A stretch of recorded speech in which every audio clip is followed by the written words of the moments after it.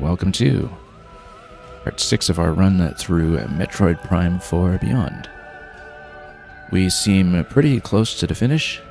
We've collected the 5 main teleporter keys, and it seems that in terms of the main quest, all that remains is to assemble the mech for the point of no return to unlock from that point on.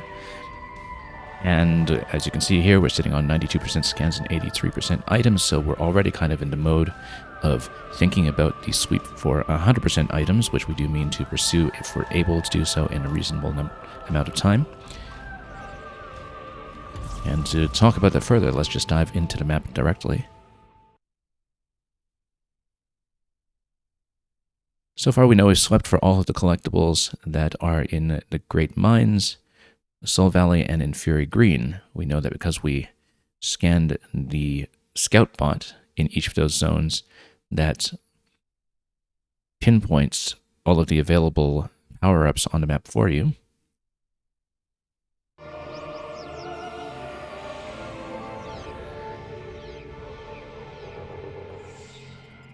And from this point on, we will want to look for the scout bots in the other zones as well, although we abjectly failed to do so in Flare Pool when we were there in the last stream.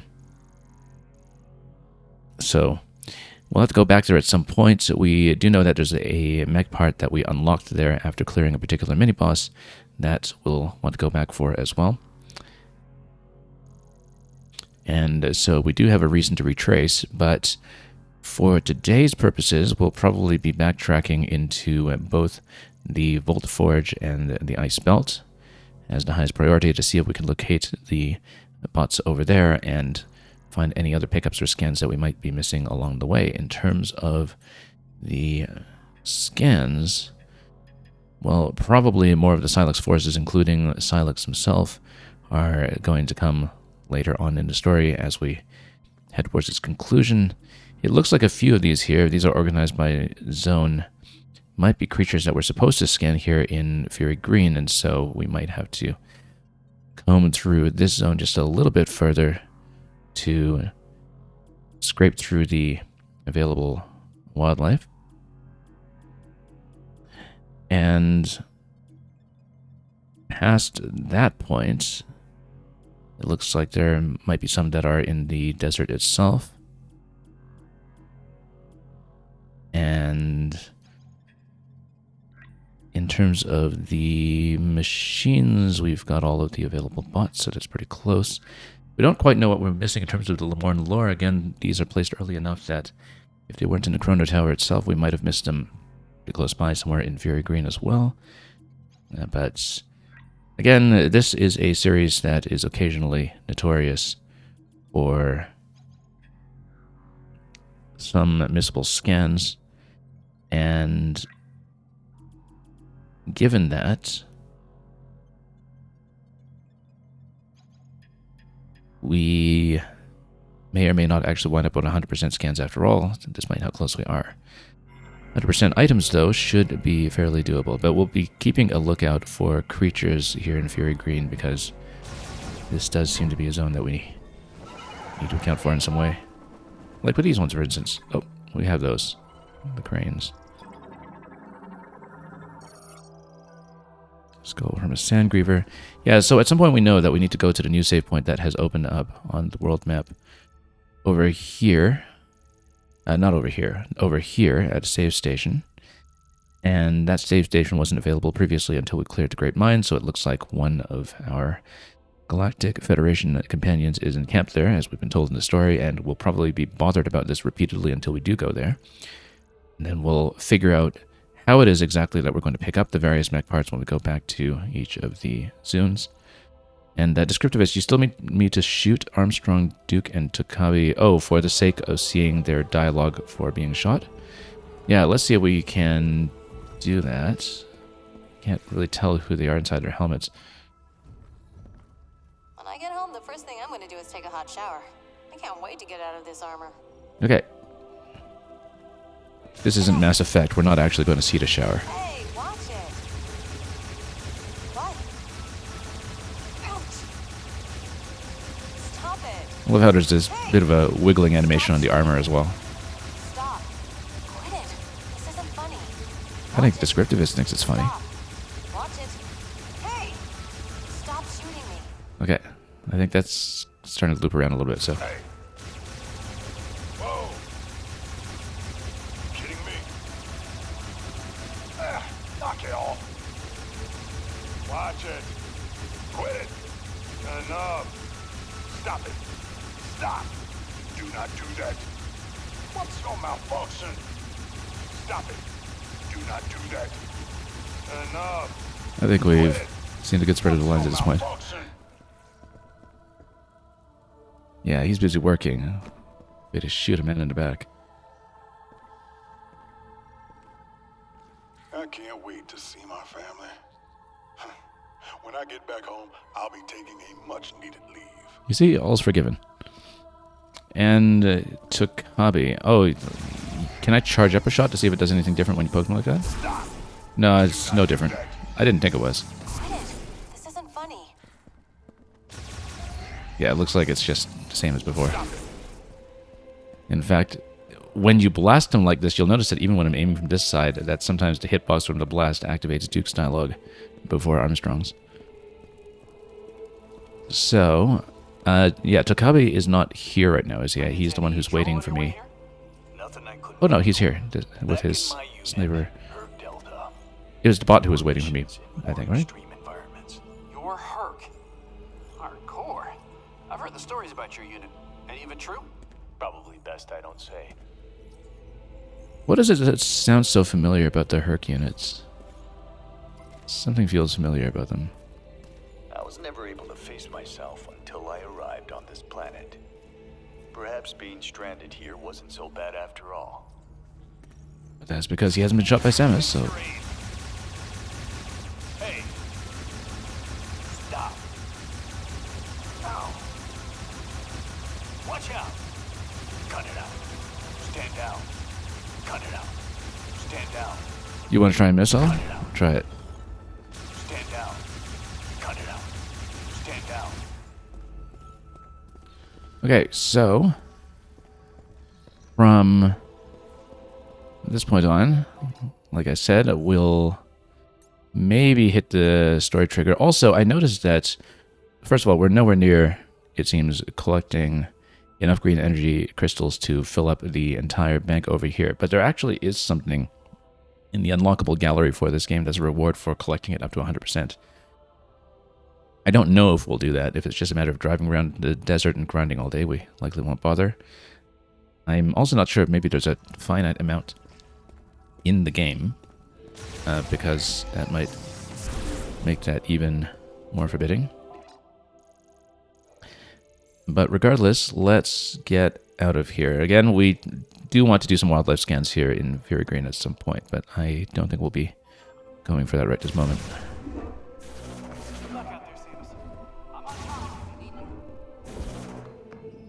I think we're well aware that Mackenzie is pretty much always on comms, whether we need him or not.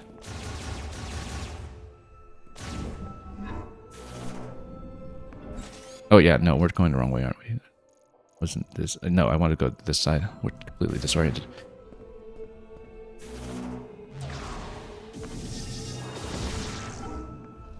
But yeah, at some point we need to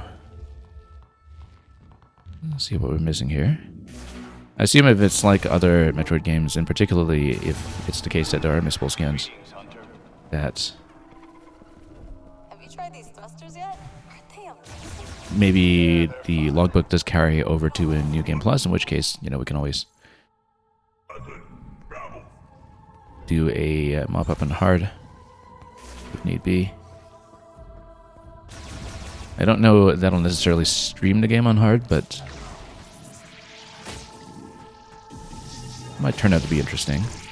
Just given that I think it's sort of implied in the UI that there are some limitations on how much you're going to replenish resources from save points, for instance, so the base of it might feel a little bit better balanced.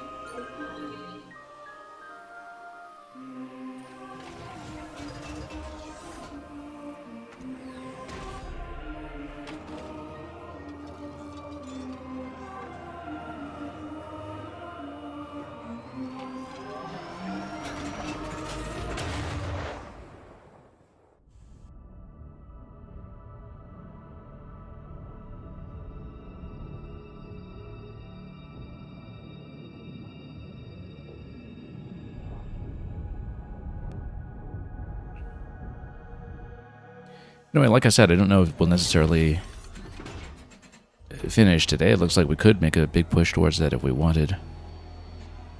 But it depends entirely on how long it takes me to scrub around for 100%, given that we completely failed to see the bot in Flare Pool last time, and there might be quite a lot more aimless running around until we resolve a couple of issues like that.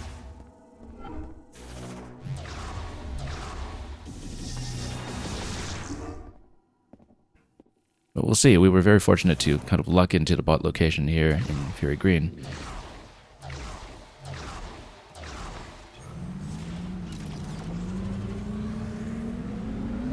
Like I said, since we're not currently able to pick up the mech parts, and it seems like a mech might be required for blowing up the rock pillars around here in order to acquire the remaining items, and possibly even the boxes around here, which we actually didn't manage to figure out yet because it seemed like it was something underground.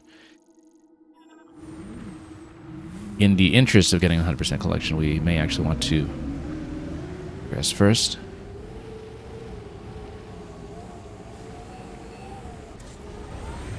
And also, we've seen in the course of... Oops.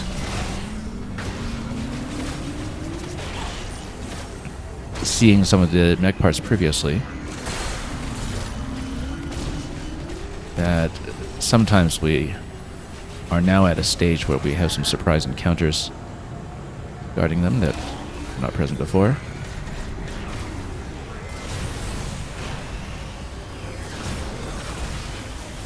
And of course we'll hit what green we can, when we can. We know. Well, Takabi wasn't out in the desert just now, even though radio indicated otherwise on a previous occasion. Also, we've found that we really do need to brake more for quick turns. As we found in what was essentially the Molduga fight in this game last time around. So yeah, let's see what's going on with this save point. That's got to be where he is, no doubt. Or, actually, maybe not. I mean, I guess we'll tap it. Oh, yeah, so there is something down here that we haven't seen before. I don't think this was previously active.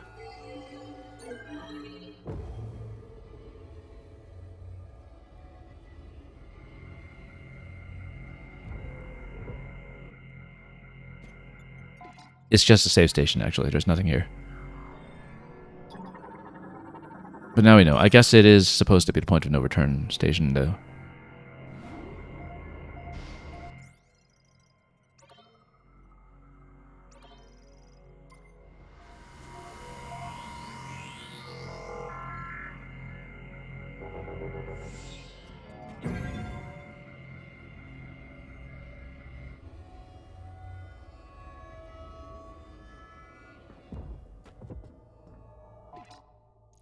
Okay, so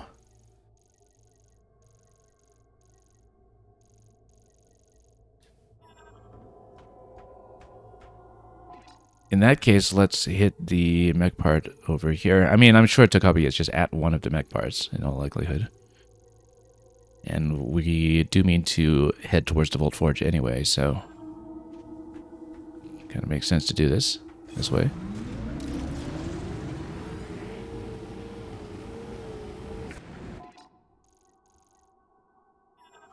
Really wish we had an orientation lock on the minimap. I think I've said this every stream.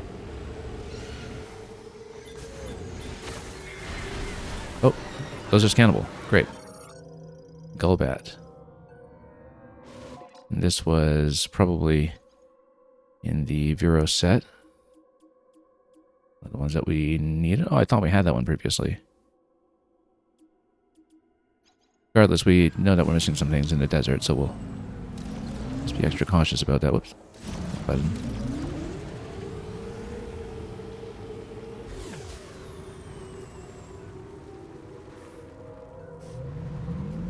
Anyway, we've been here for the mech part in this location previously.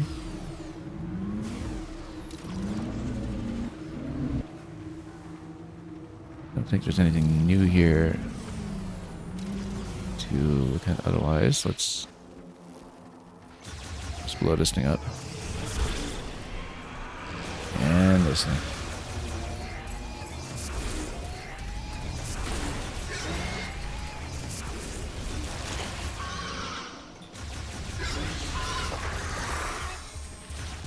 Just toast everything a little bit here.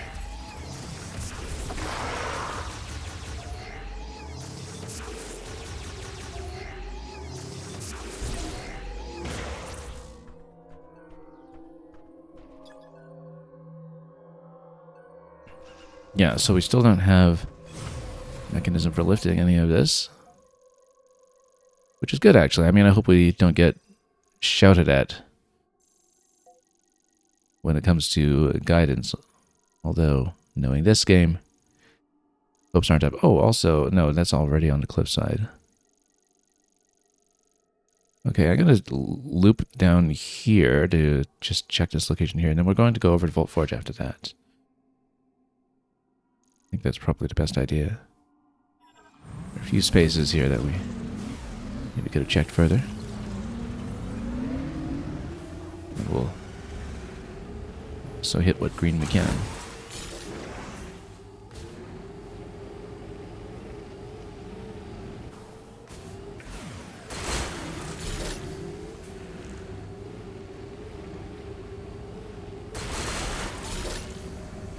Yeah, and again, we never figured out how to do anything with these areas, but that's because, again, I really do strongly suspect the golem will be required. Unless there's some hidden entrance that we haven't previously seen, but given that we don't have scannable materials here, that may be to tell.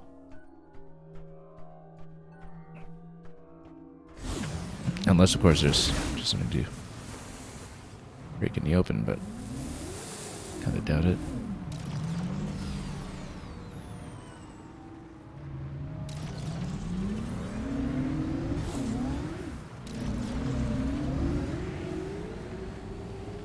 So let's just coast for the time being.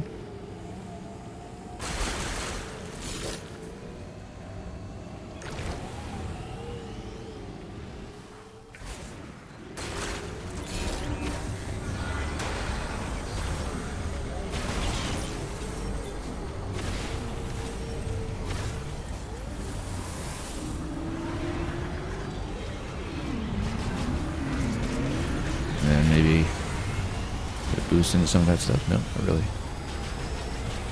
Now, what were we going for? We were trying to look around this area. I think I'd looped there previously. That was where we had a jump ramp that would take us through the hole for a collectible. We had seen that.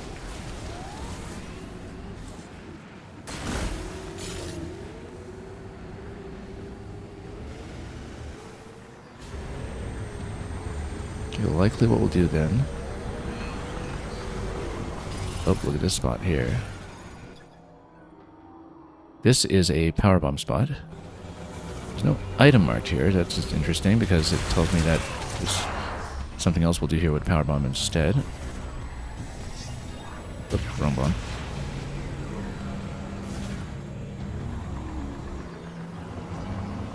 Yeah, you know what? I'll just do this. Because I didn't get you. Oh, just lots of green energy. Okay, that's fine. Works for me.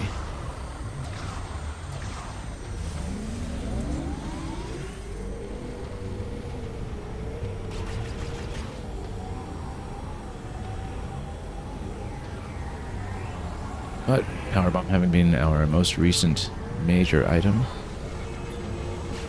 whatever it is we're looking for is probably related to that.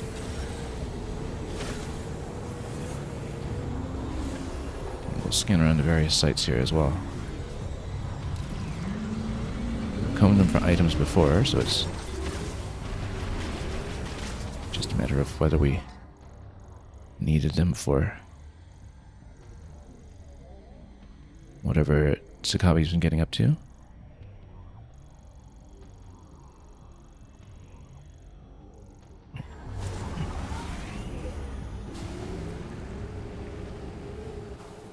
But yeah, that wasn't actually as straightforward as I just assumed.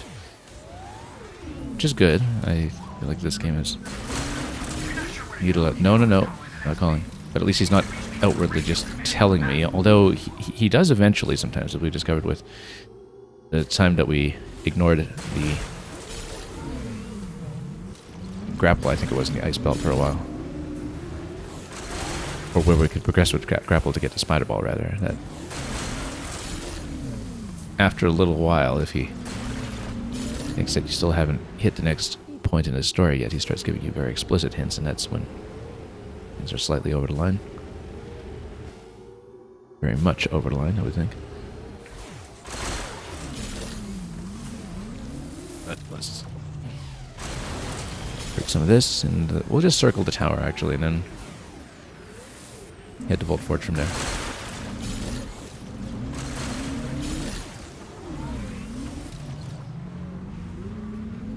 Might as well be a little more thorough about busting all of this, just in case it is finite. This is where we had a sand battle before, and unlocked the relevant mech part accordingly.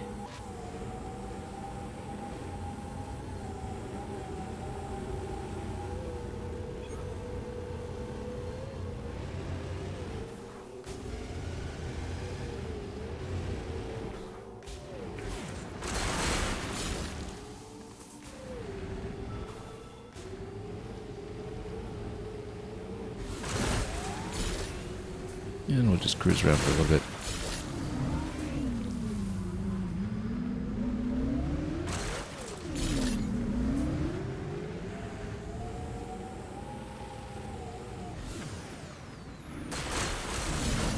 Interesting land bridge structure over there. Oh, yeah.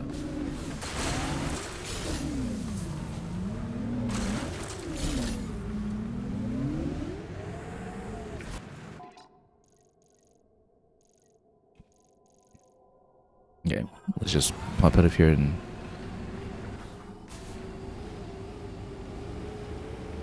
circle the tower some more, and then progress as we intended.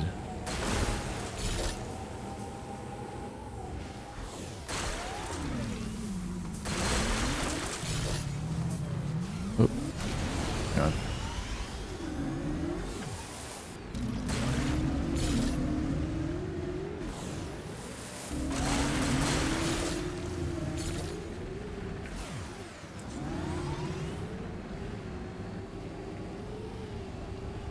Yeah, all this is still within the bubble, it seems. Actually, this part isn't. This part is slightly removed from all that.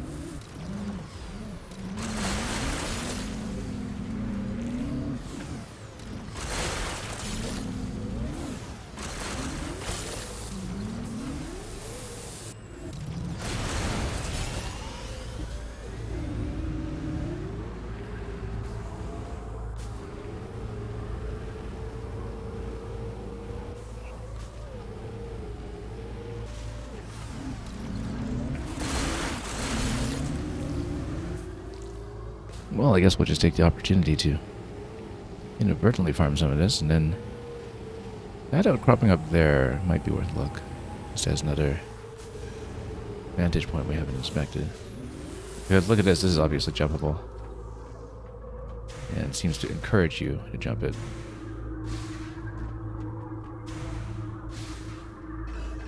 And then, if you get up here, then no, you cannot take Viola.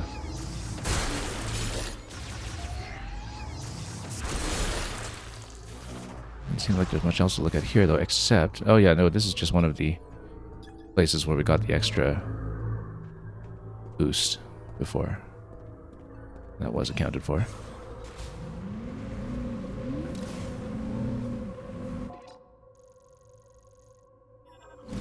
Okay, let's head back to the corner.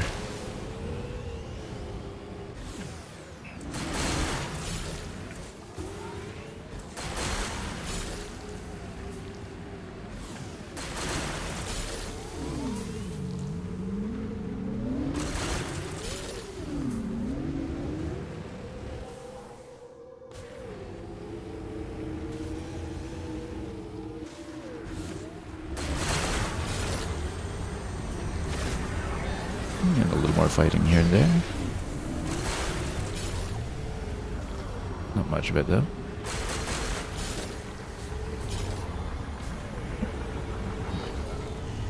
Yeah, Volt Forge it is for sure, I would say.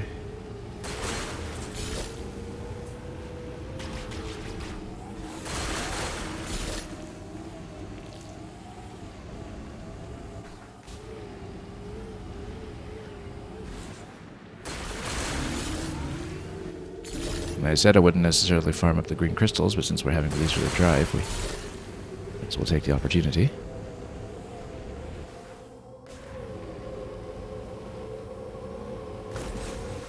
Again, we'll be looking for the scout bot. I have a better idea of what to look for now, visually.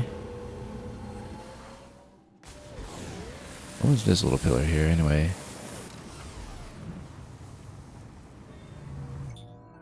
Cargo launcher installation. Oh yeah, no, that's where we landed initially when we crashed here.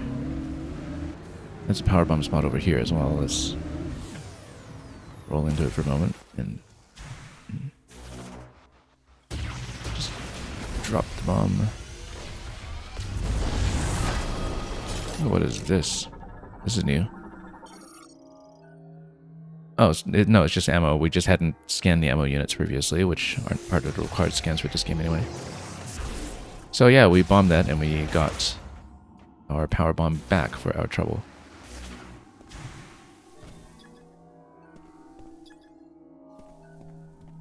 This one we saw quite some time ago.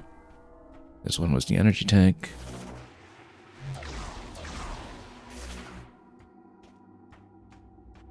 And let's just go back in. So we're looking for that light blue glow like what you see in front of the doors. That's the clearest indication that you're looking at a scout bot. If you haven't noticed, it's spindly little legs. But we'll have to go inside the search, and who knows which tower it will be in. But it obviously won't be on any of the vehicle required tracks.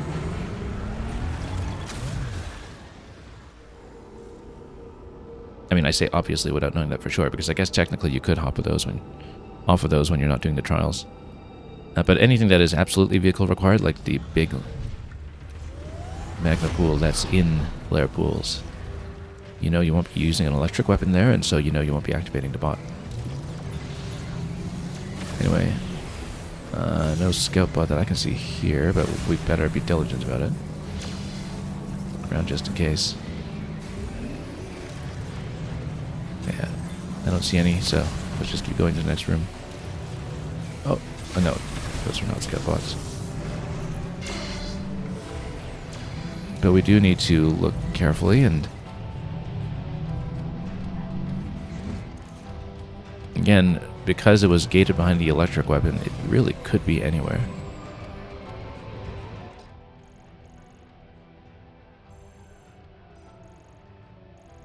So I don't know if we want to start by searching this tower. Although maybe it makes sense to backtrack through it anyway in case there were power-ups or scan that we might have missed. We previously did find a shortcuts through the tower as well, so we didn't really come through the middle sections thoroughly when porting up and down. It's not a very big structure, so I think we can just hop out and look.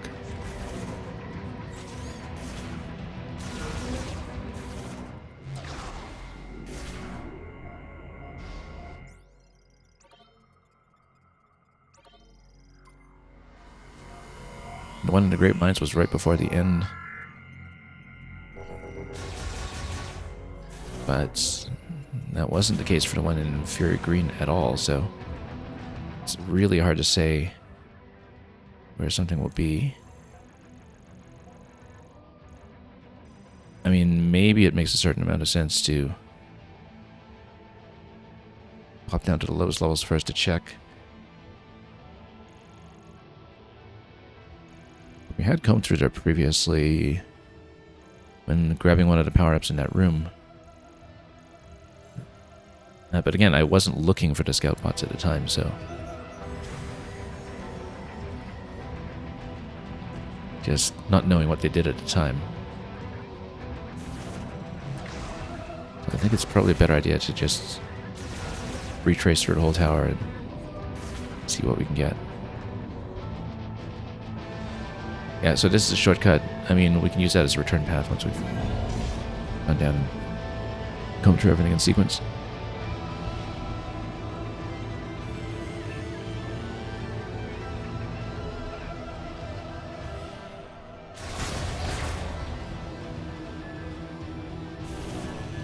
So it's the same kind of glow as on the doors, but in a cross pattern, usually.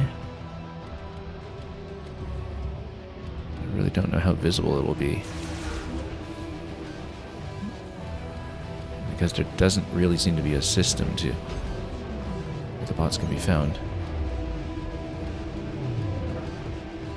Now, we've previously obtained the item in this chamber.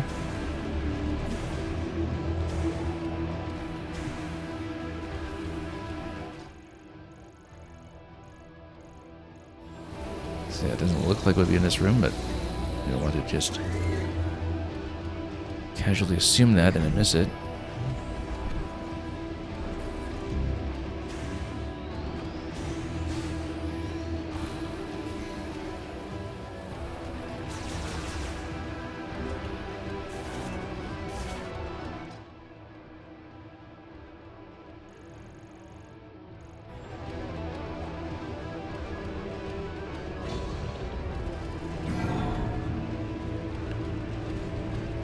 But we will see.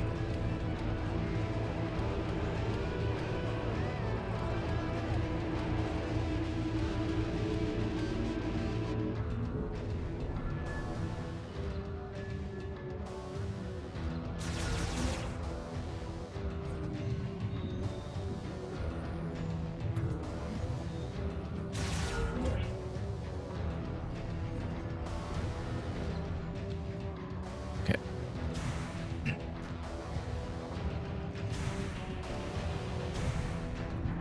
And really could be anywhere.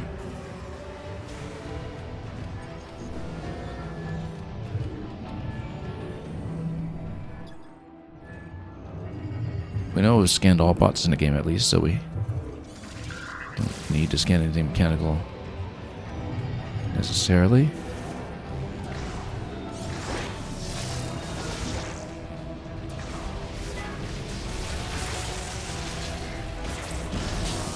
And that got fried.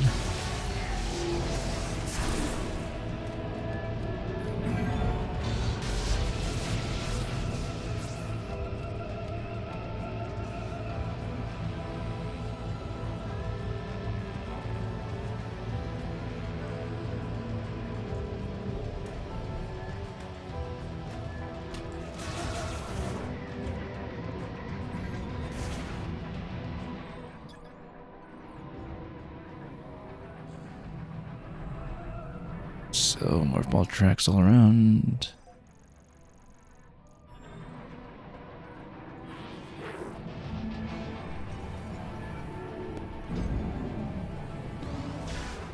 Yeah, maybe we could afford to be a little more thorough about this.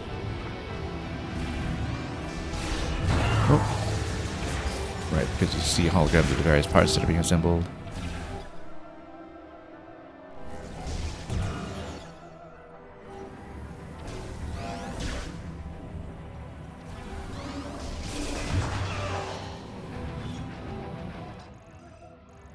This just loops back.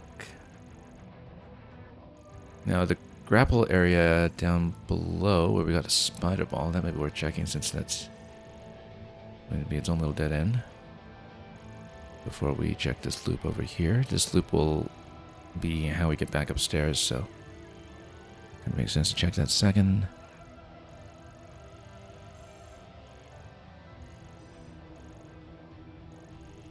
So yeah, let's actually do the lower grapple area first. If we can. Yeah, I don't know while we get ourselves oriented here. Yeah, it is this passage.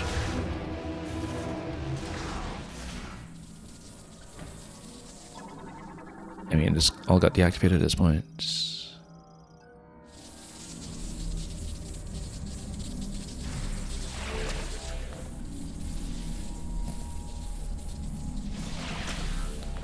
Strictly speaking, we didn't really need hookshot through, but let's just take a look carefully.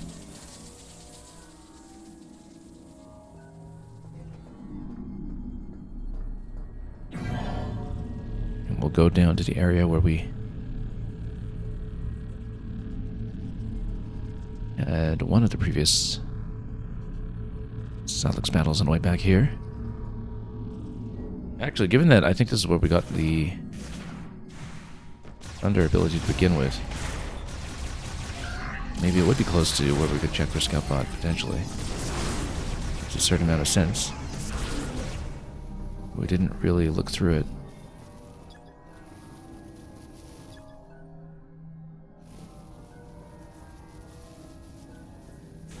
There might not be anything in the area.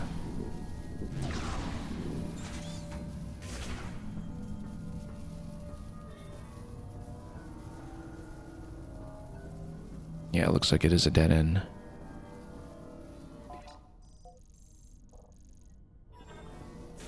Okay, back out we go then.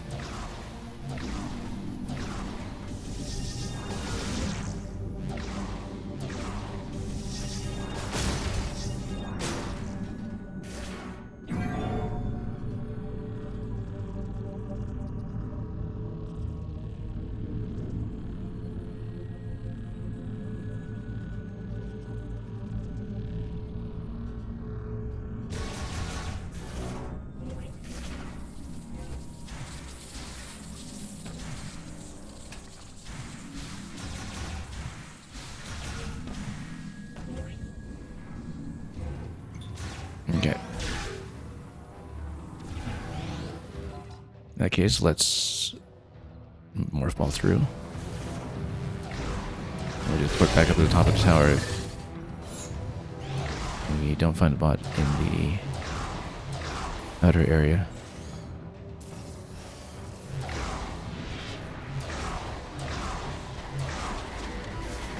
I guess we should do the fight.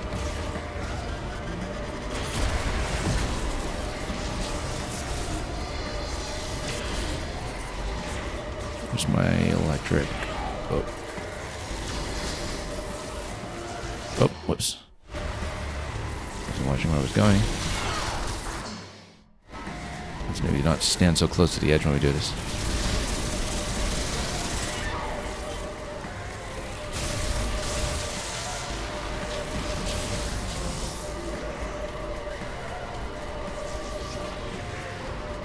I don't see a scout bot anywhere here, so we may need to check the next tower.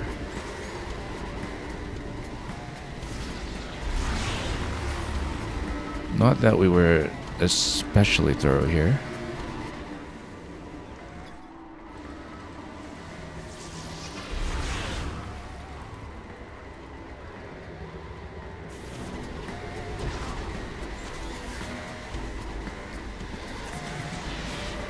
Oh, totally missed a grapple point. Who's nearest?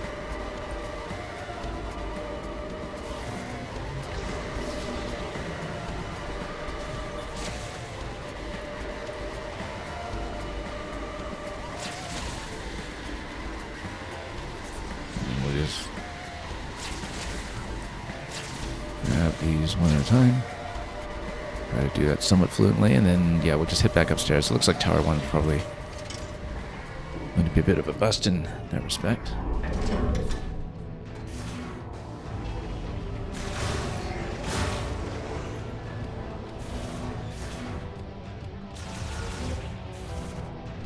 There was a lightning gated item at the bottom of Tower 3 as well. Whether the bot was also there is anyone's guess.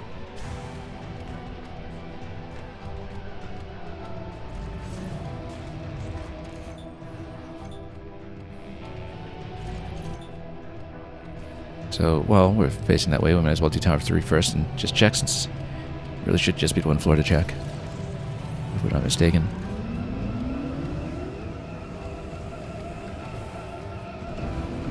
Oh, should have boosted into that. That's okay.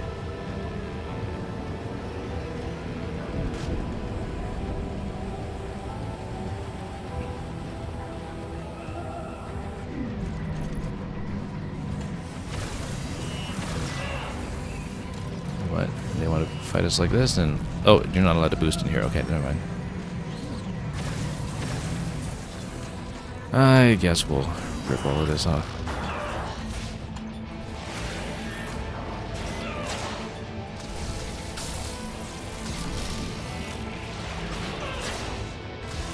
They're taking a surprising amount of punishment here. What? Thought I'm ripping. Here we go.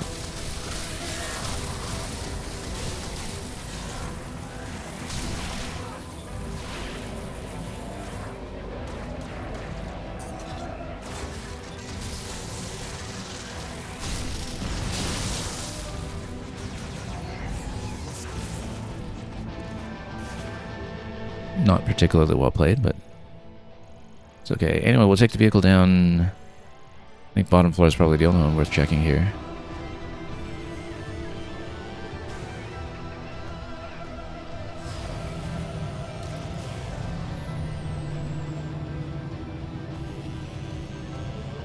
Like I was saying, in the case of the one in the Great Mines,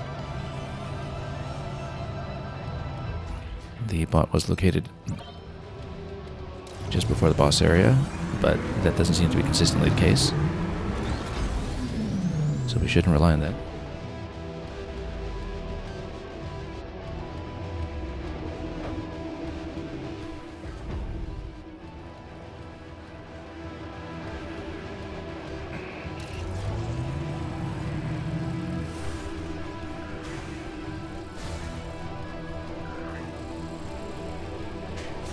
But we'll look around carefully just in case.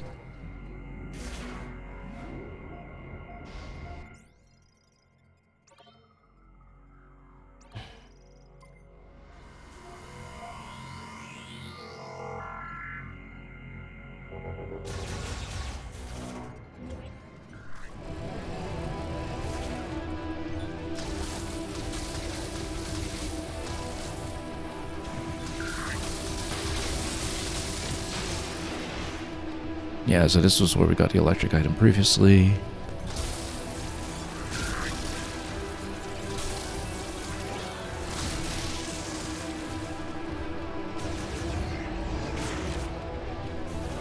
But we may as well backtrack to the boss area to see if anything else reveals itself.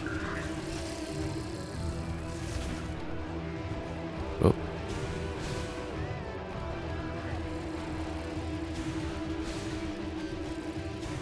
Actually, let's just check this quickly.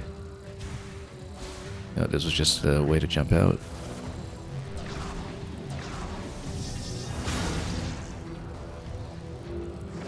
This was also just a way in previously. And yeah, I mean, there wouldn't be a scout bot directly in the boss room. That doesn't look like it's going to be it. We'll go back and check Tower 2. This was just a jumping tutorial area. Nothing different about it.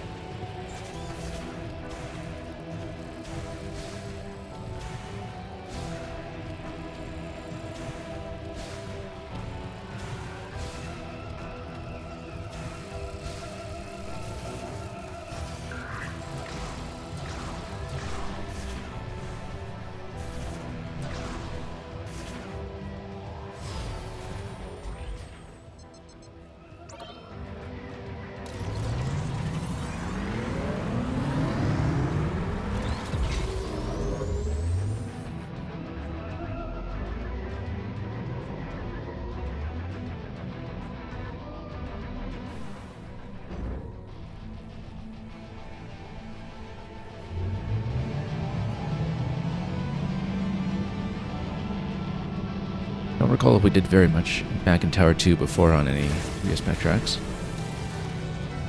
Maybe for just an item or two we might have needed.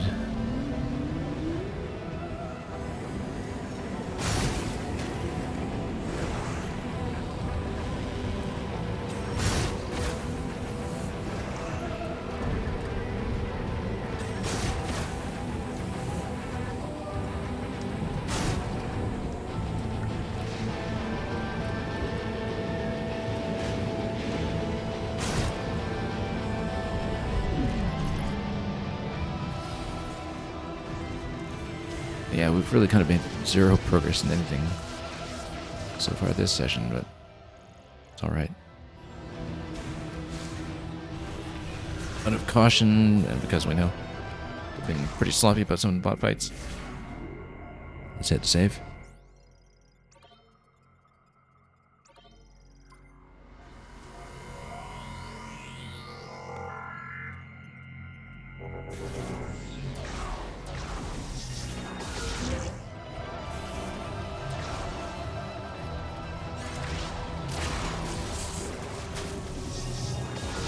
Boost ball does rather nicely against those.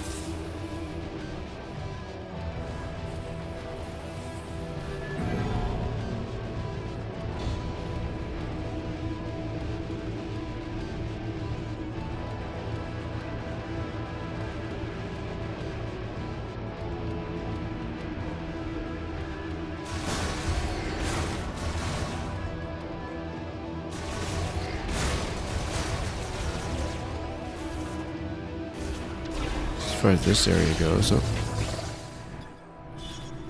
yeah, let's just let him teleport and lock onto him again and give him a zap. Oh. Shows us right for not having an X-ray or sonic visor to track that kind of thing. Oh. Let's maybe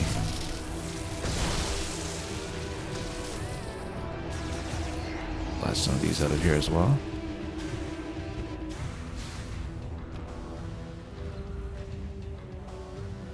Nothing we haven't seen here previously, I think.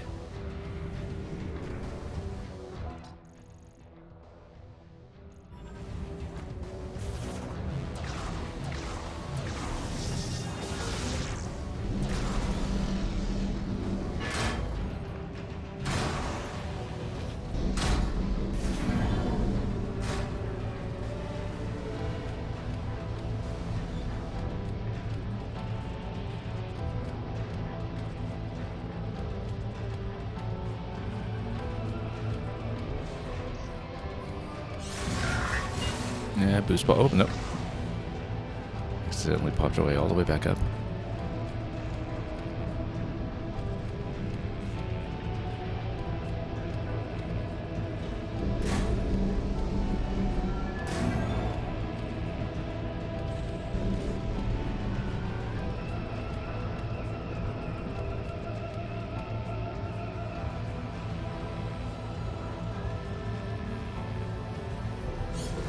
Anyway.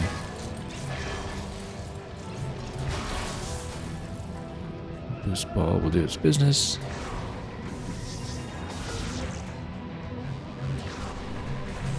Kind of reminds me of how there's a bit of an achievement of sorts for bowling through all the bots in Skytown in Prime 3. Actually, I didn't know that originally. I recently found that out on playing the game for the first time in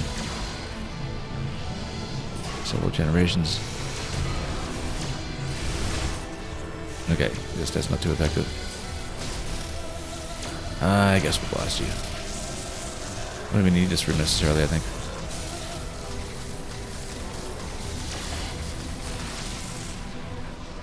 Because we previously went up there with the grapple anyway, so it was already accounted for.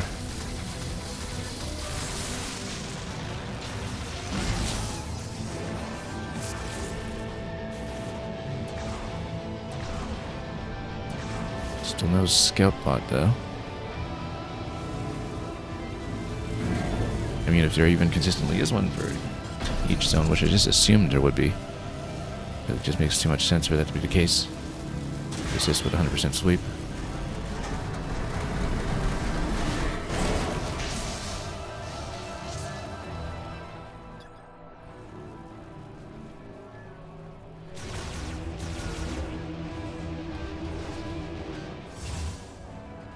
And we know it was Scandal bots. I don't know who really played around this room previously. Whoop.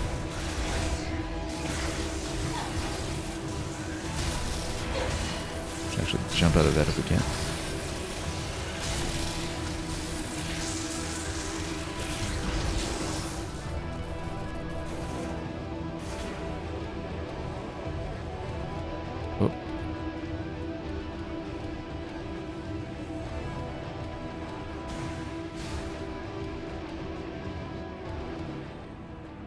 Oh, that's something new.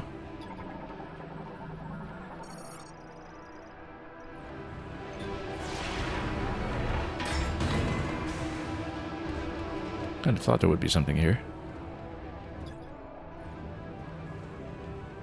Now, given that we haven't done that previously, clearly this is some interaction that we want to sort out.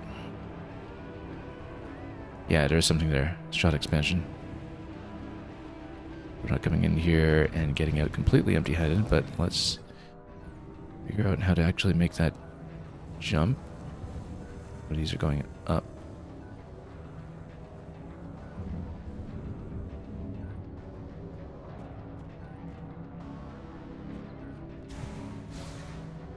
Double jump's not really going to reach with any of this.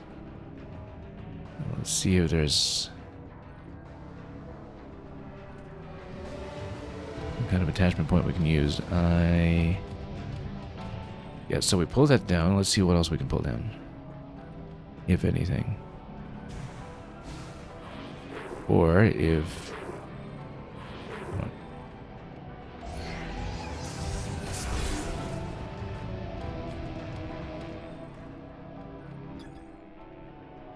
Yeah, it looks like we probably have to drop in from on top, maybe? Attach that.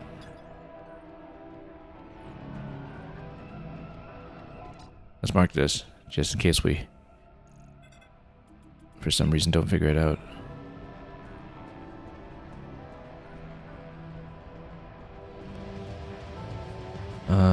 This almost looks like something, but it isn't.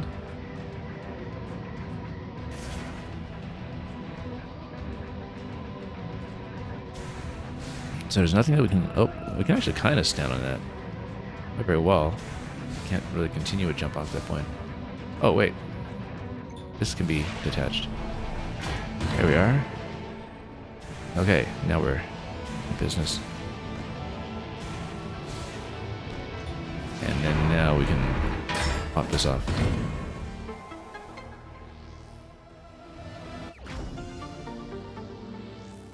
Okay, our first catch of the day.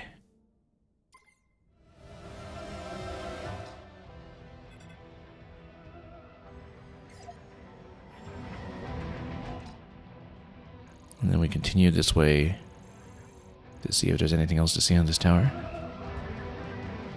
Now, if we don't find it in this tower, then I really don't know where we would have missed a scout bot.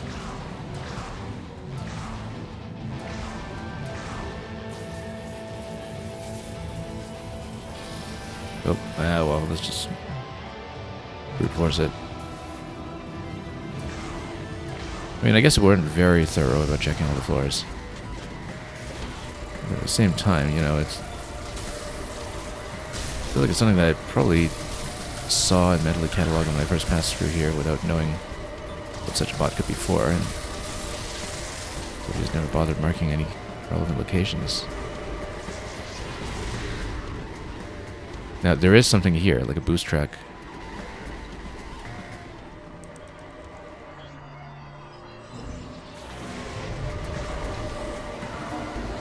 So this is new. It takes you pretty far, actually. Oh, it's an interconnection between towers. That's very interesting. This was exactly the kind of thing that I thought this game needed more of. And which I thought we weren't getting. Just surprise interconnections that allow you to pass through the world in a more interesting fashion. And, you know, lo and behold, here we are. We actually do have one. Unfortunately for us, that doesn't get us a scout bot. But it does give us a quick return path from when we were finished with scraping this place.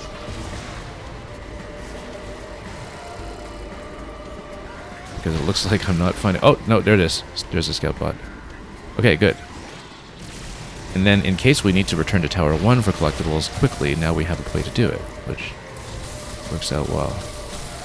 This had to be in the very last room that I checked throughout traversing this entire tower, but then now we'll know if there's anything additional that was hidden that we carelessly bypassed. Okay, glad we actually found it. Success.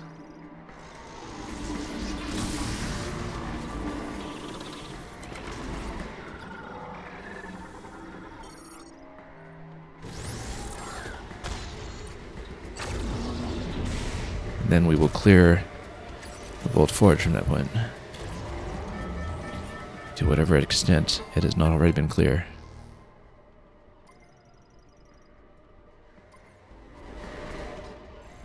Okay, so there is something very close by, in fact. A couple of things in Tower 2. Tower 1 wasn't entirely clear either. We missed a few fairly obvious spots, actually. Tower 3 is all accounted for. Okay, luckily with Tower 2, we don't need to backtrack too far for that. We should do this, go up the lift for the other one, and then that's just up one floor, so we might even do the boost ball back to sweep Tower 1, since that'll be an easy way to access that. Let's get through this stuff first. Oh yeah, it's a spider track here that we never took because we haven't been back here since acquiring the spider ball. It was just staring me in the face. We just kind of assumed we'd done this, I guess.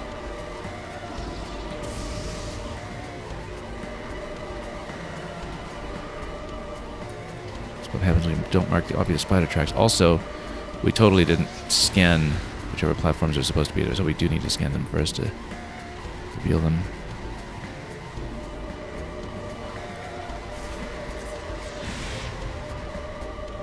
Can we? Or do we need to do that? Wait, how do we scan those?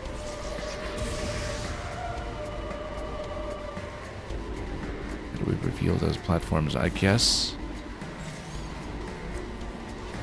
I mean, I don't think we should just drop into it blindly. Unless they actually are active with collisions even when you haven't scanned them.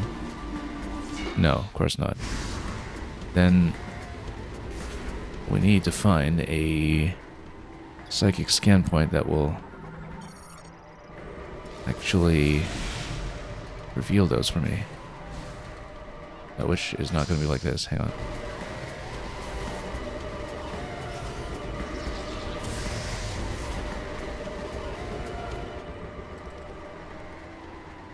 Very curious. Oh, yeah, you can actually see it. It's way out in space there. There we are.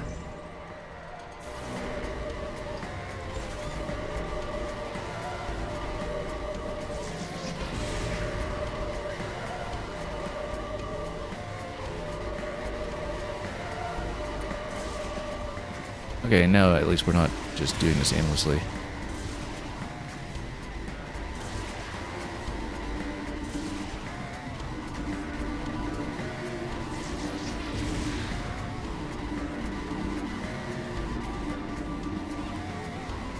And this is behind electric lock as well.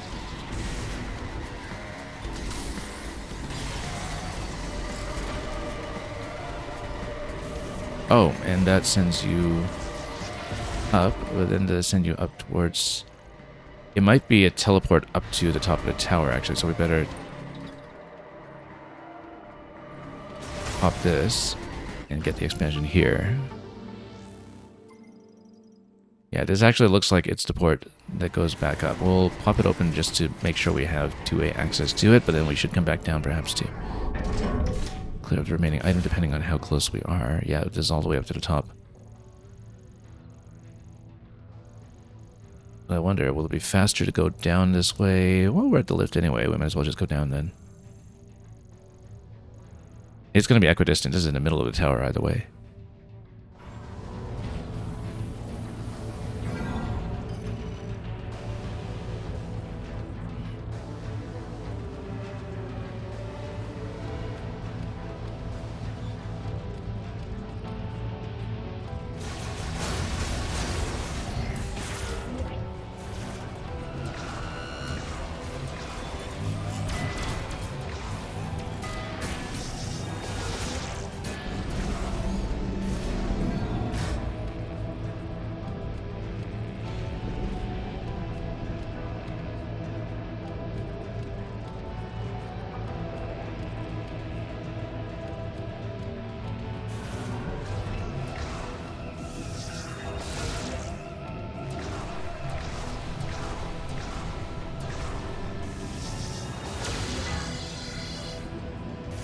Okay, now at this point, yeah, it's actually just up here.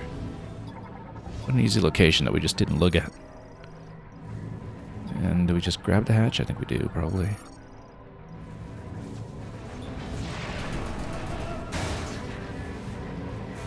Okay.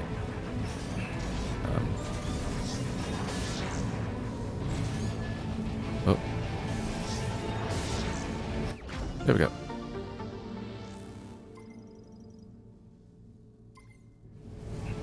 I wonder if we can actually hop up in there. Not really. No, it's just a cylinder opening there. Alright, so do we go down and port back up, or we just go back up? Let's just go back up. Skip fights.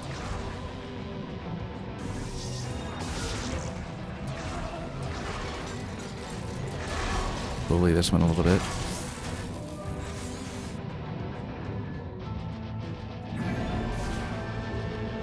And we'll clean up Tower 1.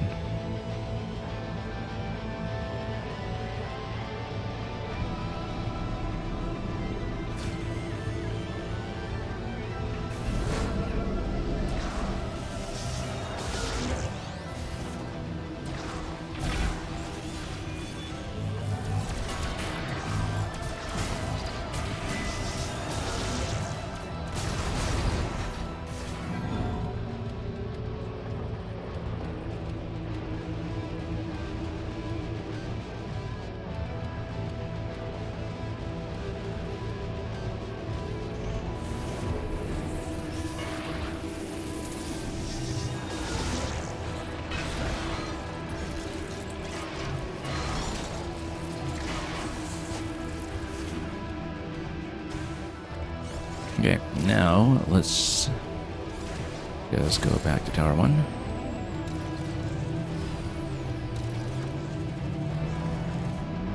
Well, I'm really glad we found that boost connection between the towers down below, even though it counts towards no completion percentage whatsoever, and even though we got no real utility out of it.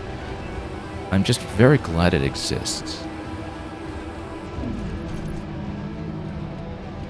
Because I feel like this map in general needed more of that kind of interconnectedness.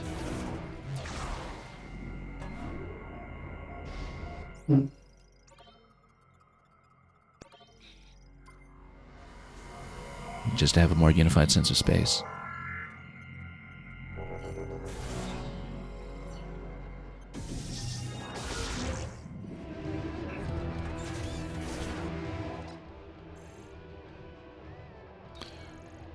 So, this one in here, and then down below. We didn't miss anything else in Tower 2, did we? I don't think so.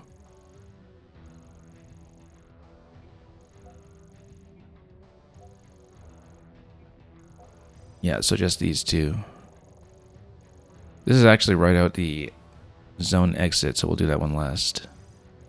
This one is all the way down here, which means... okay, it's actually up to Central Pillar. It probably was a spider track or something. Well, how come we didn't see that then? I thought it was the area we had scoped. Regardless, we'll take the quick shortcut. Not this way. Or, no, yes, this way. No, that's the exit. What am I doing? This way.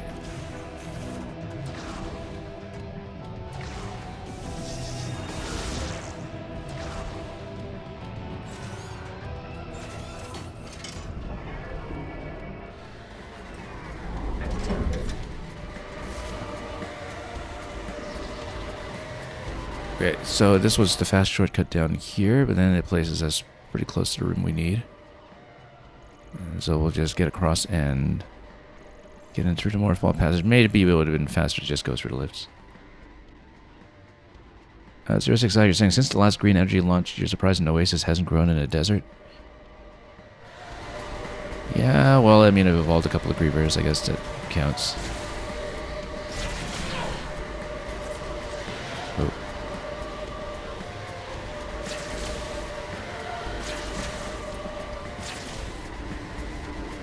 Seems like there wasn't much life there to recover. And the very premise of the terraforming project might have been doomed from the start.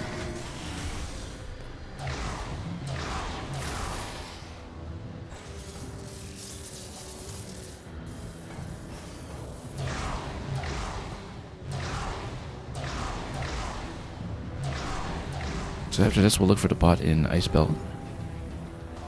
We can. Okay, so it is from this room up the central tower here. There's something we didn't check about how this is structured. Oh yes, this track over here. A spider track. Spider track? Yeah, it is. It looks like it actually comes through the previous area, which means that we needed to find and ascend to a spider track in this room, probably. Or, hang on, let's take a look.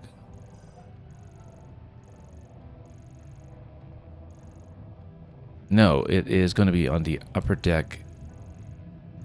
Ah, yes, okay, so on the second deck we find a morph ball passage, which is going to lead us to a spider track. So let's do that. So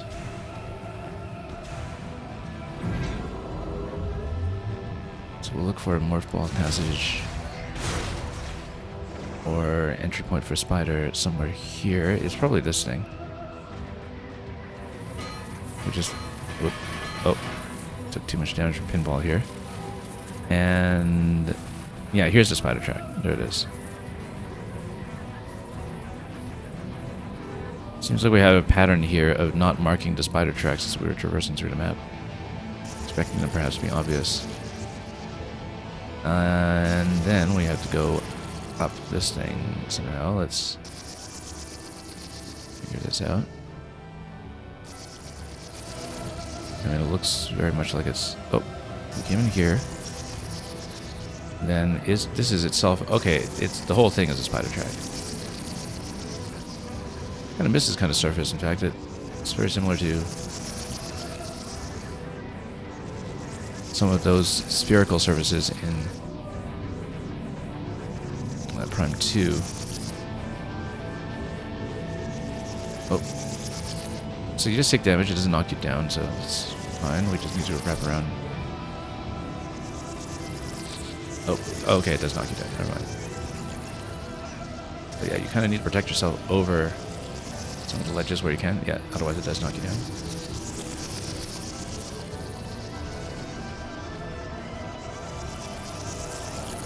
Well, it's good. We haven't really had much in the way of spider puzzles as such. But yeah, apart from the concavity, this is very much kind of like a Prime 2 idea. With all of the late game spider spheres that are all over places like Sanctuary Fortress.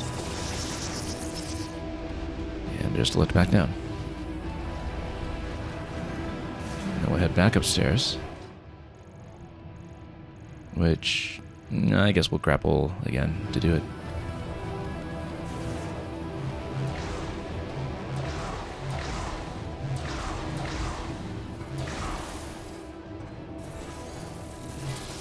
Nope.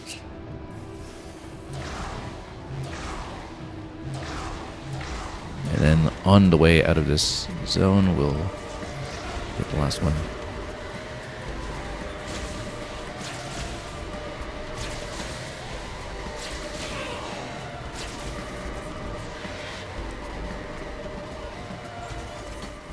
Like how some of the late game backtrack movement is steadily getting a little more fluid. That's one of the satisfactions of doing a Metroid item hunt.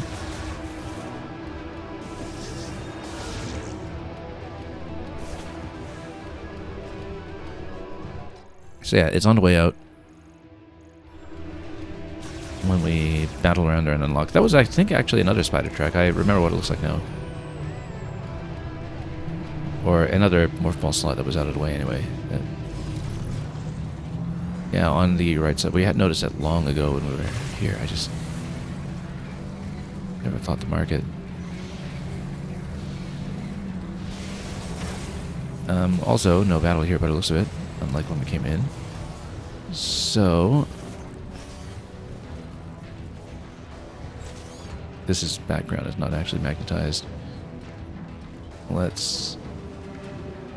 Oh, actually, no, it's just this thing.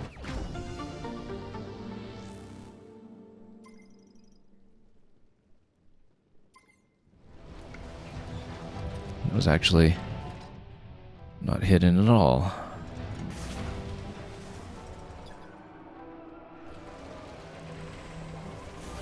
Okay, so with an additional 2% having been picked up here, which tells you that we're probably missing quite a lot more than I thought if it's that few pickups for, well, that few percentage points per pickup. We better get out and see about that ice belt as well.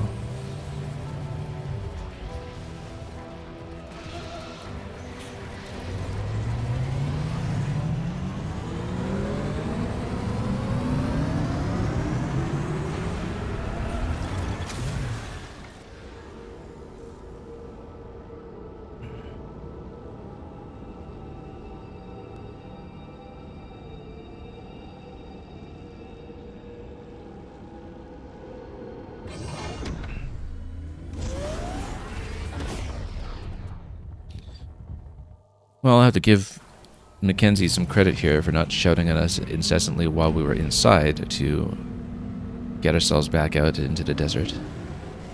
He's probably going to call us now, though. There could be something useful in the desert to move the transfer pod. Takabi is out in the desert, so you may want to ask him about it.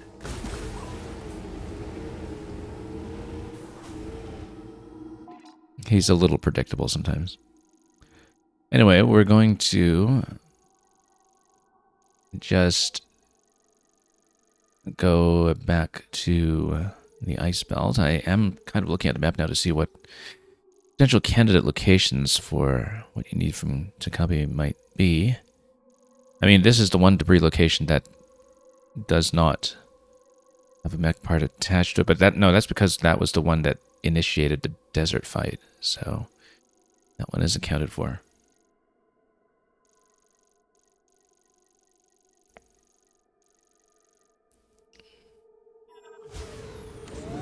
So we'll just make our own way for the time being and do a little bit of Emerald Rush along the way, as before.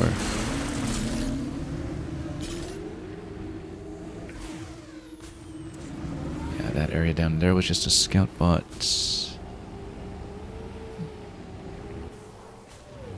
That's been previously seen.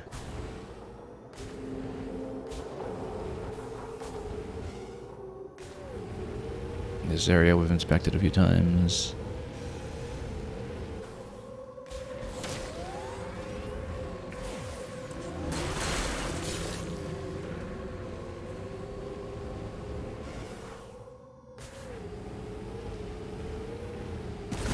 As long as Miles doesn't start aggressively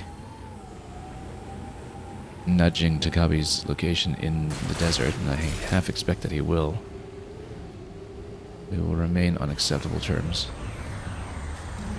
Oh, look at this little ramp over here. I wonder what that was all about.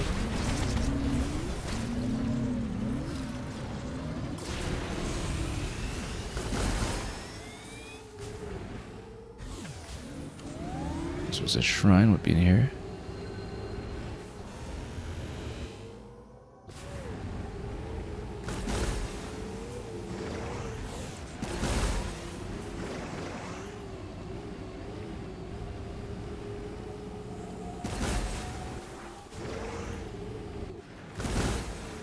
And you've got a power bomb location back to there as well. That will not be an item, but might give us power bomb ammo in return, for all we know. Or green energy, that works too.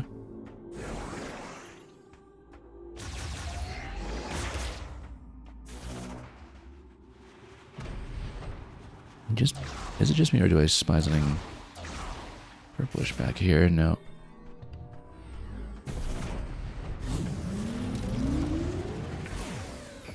Okay, let's get back in the ice.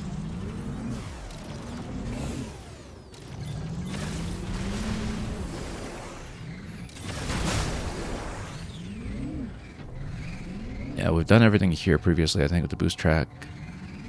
And the jump to the other side and all that, so... should be... pretty straightforward for us from here.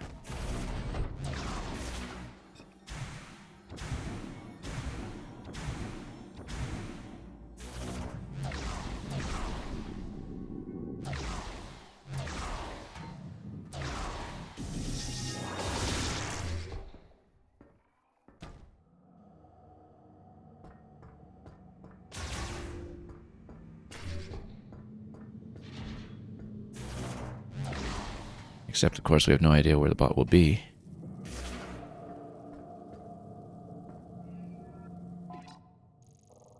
So, yeah, that goes all the way up. We've done this section previously when we came back for the item, but I'm going to check here in case.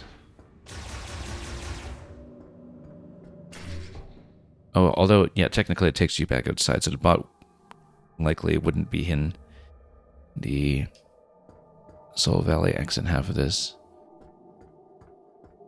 So we had done the whole interaction here previously, and so we'll just continue back into the ice belt itself.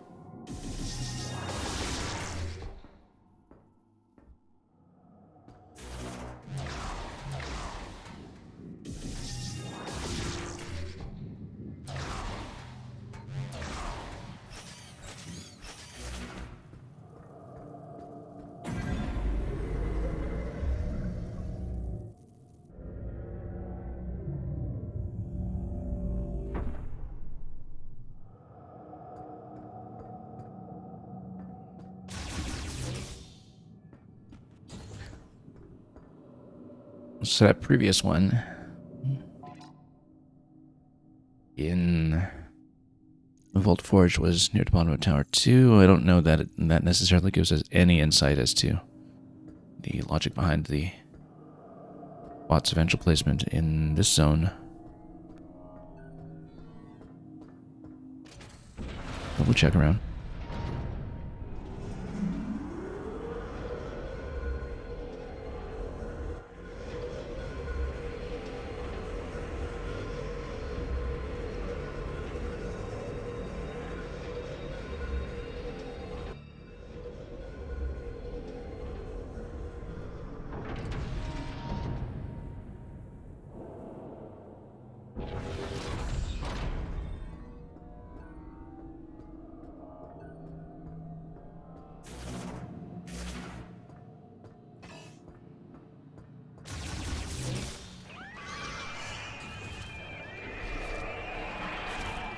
Sure. I don't think there's anything else to scan here. Just more Frostburn Grievers and so.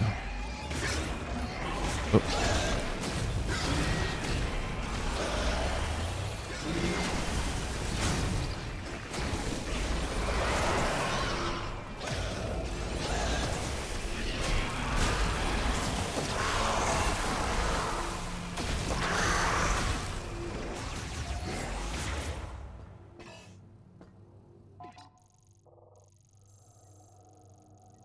This is still just the entry area.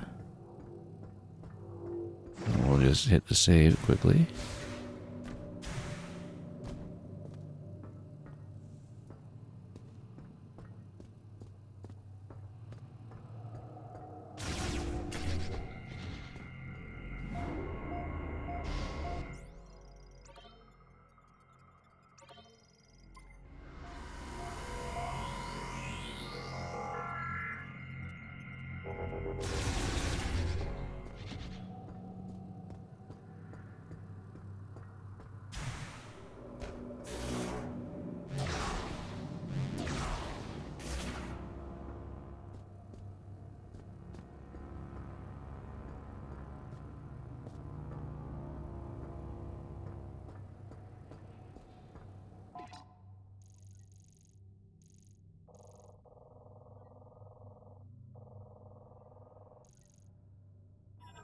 Nothing up here we haven't seen already, I think.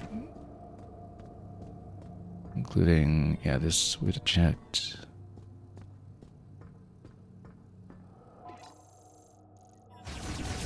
Okay, let's...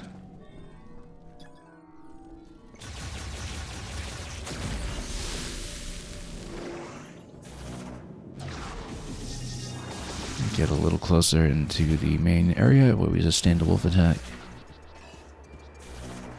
This ports you all the way back, but we might actually want to check the field anyway.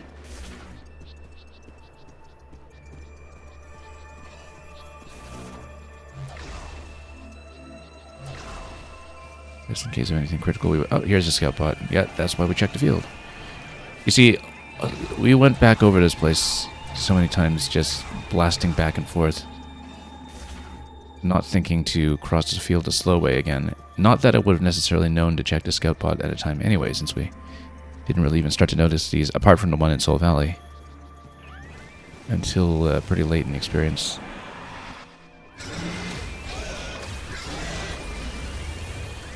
Come on, come out and play.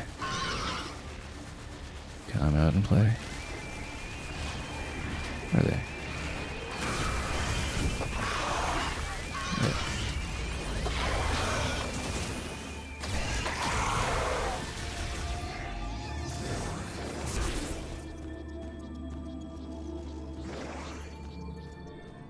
Okay, that'll simplify things quickly in terms of giving us all of the relevant locations here nice and early. So yeah, very easy for this to be a blind spot. I can see why.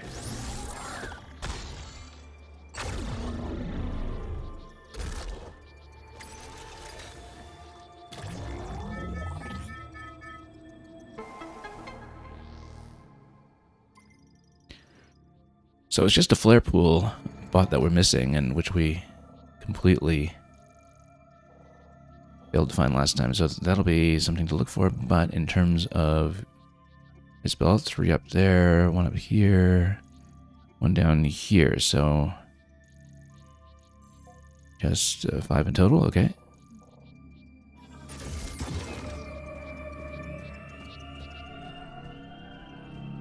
And here's something.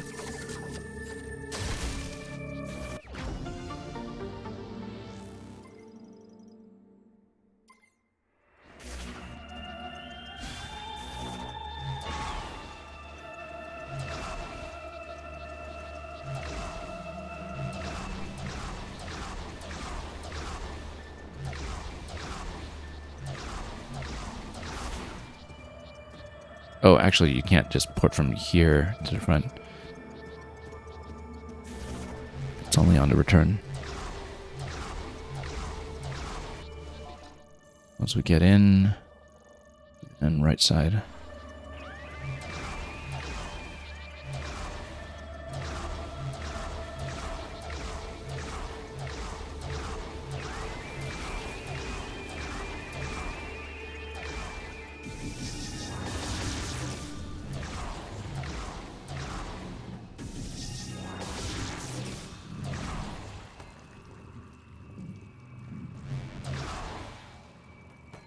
Not this, right?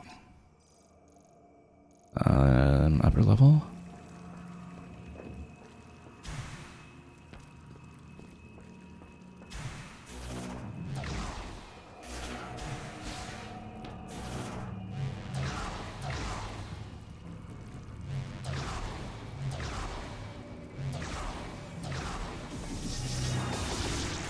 This was the area that I think was gated off electrically to begin with, except we had backtracked close to here before. We didn't have Spider at the time, though, so that's why we didn't obtain whatever was here. Just a matter of remembering to come back with the Spider Ball.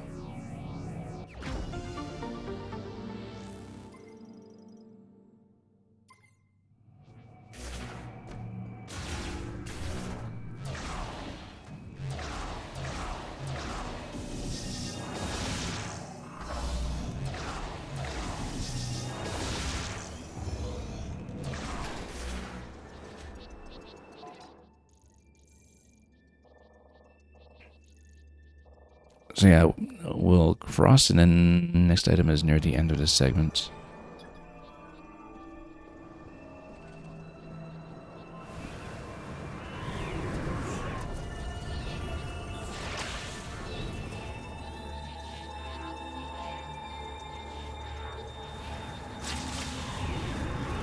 And we'll get blown about by the wind a little bit as we try not to lose track of where we're grappling.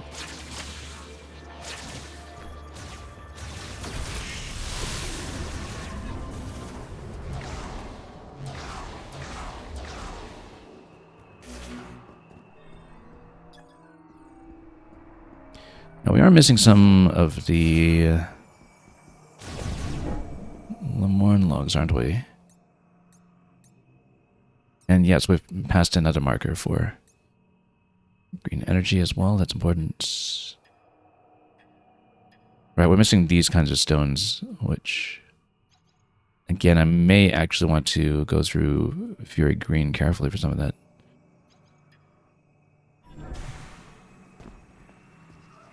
Anyway, spider track.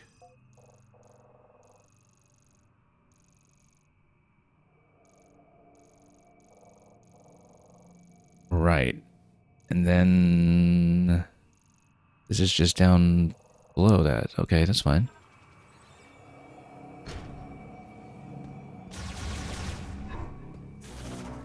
This was actually the spider tutorial area. How do we miss that then? Oh, because it's beneath here. Very easy to get if you spot that it's here, in fact. But we didn't. And that was that. So, next, we had to get back up and then connect through the lower level there.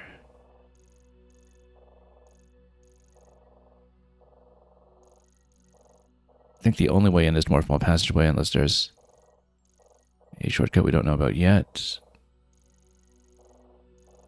But if we come out here on this level, we can see if maybe there's a exterior passage that we might not have known about previously. I don't know. Actually, let's try this.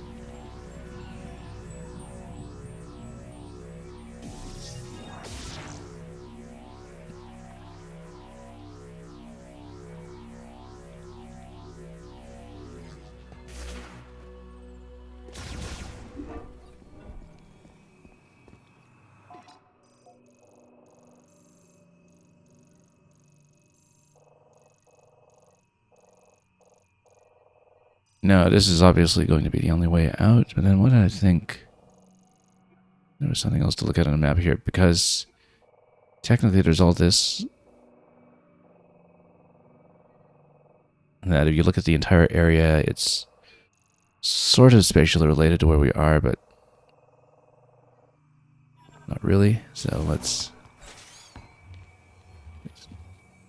get up here and work our way back up.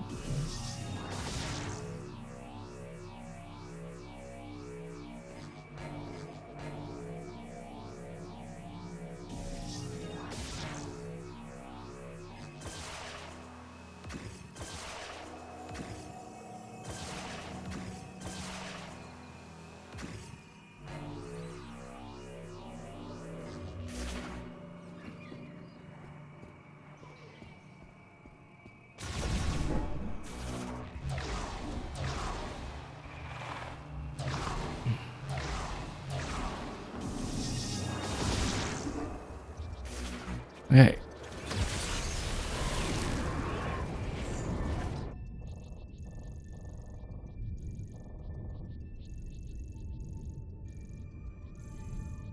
Back across, and then it'll be the Morphball Passage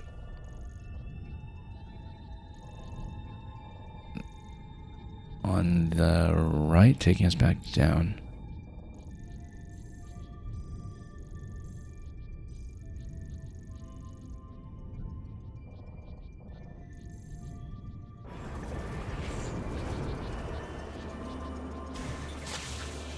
Oh, whoops. I'll go a bit early.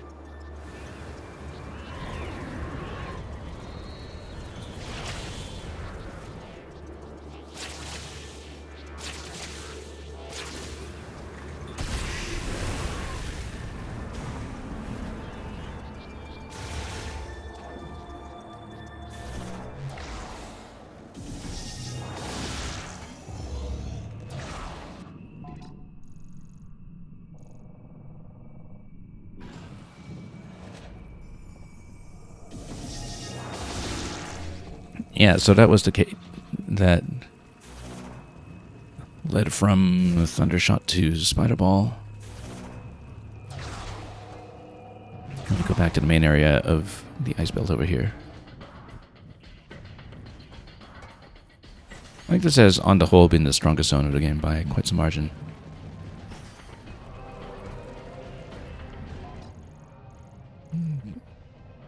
In terms of just being the most navigationally interesting.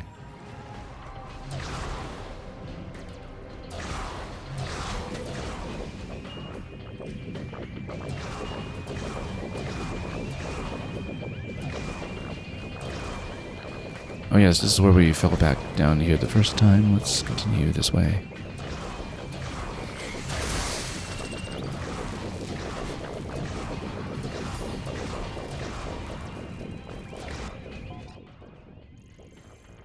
And there's nothing on this floor, so it'll be at the very least the next level down before anything happens, since we've come through this area somewhat thoroughly before.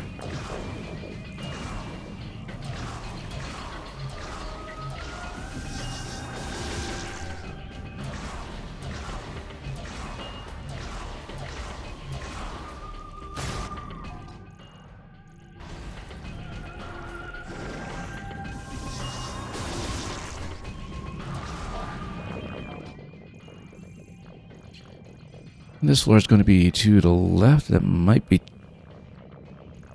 yeah, tucked inside here. I remember that room. We just didn't really check the floor, I guess.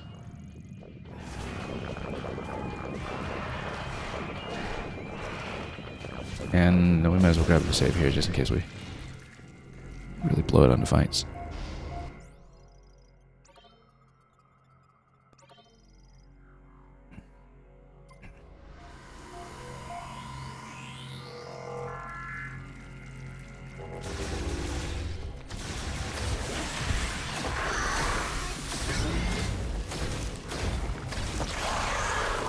Good thing we can't enter doors.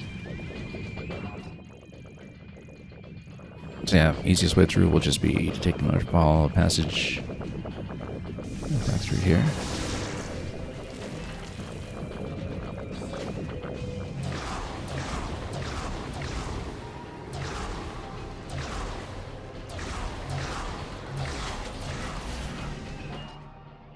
And let's see if it was accessible from the interior.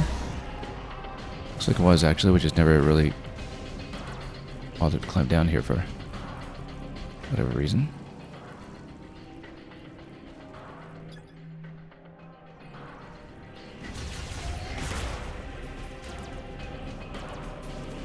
Here we are.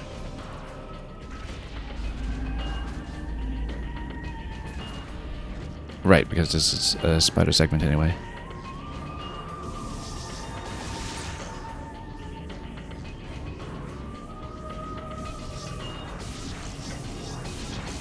It is a double bomb jump.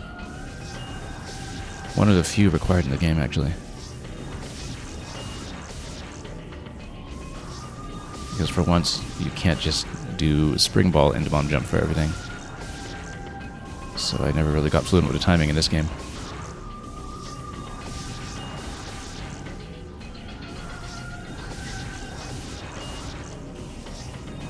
So this might take a little bit of trial and error while we...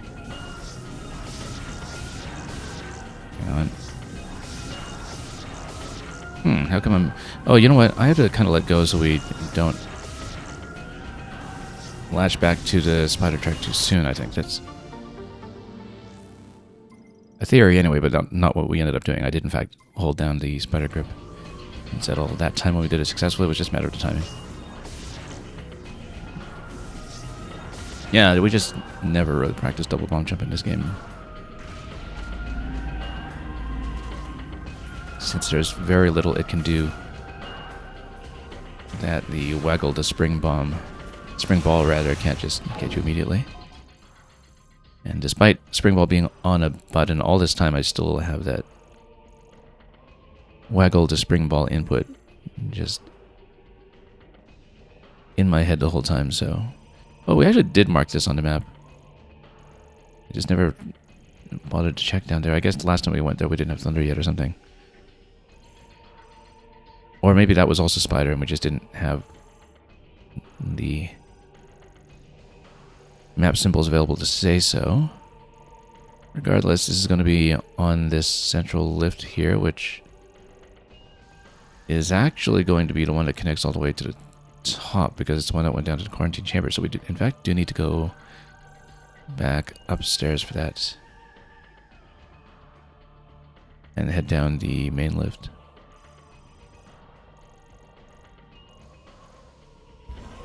Okay.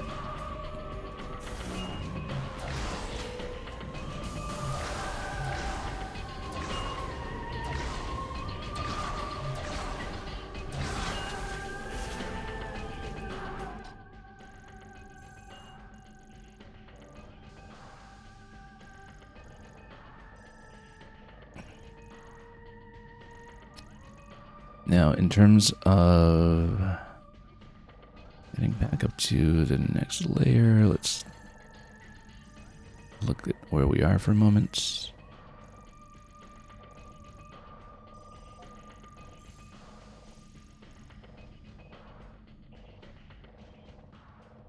Door right behind me is to ramp up. Oop.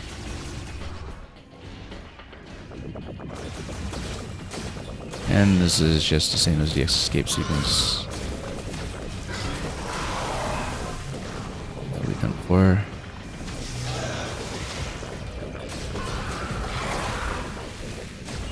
Don't really need to fight these, but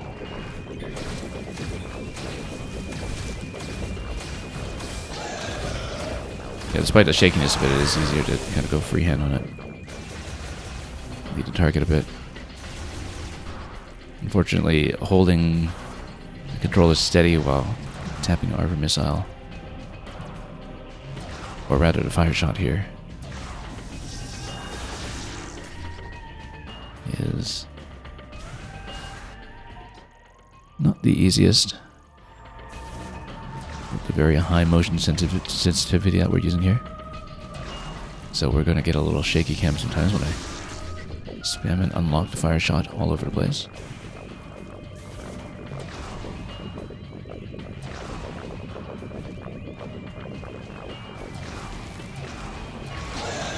Boost ball will do it just as well. Boost ball just bullies these like crazy, actually. I think we've noticed that previously.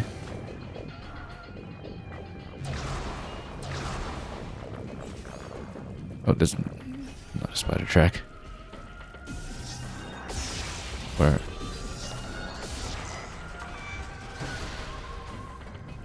Yeah, it looks like it should be, but it's not a spider track.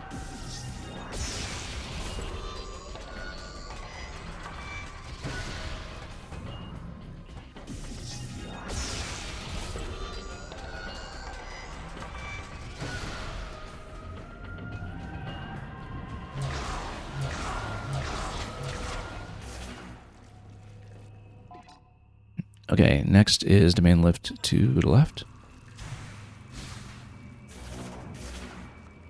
At least I think so.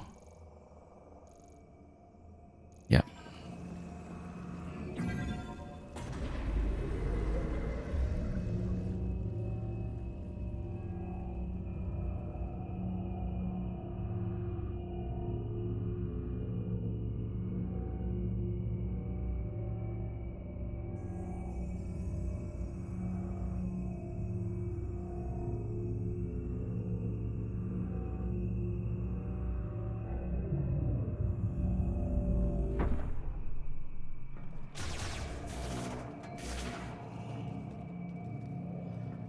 Okay, this electric gate we had not touched at all previously, that's why I marked it.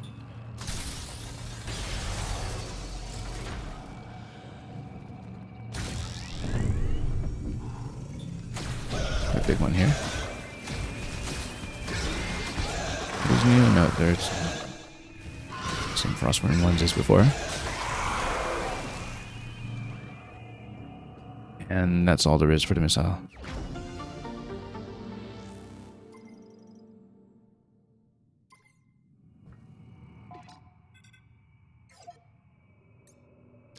So that's another 2% there from the 5 items or so we obtained.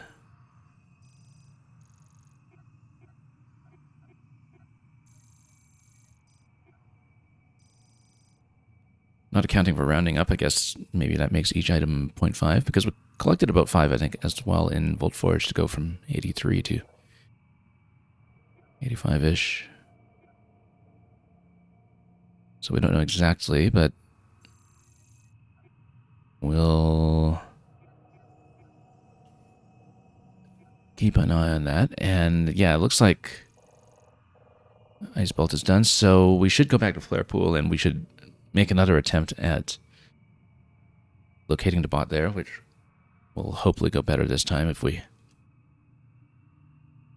keep our eyes peeled for the bot's distinctive glow, which we didn't really think to look for last time.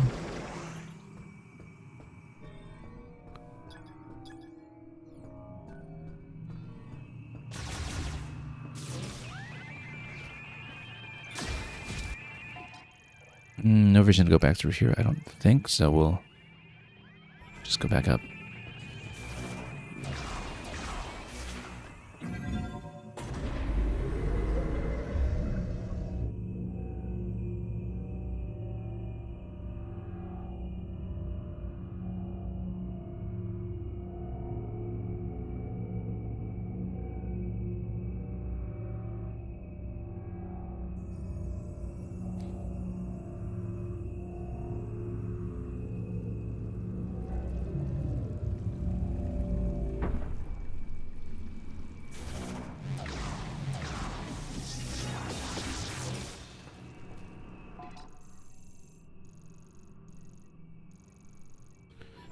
Okay, let's blast our way back.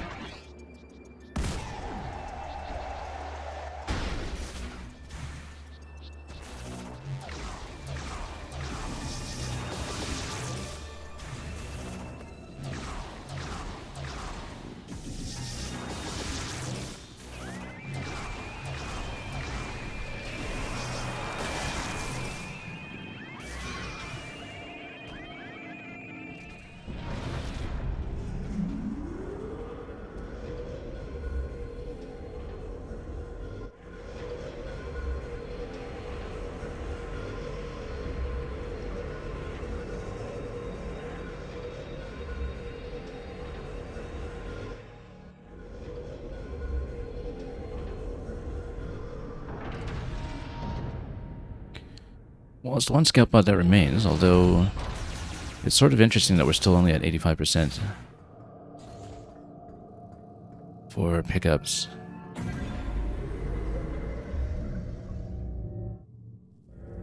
Given that I can't imagine we'll be missing that much in Flare Pool.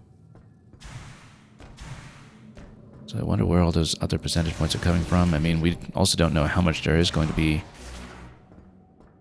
in the Chrono Tower. I think I'd seen that save point outside and assumed that that was likely a point of no return going into a final area, but if the Chrono Tower has quite a lot more going on than we are giving it credit for, then there could still be quite a few item pickups to go.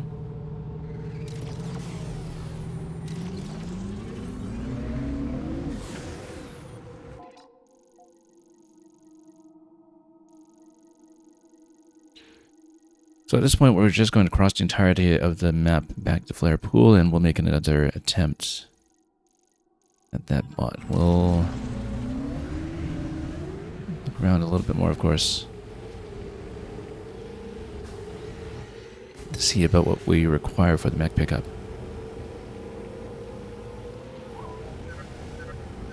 And of course, every time we're out here, So you may want to ask him about it. we'll get a call. Again, I'm just glad that he's not outwardly flagging the location for us just yet.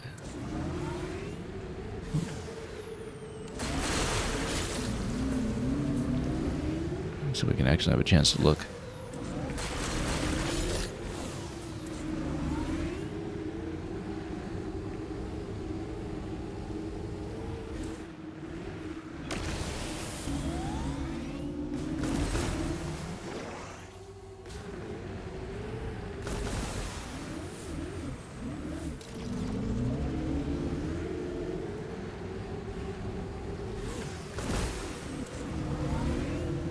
And of course, there have been a lot of power bomb locations, breakable stones that we've seen along the way in the desert as well. They haven't gotten us anything consequential yet, but who's to say they won't later. And yeah, so this is one of the item locations we hadn't discovered anything about how to potentially get to that. It might be that there's something buried underground here. There's some other entrance we should be aware of. The mech part is right there on the outside, though. We might want to take a look at this area again briefly. But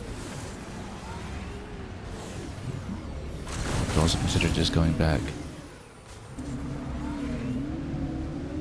after we figured this out with Takabi.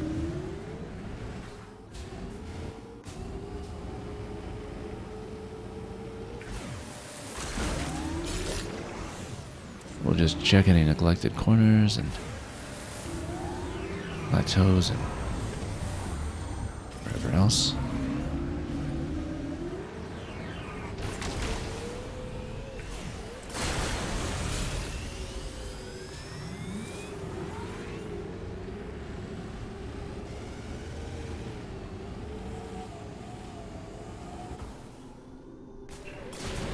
Oops.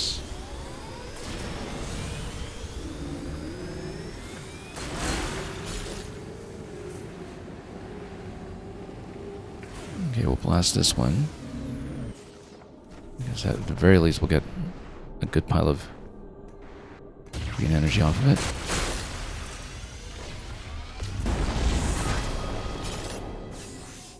Plus the power bomb refund.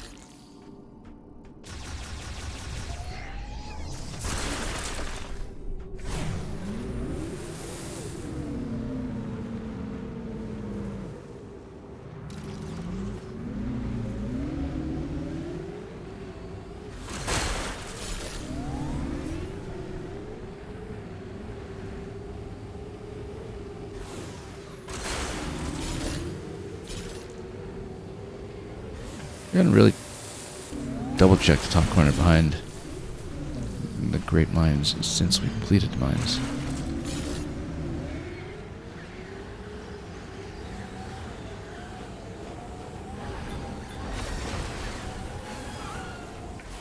I have we come up to this area above here, which actually could be something. Because there is a power bomb location over there.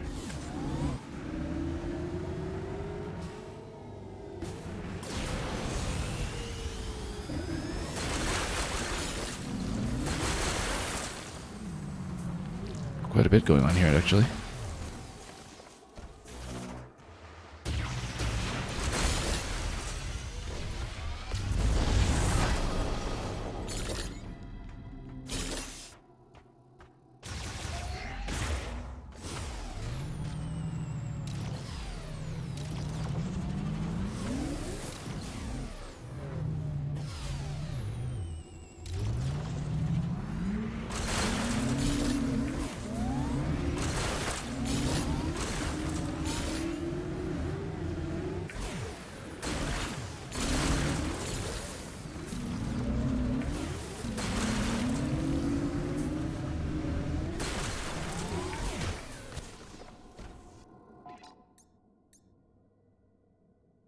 Not quite filled up yet, but we're getting there.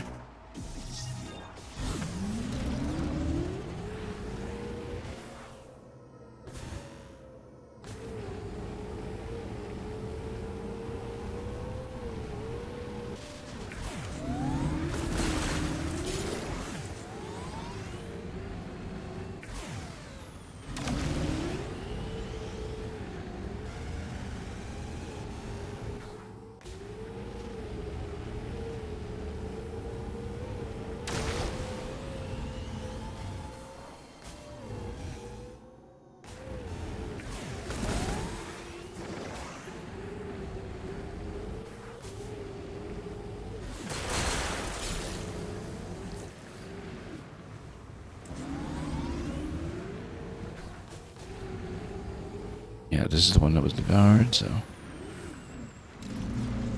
it's been adequately accounted for.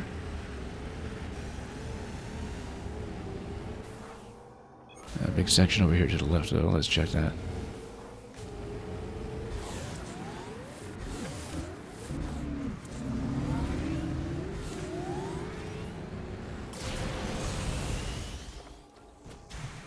No, that was just one of the boosts.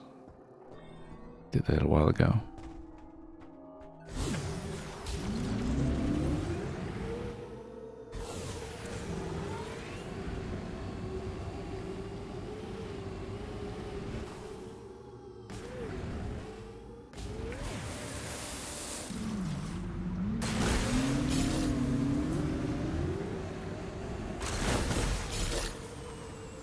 I see a bit of a smoke signal over there that looks conspicuous. That's almost certainly the visual clue, actually. And it is. Let's powerbomb this first.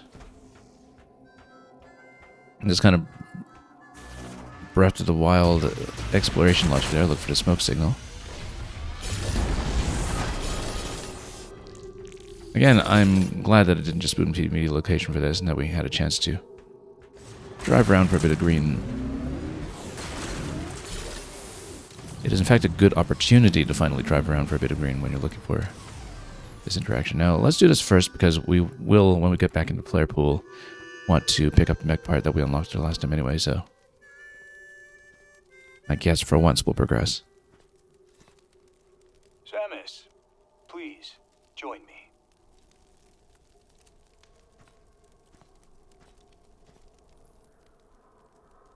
Do you feel that? Dry wind blows across the land. The sound of the breeze and the voices of the creatures that dwell here remind me of home. My family comes from a long line of hunters. Hunting is how we survived. Like my father and grandfather before me. Now, when I catch the scent of game in the wind, I remember those who came before. Anyway, I lose myself. I found something near the cargo launcher. I kept it, thinking it'll be of use to you. Here. Teleporter chip. Interesting. Oh, I guess then we just scan the mech parts and then they zip over. But until we assemble the golem, I don't see how we take down rock pillars. And, of course, Mackenzie's going to bother us to get back to him. So that's going to affect something that we can do with the beam, perhaps.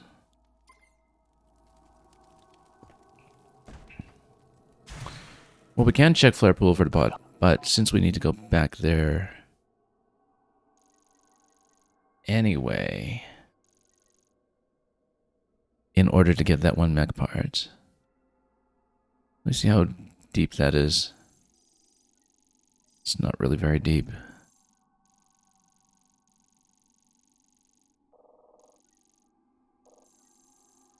I wonder if maybe we should get the teleporter beam first and then come back in.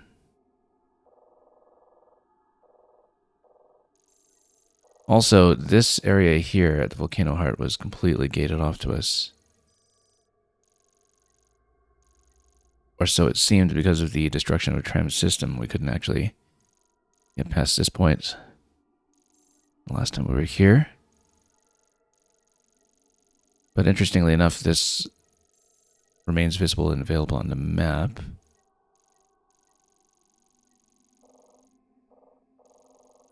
So I don't know if it actually is eventually possible to return to any of that, but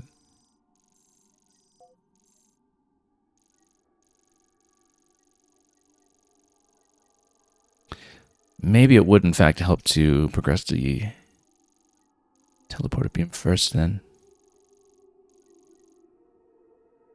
I don't know, we're pretty close to Flyer Pool. It's just that, you know, we made no progress here last time with the bot, and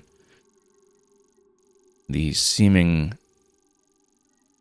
availability of this location is a mystery. I wonder if this is going to be one of those very situational items that has no use outside of the main function in the quest line.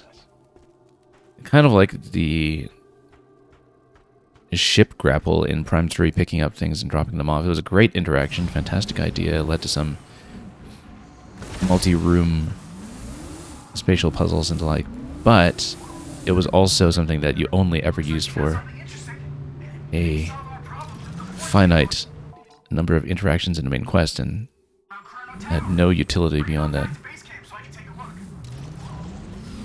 And I wonder if this will be something similar. But yeah, given that we need to teleport a chip for at least one interaction with Flare Pool, yes, for once we will actually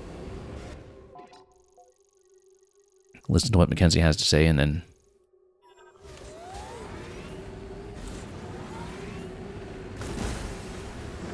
if I'm correct in my assumption that assembling the golem is required for some of the path to 100% anyway, it makes sense to progress a little bit and then complete the sweep. Also, I wonder if the mech parts themselves count towards the percentage points, even though they're just required for the main quest. I don't think they would, but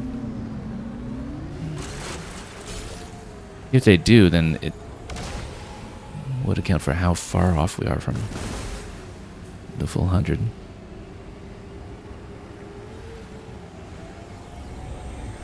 We've done this stunt before, but we're doing it again.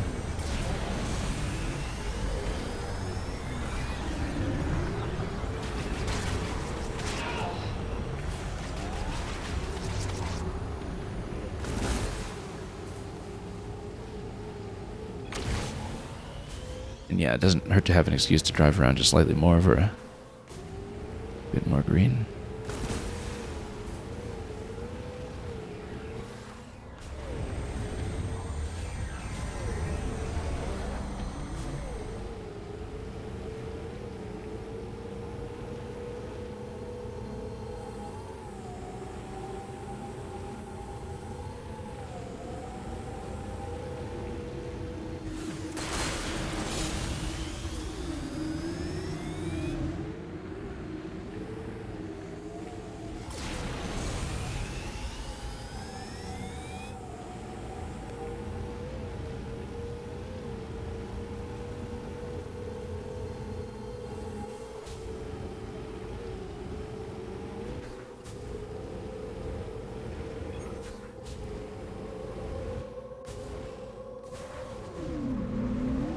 Might as well hit every node we can since we're so close at this point.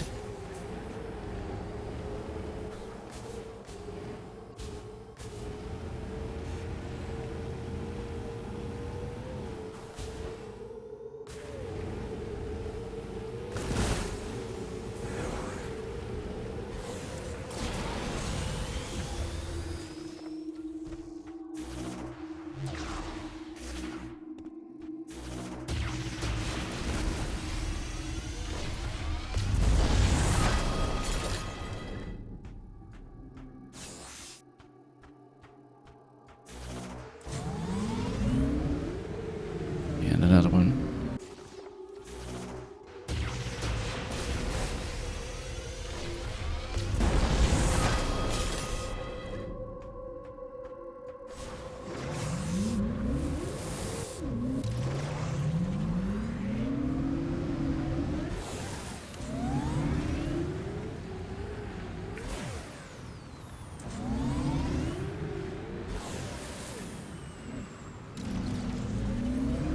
Actually, depending on how the eventual teleporter ability on the beam is actually going to work, it may account for some of the pickups that seem to be hidden inside rocks. If perhaps you're just stuck at a place that requires them to be teleported to the interior, for instance. So instead of blowing up the environment with Golem, maybe we just used a teleporter to crack those.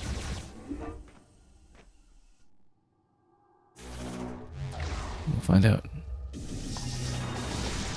I kind of think we might go back through Fury Green the long way because I know I'm missing potential creature scans that look as though they're in this area.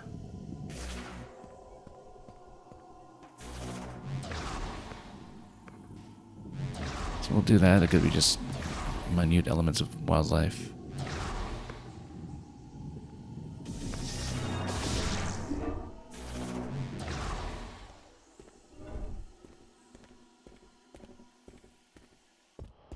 Samus is going to respectfully come out of the boost ball for looking down the steps.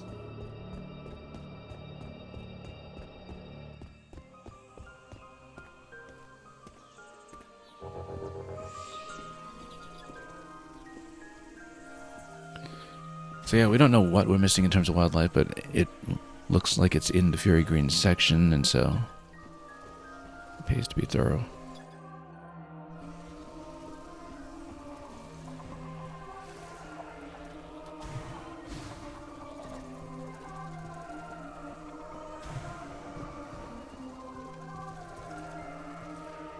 In case it is just some random plant we hadn't thought about previously. As we know, power-ups here have been accounted for. Oh yeah, you see those ones here when they come out. Watch this. Watch what? There we go. That's a scan. That should have been a scan. Let's wait for this. It looks like that actually is something that we're missing, so...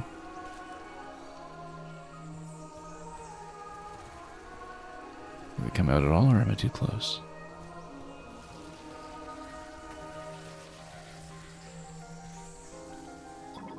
There we go. Shimmer strap.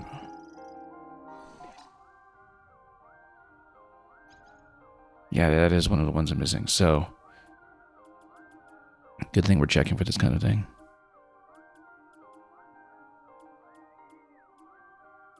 We're very close to finishing this. Clearly missing something in the desert. Now, the one after Carvix Vine, it is right on the boundary where it could be either here or in the desert. And we don't know, but what a subtle scan that one was.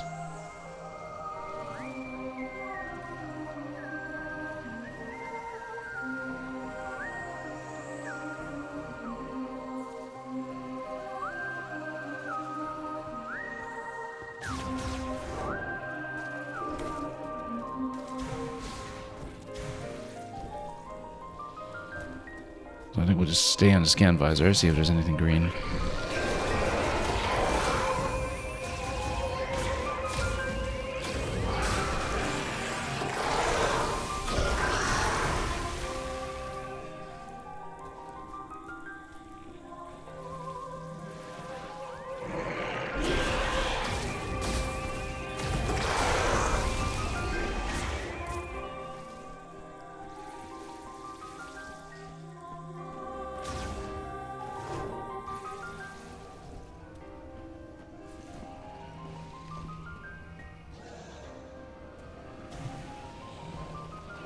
I mean, it did seem like some of the birds earlier were showing green, but I couldn't quite tell.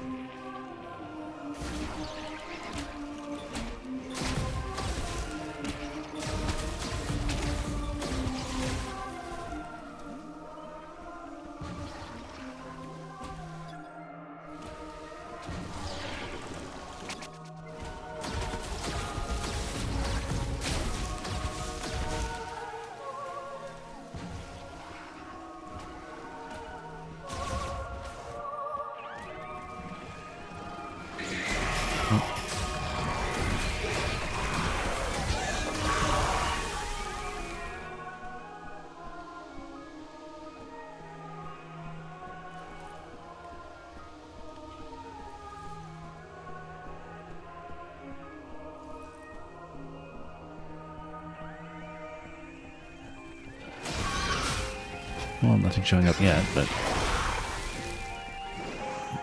we're still looking.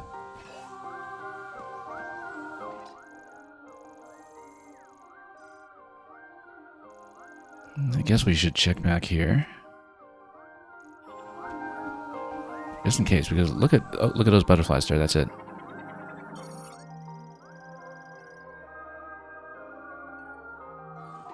Yeah, that's something new. Very subtle.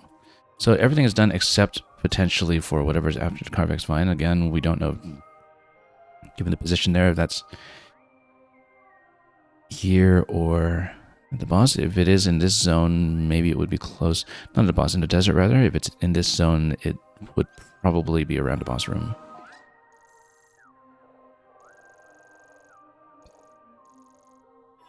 But we'll check here a little more thoroughly anyway. Then, yes, just deactivate scout bot that we've seen before. We'll just take a look around here. But I think we're done with this area. Yeah, there we go.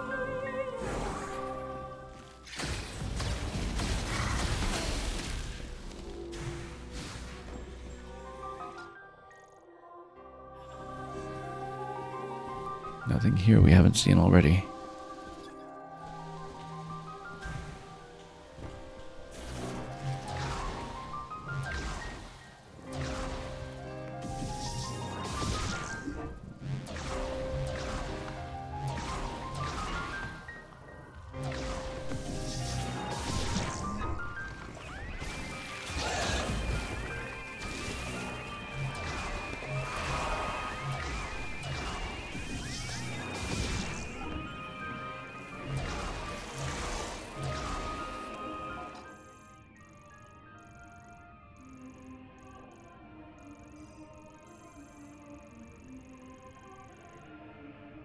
Yeah, Carvex's area was back here, so...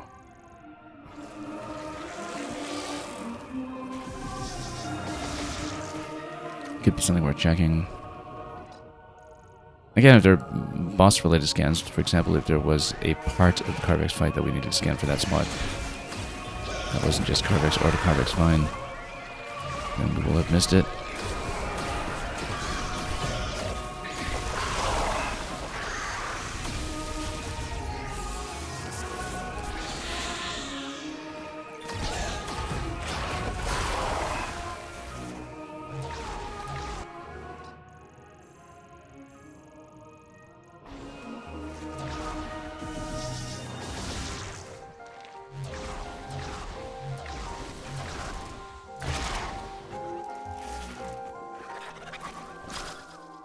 Water cropper, yeah, we've seen those.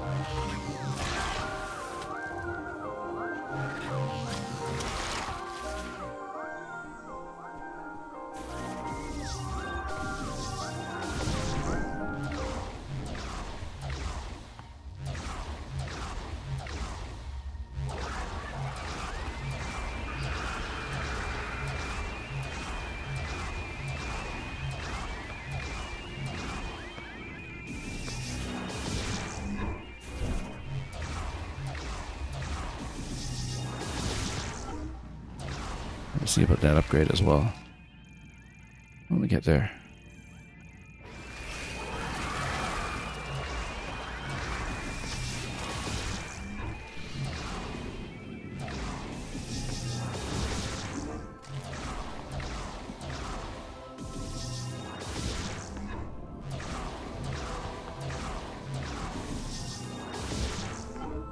Hey, Samus. Why don't you show me what you found in the desert? Have you tried these clusters yet? They are amazing. Yeah, they're... Oh, you're leaving?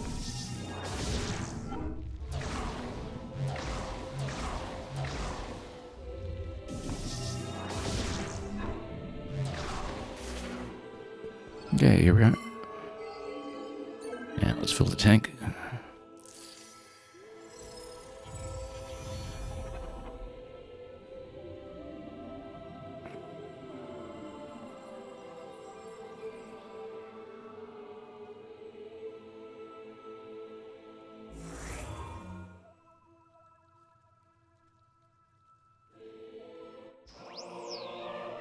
Green energy crystal find it. Okay, sure, we'll take that. I mean, that'll help us sweep it.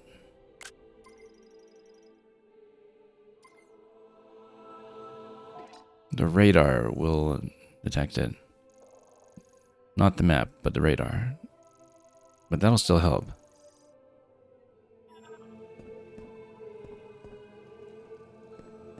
Particularly because we don't have too much left, just a tip.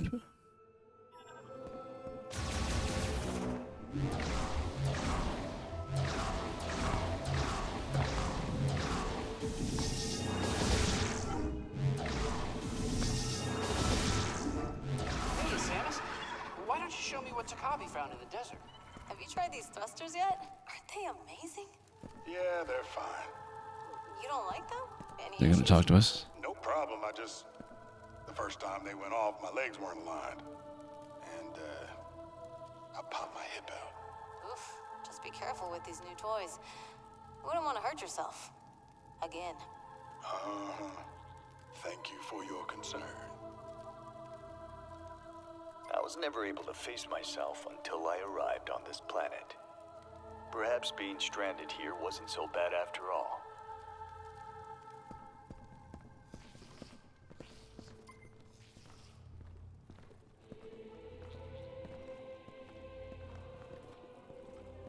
When I get home, the first thing I'm going to do is take a hot shower. I can't wait to get out of this armor. Let's take a look. Oh, wonder what this is. Let's find out. Teleportation technology? No way! You know, we were analyzing something like this back at base. I have an idea.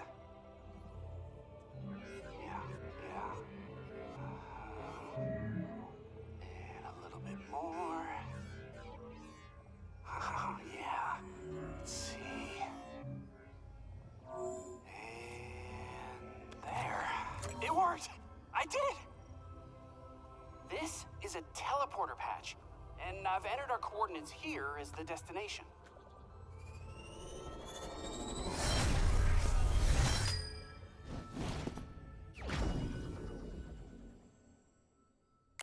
Okay. Only with the mech parts, and that's okay. 6 patches, we found all 6. I'm pretty sure.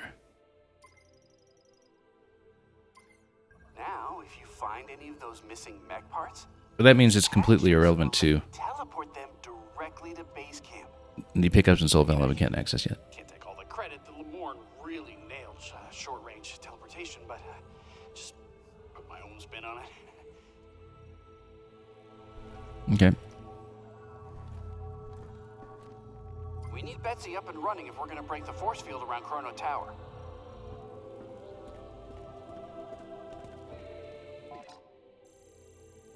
And Descriptivist, you're asking me where's the locker? This is the locker. This room right here. Okay. Let's...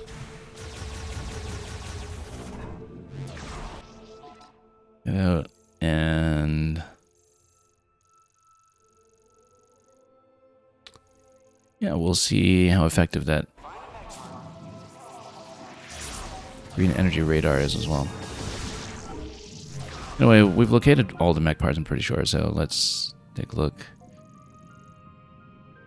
So, given that the teleporter patch is completely irrelevant to acquiring these items, I assume we need to mech to bust all that stuff. Which means we'll just go back and get it. Yeah, so Ice Belts was actually in the exterior area. At the entrance. This 1, 2, 3, 4, 5, and then the one that's inside Flare Pool is number 6, so all accounted for. Now, of course, maybe some of them will now have surprises like the desert boss that we saw. But given that some of them already had interactions that we successfully progressed through to unlock them and make them accessible within range in the first place, I think probably we just need to hit everything point to point. Which means we'll just take this passage down to Flare Pool so we can go back to Flare Pool to sweep it for items and then pick up the item over there. 06i, the hexes on the outside never got to be filled in? Yeah, no, not really. I mean, occasionally we found ledges to jump onto with the bike, but many of these do look like they are just the outer boundary. On the other hand, once we get Betsy up and running, who knows?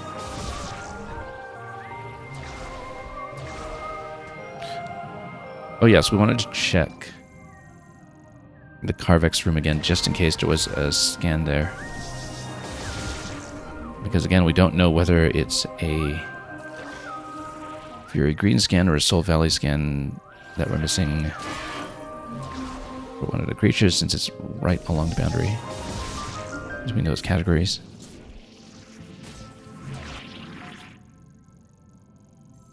So we better go over there and check. Was that even Carvex's location, or was that just... Yeah, I think it was. Hey, Samus!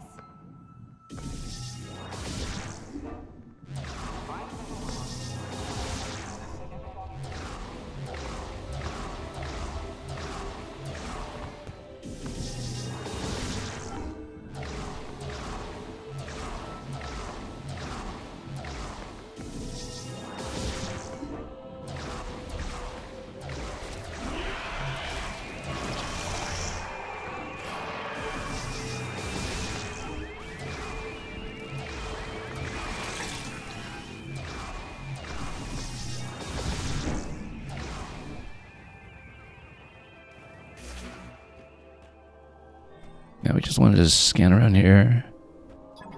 For example, if this is in the book. Nope. It's just this, and we had cleared out already, so that won't be the scannable we want. Yeah, I certainly hope it wasn't something that was a scan missable on the boss.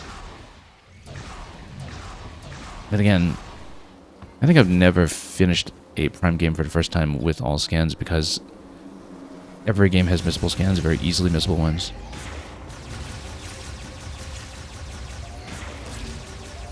I'm thinking of the Spider Guardian in 2, where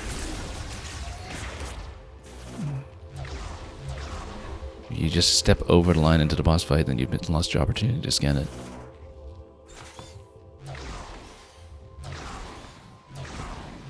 And some of the really subtle ones in 1 as well.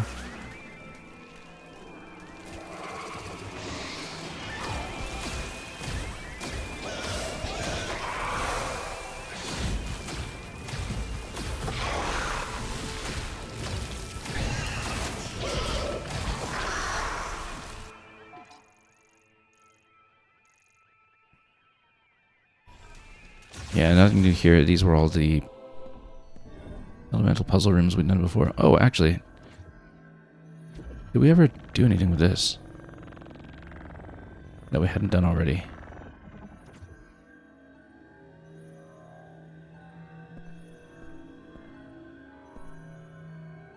Well, these spots are glowing. I don't remember. Psychic recording device.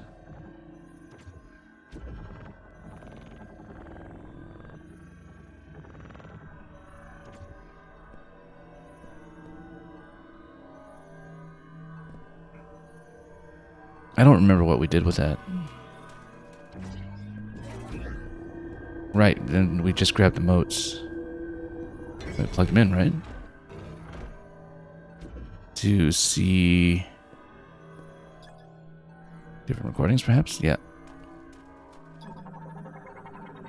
This was something we interacted with on the very first stream. So, yeah, a history of the controller of the three towers. So that's how we can learn about the Vault Forge. So we can place each of these in the playback device to learn about the characters behind each of the zones, I guess.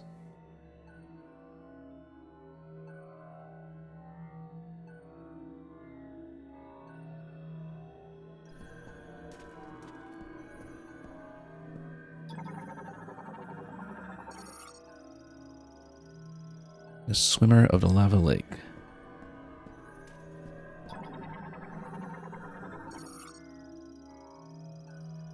History of the Smasher of Rocks in the Depths of the Earth.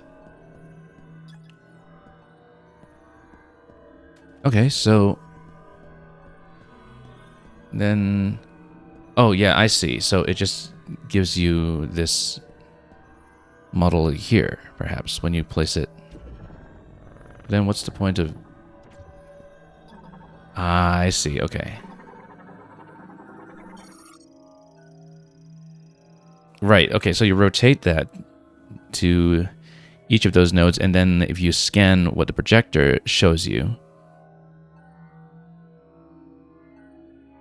then you can see models of the bosses.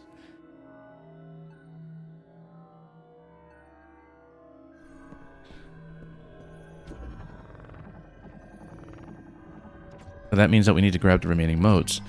Yeah, so we haven't been here since our first pass through Fury Green. And of course, these would have been unavailable at the time because we hadn't cleared the relevant bosses yet. So we need to plug everything in. So there was more to do here. And then you can scan for more information about each of the bosses.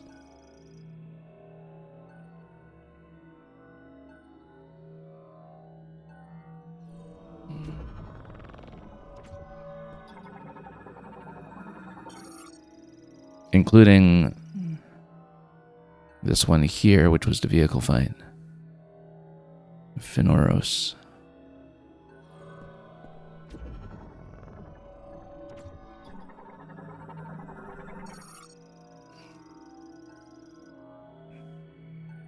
Gravinax.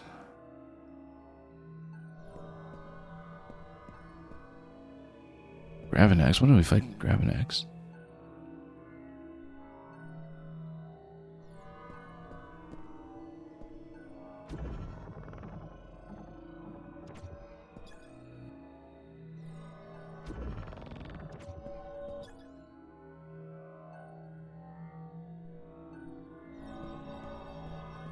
Oh, because was this the same as the...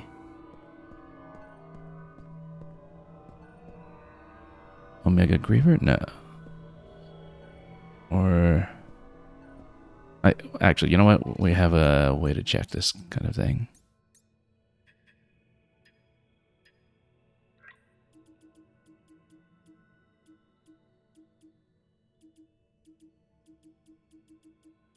Finoros over here.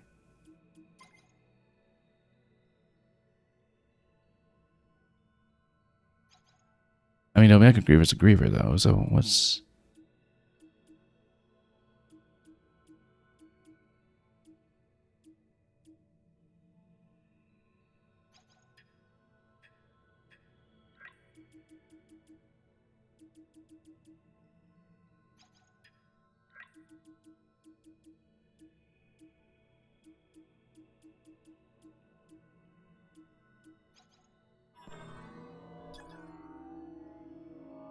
This one here, Gravinax, yeah.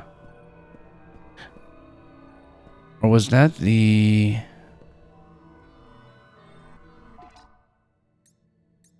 I'm trying to remember.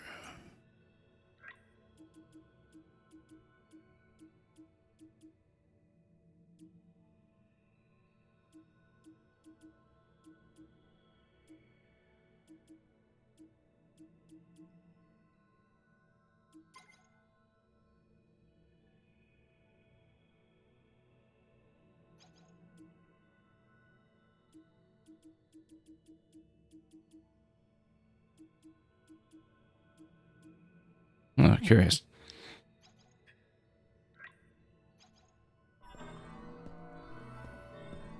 But it says on this projector, yeah, smasher of rocks in the depths of the earth.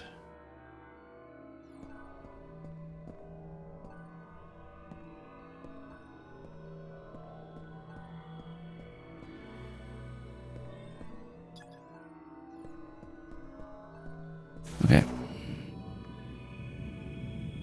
Well, that was interesting. Glad we actually went back to check that. You're saying I can press A to continue to lure? You mean there was more? Wait, hang on. Oh, okay. I only read the first page for each of these.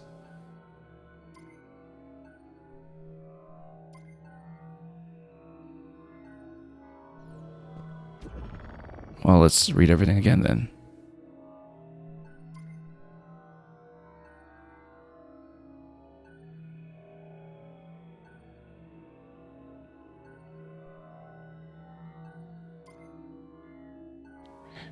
I think I actually did read that about Carvex previously, but all of the other scans were new to us.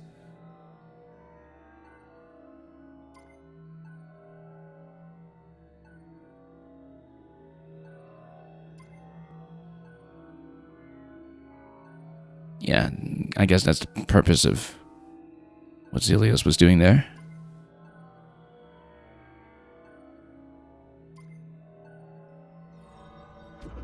Seeking the happiness of Lamorne.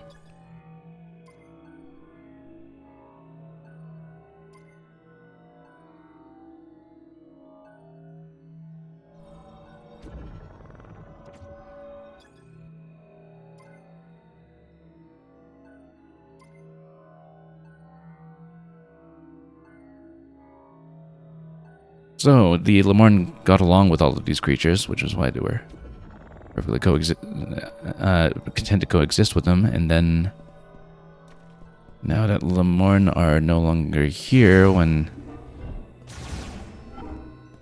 the Metroids supposedly got ported in as well, then they fused to each of these.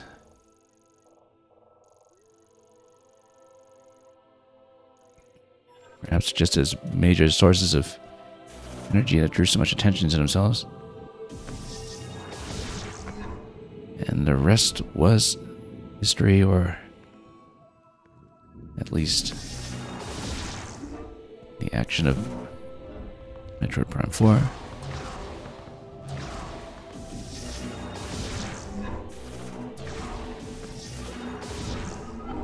Greetings, Hunter.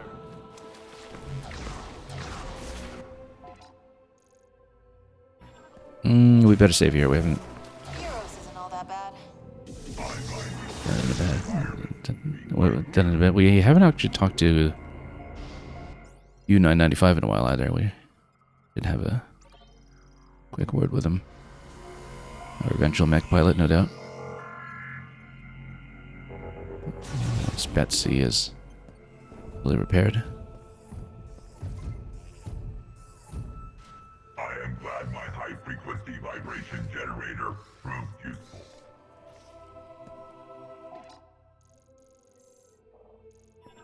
Okay.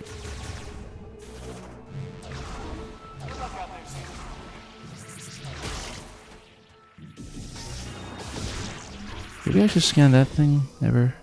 I think I did.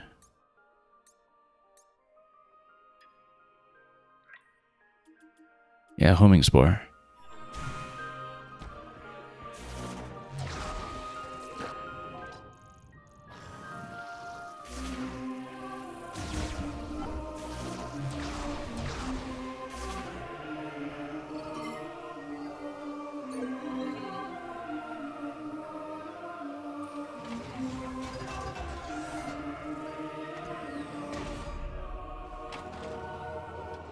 Okay, back to the flare pool. We'll pick up some mech parts along the way.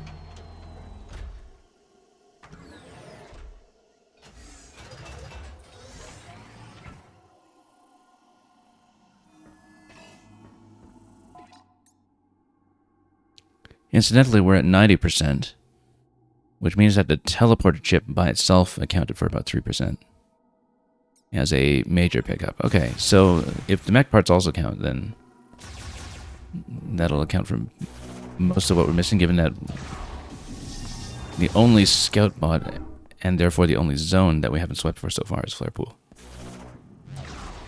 And then you have these overworld items to deal with. So, again, going back to the assumption that point of no return will be before we enter Chrono Tower.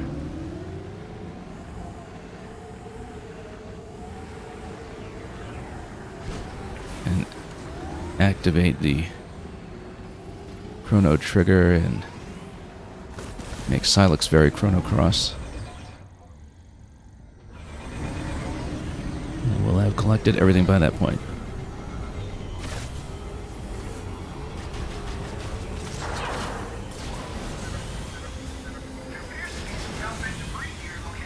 Yeah, you think we couldn't see that? Alright. Let's scan. Yeah, so literally the same interaction as the ship pickup.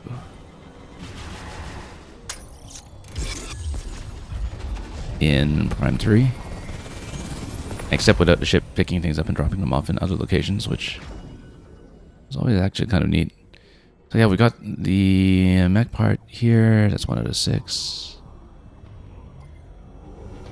And let's see if that counts towards percentage. It does, 1%, so it looks like we'll be up to 96% by the time we're through that, which then, along with any items in Flare Pool, plus the pickups out here,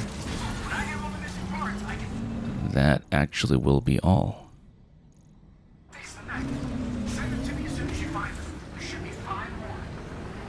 Now the radar's not showing me any green, so we must have swept pretty thoroughly.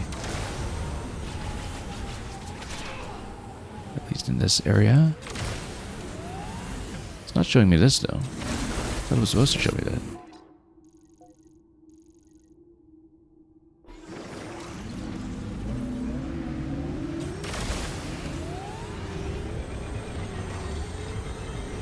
And this. Oh, the radar on the top left, not the mini-map. So actually it's showing me quite a bit of green energy. All over the place. If we can fix the mech, we'll break down the force field around Chrono Tower. Also, how do you know about the hunt for green energy crystals? Don't forget to bring the green energy crystals to the altar in Fairy Green so you can grow the memory fruit.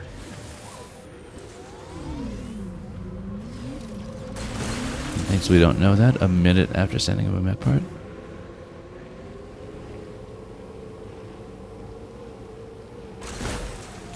Yeah, that's why we've got this massive ring of green on the radar now. There's quite a lot that is available to us.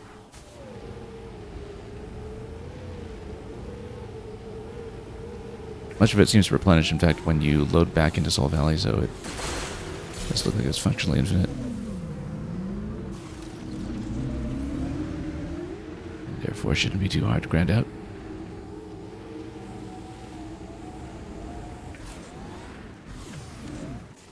Oops. Oh, just that tip remaining.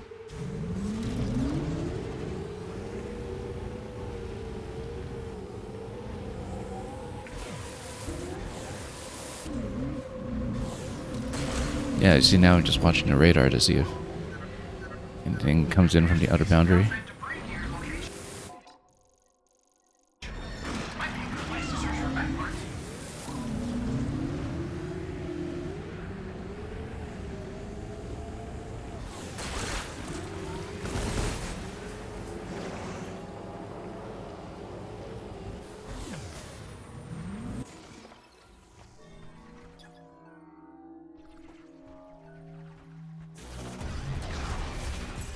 Yeah, sure will. Get some of these out. So I just have to reestablish where the part was.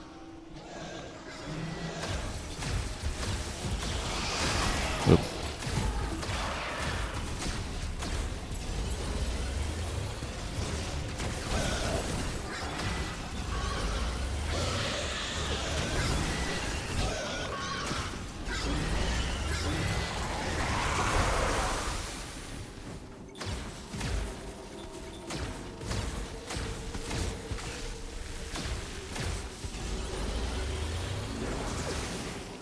guess we usually just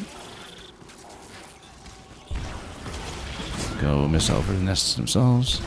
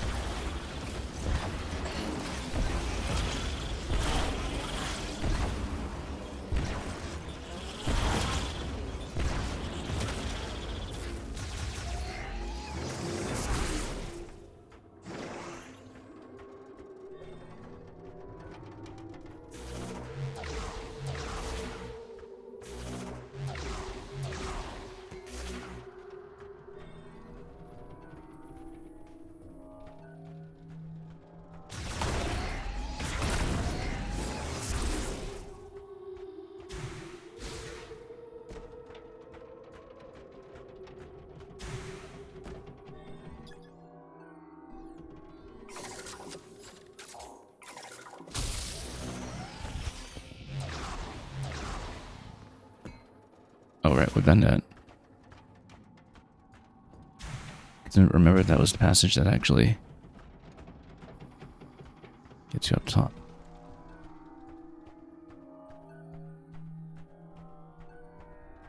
Regardless whether we can get the mech part is just dependent on jumping up here.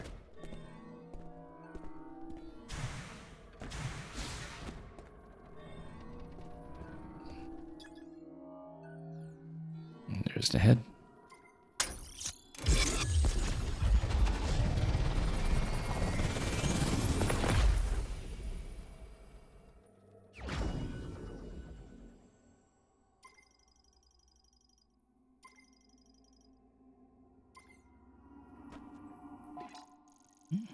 Okay, let's sweep down to Flare Pool.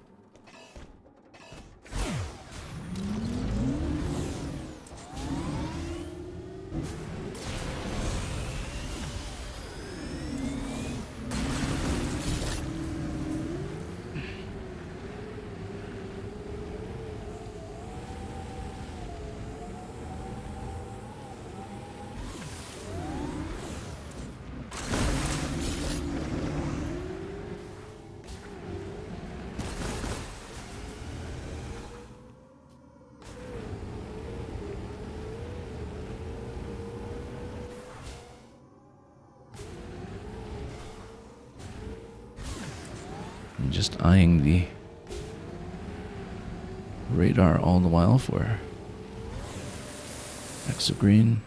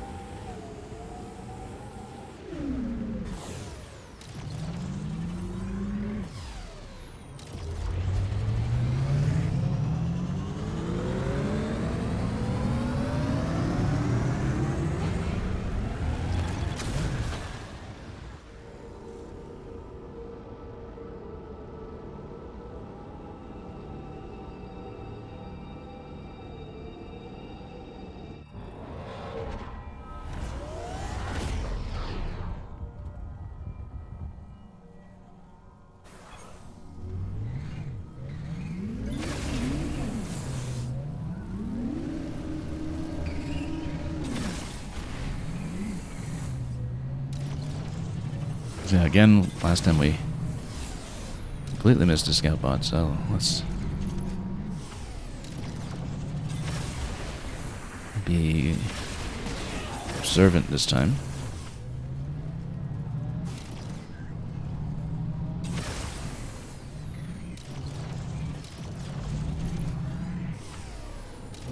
And look for glows just like this color, but not this vehicle, unfortunately.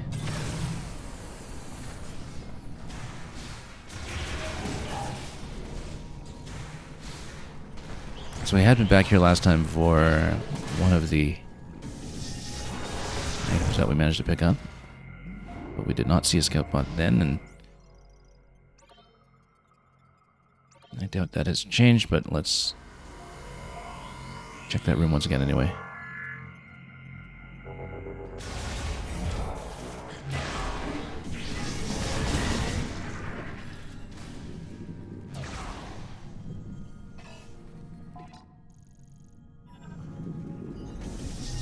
Yeah, because we did get an item pickup here on the last visit.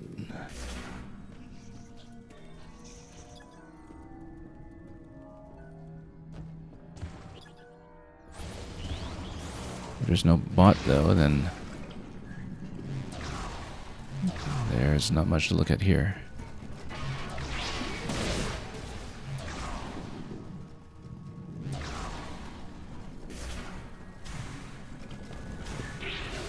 Let's look around just in case. Yeah, because we did that whole thing with the spider track. And dropped in and around.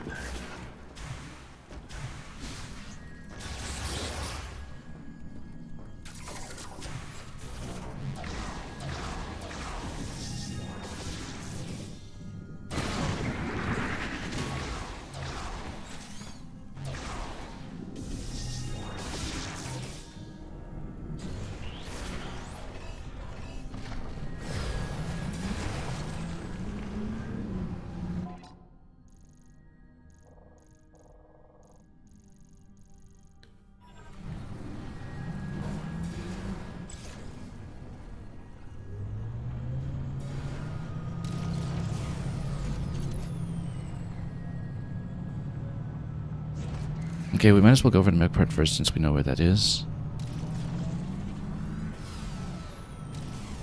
But let's scan this area carefully for signs of the bot. This was the area, not on this side, but on the other side is where you have the big boost ball track. It zips all around this room as well. Just want to make sure we didn't miss any spot where the robot could be.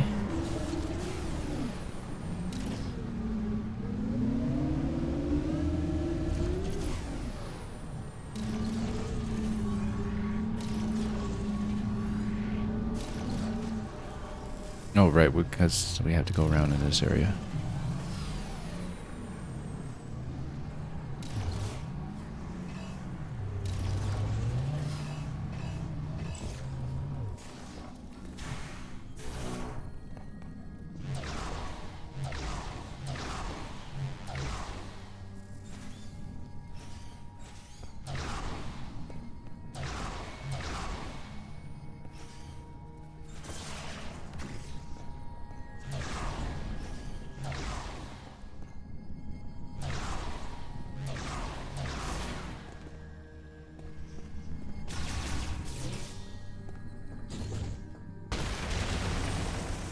Okay, so we do need to put a few things here. Oh, and let's just go electricity against this stuff. And we'll go over that mech part once more.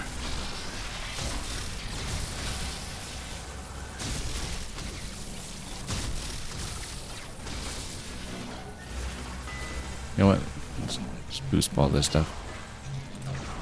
Actually, these aren't so vulnerable to boost.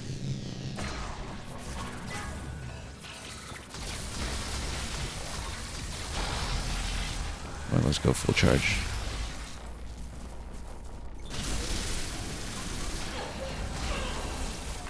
He hit pretty hard, actually.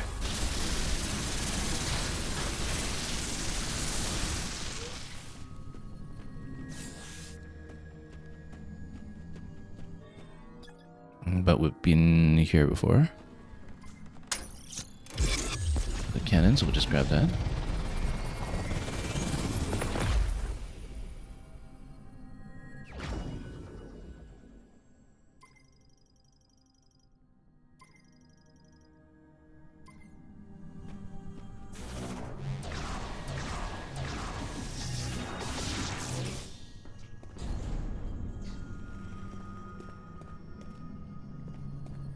No sign of the scout bot here, so continue.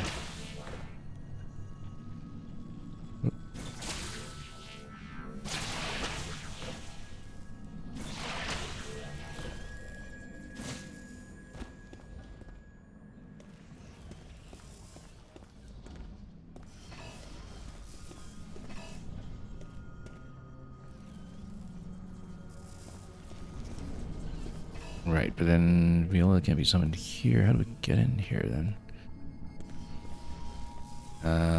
All right, no, because this was the exit point.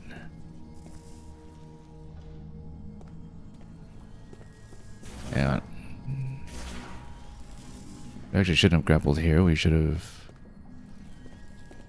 Yeah, just taken a stand... Oh, hang on. Whoops.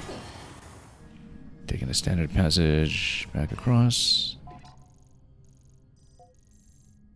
Instead of getting too fancy.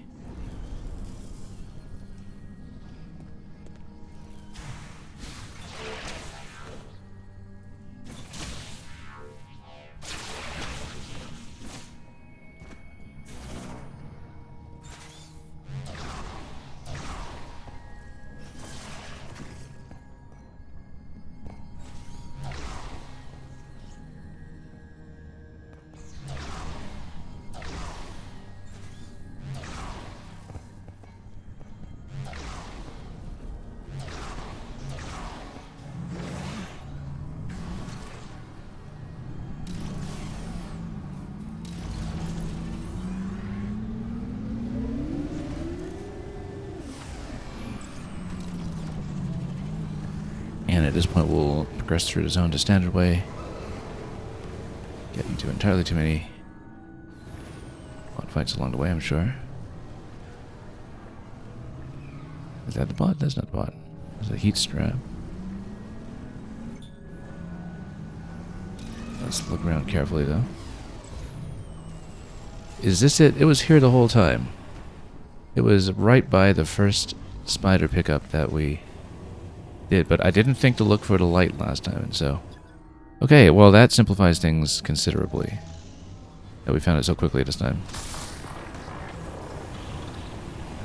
Yeah, because when we were backtracking to this location to grab that, we just zipped right by this thing and didn't even look. No wonder I couldn't find it on the way back either. But then at that point we were still of the mindset that maybe it's near the end of the zone because that's how things worked in the Great Mines, and so we didn't have much of a context for.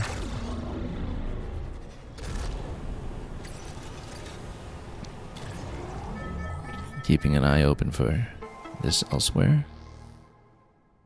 So let's see what we're missing. And after that, mech parts should probably just finish 100%. So this is... Yeah, so there is one in the Volcano Heart, which we didn't manage to return to.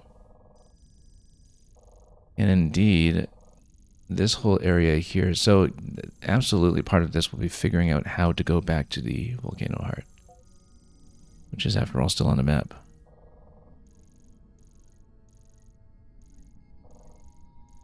There might be some...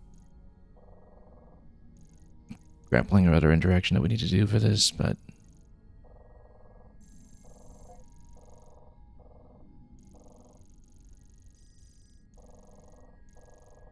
Yeah, surely that can't just be, you know, straight up missable or something. I think we'll have a way to go back. Look at this passage down here, for instance. That looks like it's the tram station, though, and the tram is down. But then you have this passage up here, which will lead back through the spider tracks and so on. That was part of the escape sequence, I think. So if we're able to reverse back through there by somehow getting through obstructions... There was some reason that we couldn't get through. Or maybe I didn't check it properly. But anyway, we will have to try that out. Could be something vehicle related as well. Given that it was the vehicle fight there in the first place.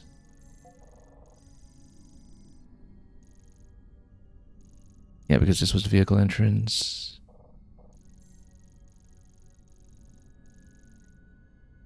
Cannon exhaust over here. Okay, so we need to figure out a way back into Volcano Heart then. So, given this little node here for where the tram formerly was, it might be something related to that. So anyway, let's just try to progress through and make it to the next save. Without taking too much damage, given that we're at half health right now, that is living a little bit dangerously.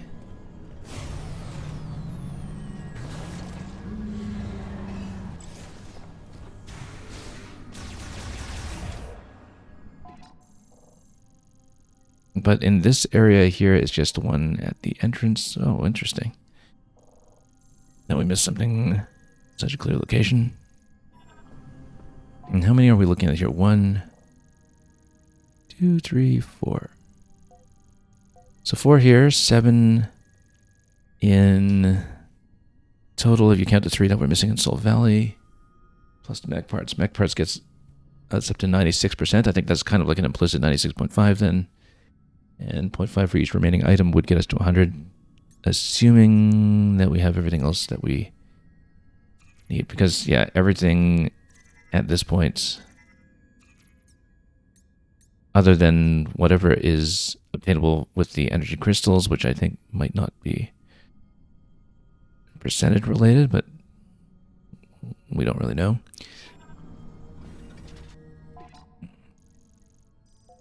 Everything else here seems accounted for, so let's go.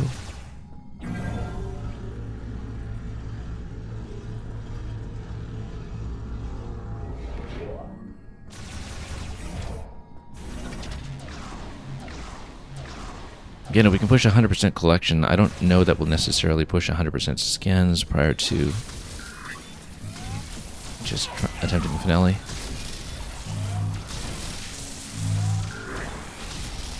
It might not be the most convenient thing to do in guided, or rather we could be searching for quite a while to fill in the gaps, view as they are.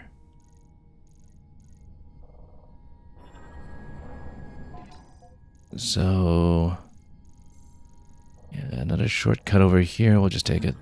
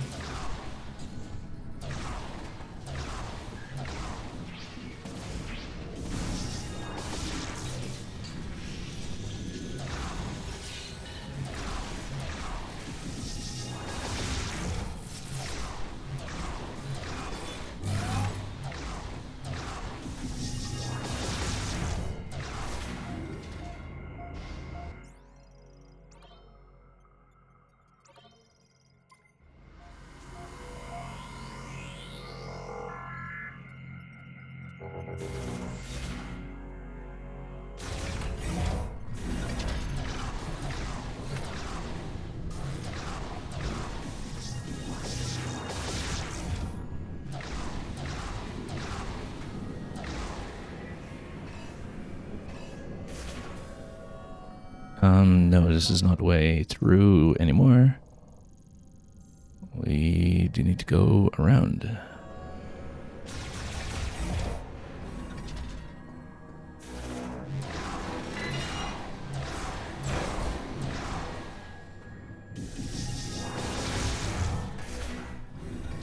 Spider track here. We already accounted for that, so next room in after that.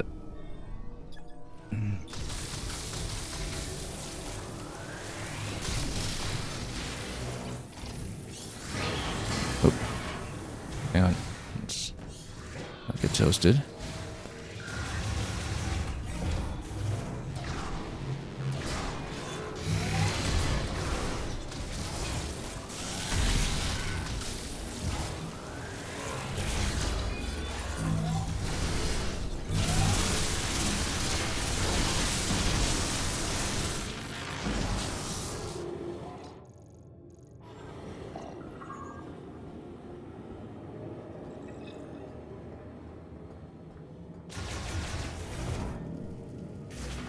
Okay, somewhere in the bottom track over here.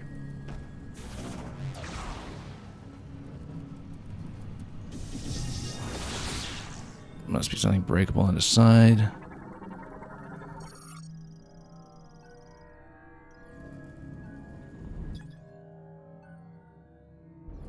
Providing an electric charge to its activation circuit. Oh, here's something.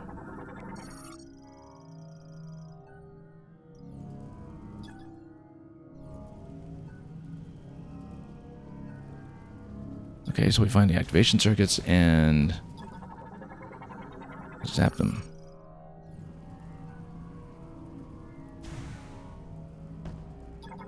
This looks like it's it.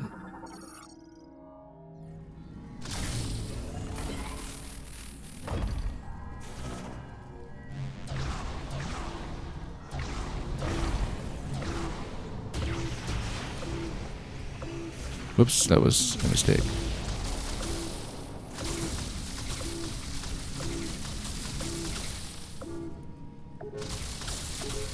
Wait, then... Oh, activate. Okay, how do I latch these two then?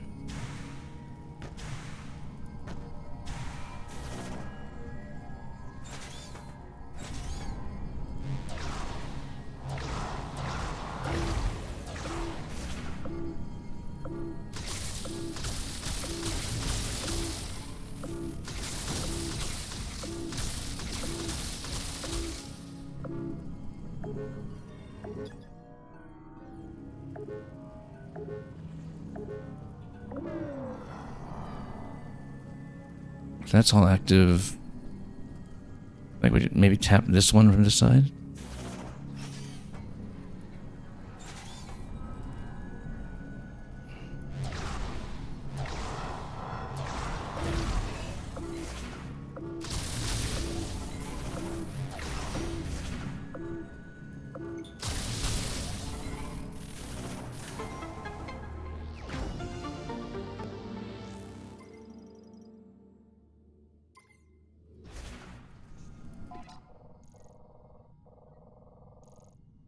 Okay, top floor, next room after that.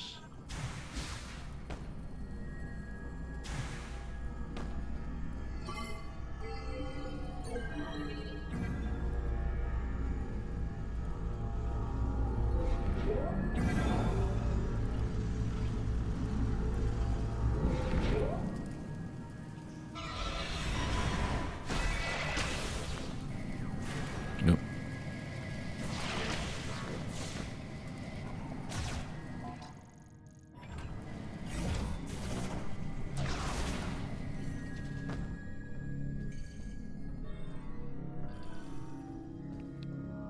What do we not interact with here? Well, let's take a look at this.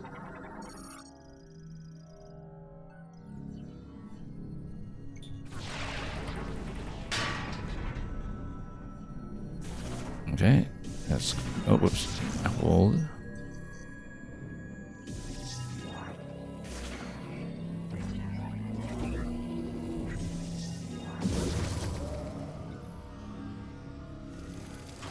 And we have a few more. So yeah, so we take the motes, but let's scan this thing first. Obviously, we have to pull those away. Simultaneous activation of the 3 target holograms will release the lock. Okay.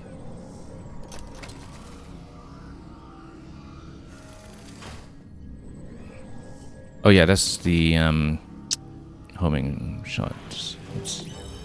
Or rather, the control beam.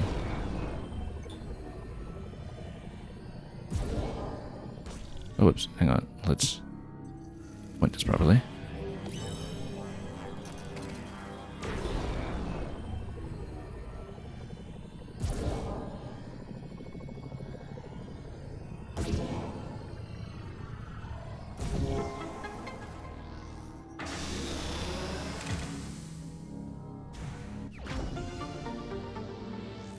Now we figure out how to go to the volcano heart.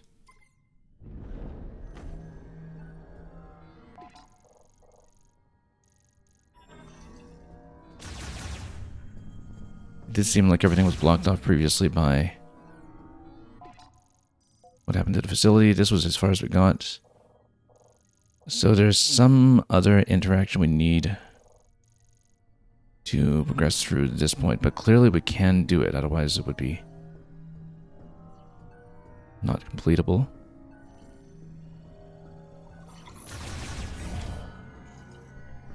And so this is the room that ports you back, but if we can find another way to progress, then let's see. So yeah, this was the control room bridge segment. Takes you down to here. Could be the sub-observation room, giving you some way to cross back over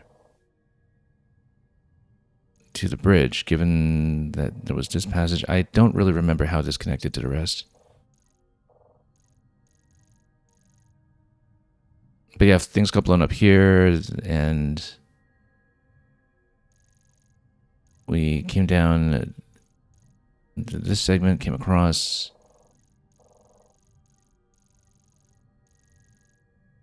I don't think I actually saw how this could connect back there, though. So let's consider this for a moment.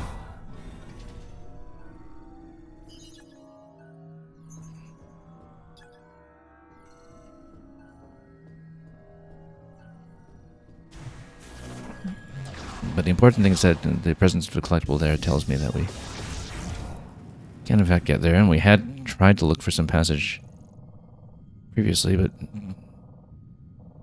didn't manage to put that together, so let's go back and see if we have any new insight.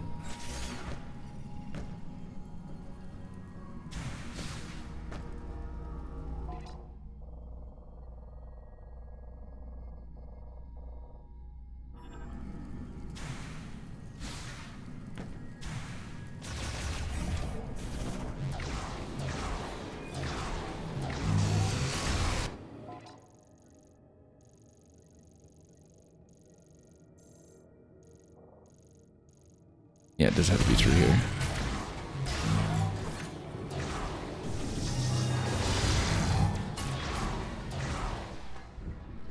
This was an area that was also formerly an electric gate. It could be that some backtracking is possible from this point.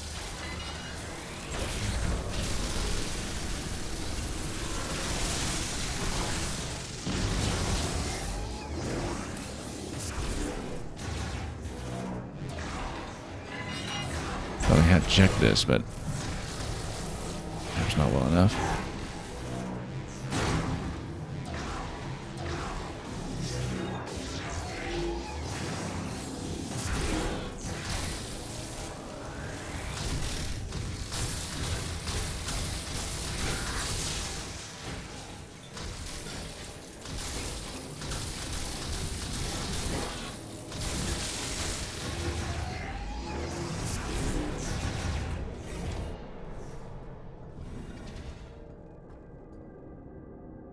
Yeah, this was their error with all the shortcut passages and the bots coming out of the walls. I think I tried both the shortcut passages, and none of them actually seemed to take me to what I wanted. But it could be wrong. It could be something we missed. Because I thought these were just return passages that just spat me back out to the exit. And that's where we were kind of moving in and out of here last time without making much progress, and went back to this fight repeatedly.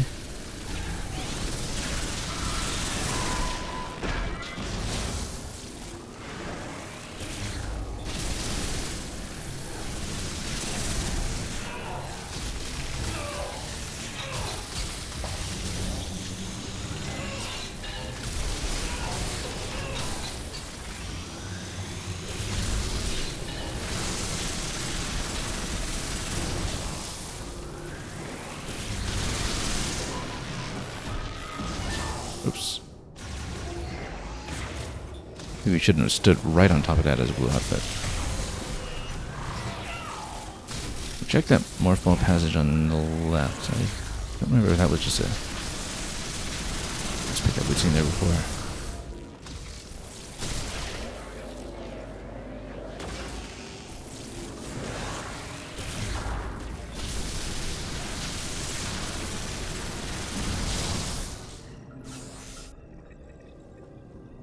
But yeah, we know this, I think, was just a return passage that spits you back to the entrance.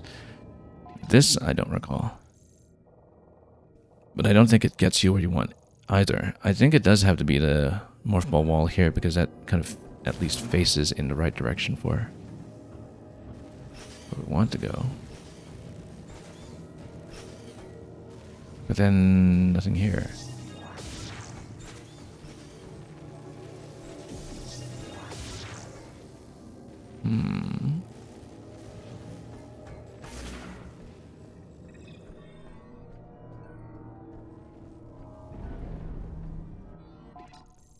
But then if it's not through here, then how would you get back to the volcano heart?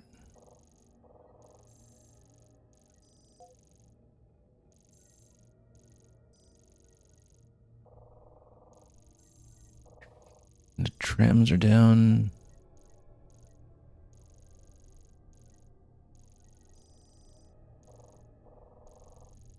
Wouldn't be going through the clamps. I mean,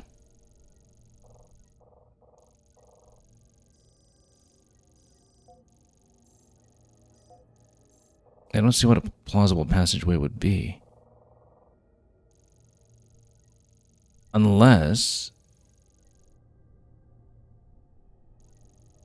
Well, we kind of took the word for it here that it was impassable. I didn't try to powerbomb there because it didn't particularly seem like a powerbomb gate.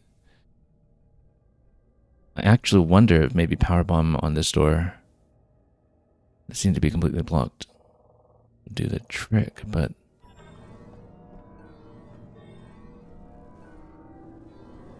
Yeah, because I'm pretty sure this doesn't get you back to where you need.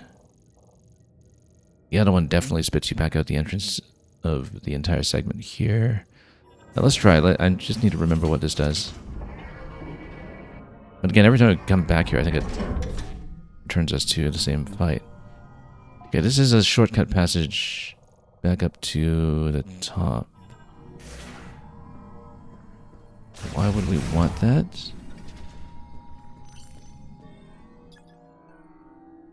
Wall damage beyond repair, but then what if we blast it this way? Nothing.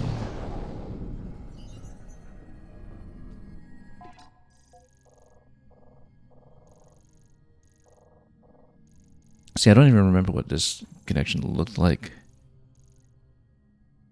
and how reversible it could be. Obviously, there was an optional pickup that was back here, for instance, when it came down. So, you know it's theoretically reversible. There's got to be a way to go back.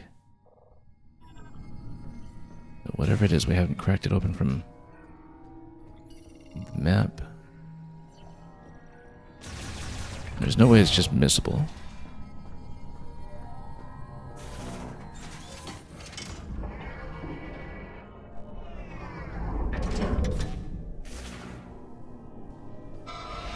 And yeah, I remember redoing this fight a whole lot whenever we were going back here. You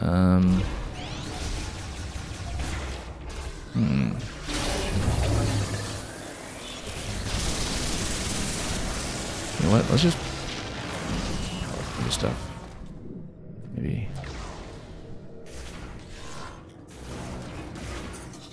Oh. Let's rip it first.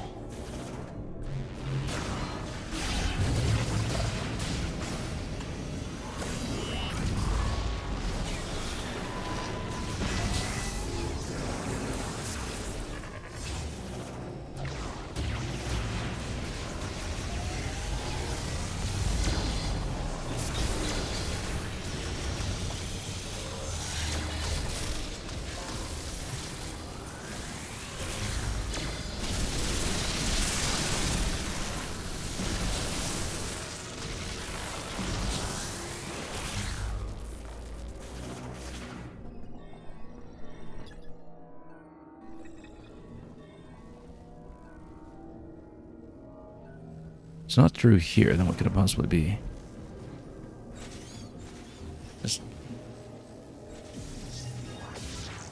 Yeah, because that's not a passage.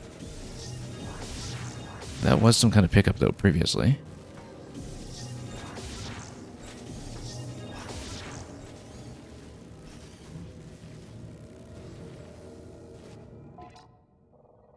It's obviously not connected by way of the map.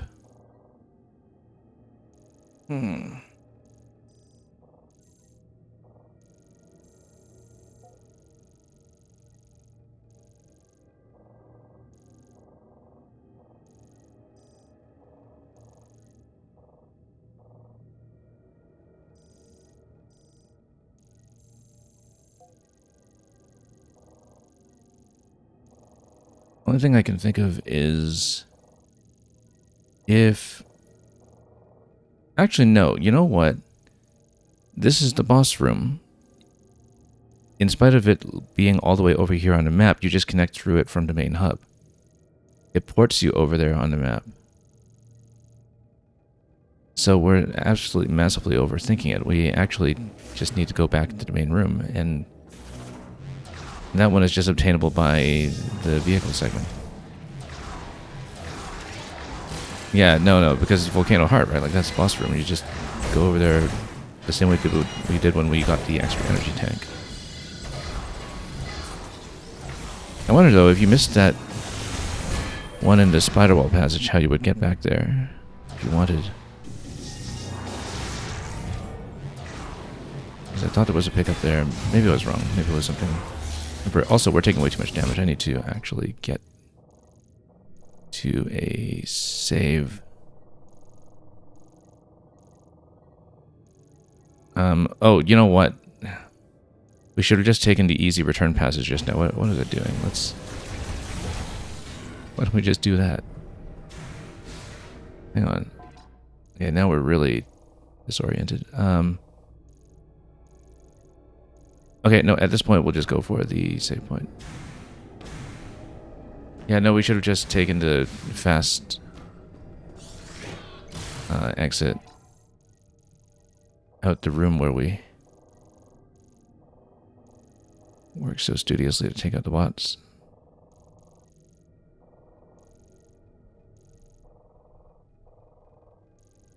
Alright, let's just get out of here. And mind the health because we're taking way too much punishment.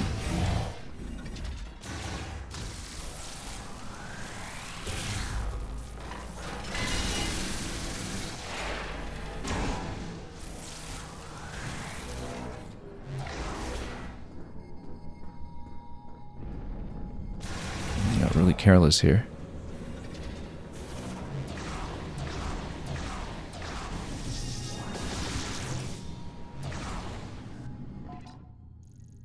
Missed save point.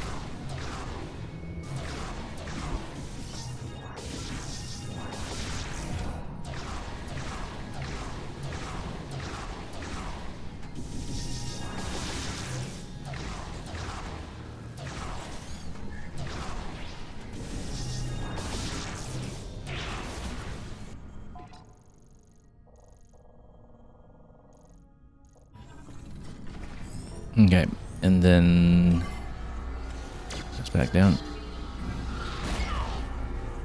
If we can.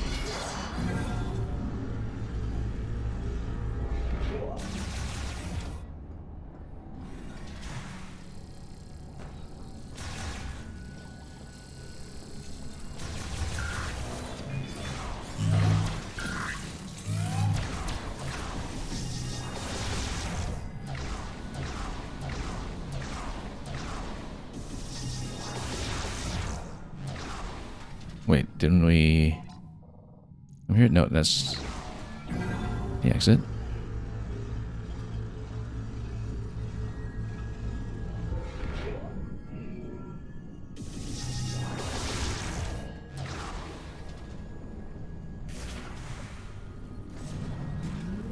Again, and we just go back to the boss area, and yeah, I wonder if there actually is a way here to just dismount and traverse and back up to the collapsed segment then, if for some reason you wanted to. Regardless, here we are back in Volcano Heart. We just need to go grab this.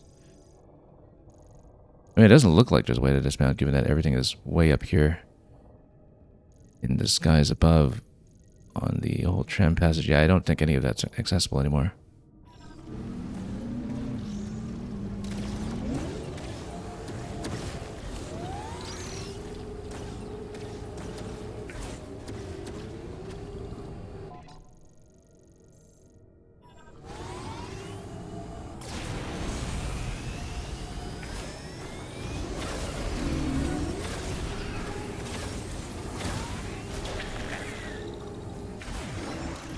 Looks like it'll probably be up one of the ramps.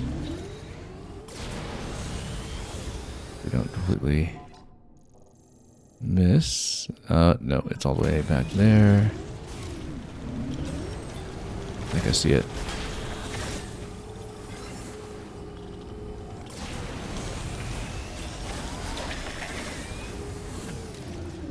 Here we are.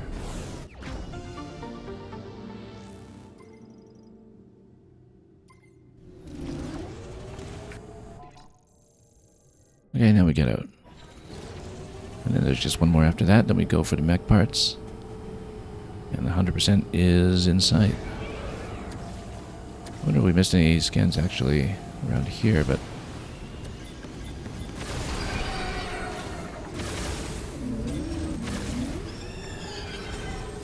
not really.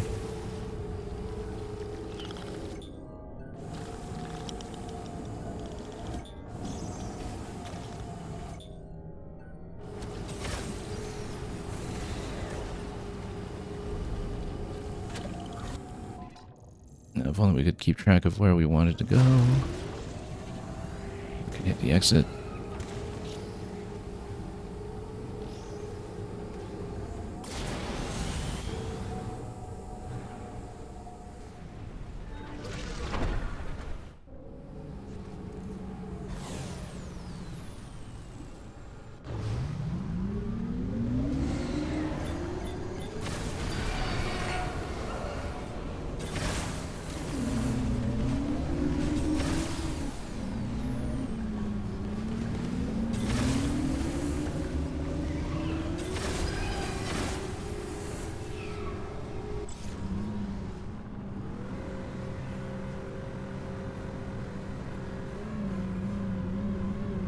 So there's one more on the way out.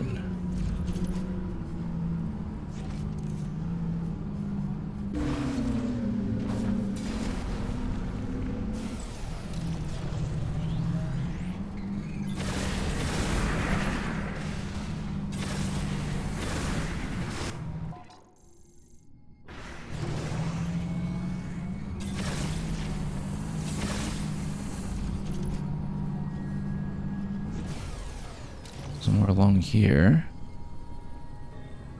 Right, okay, it looks like we have the psychic platforms we can scan. Let's take out some of that stuff on the side first of all.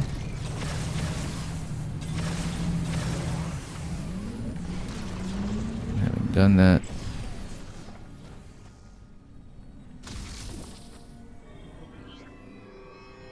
we just uncover the platforms, and there we are.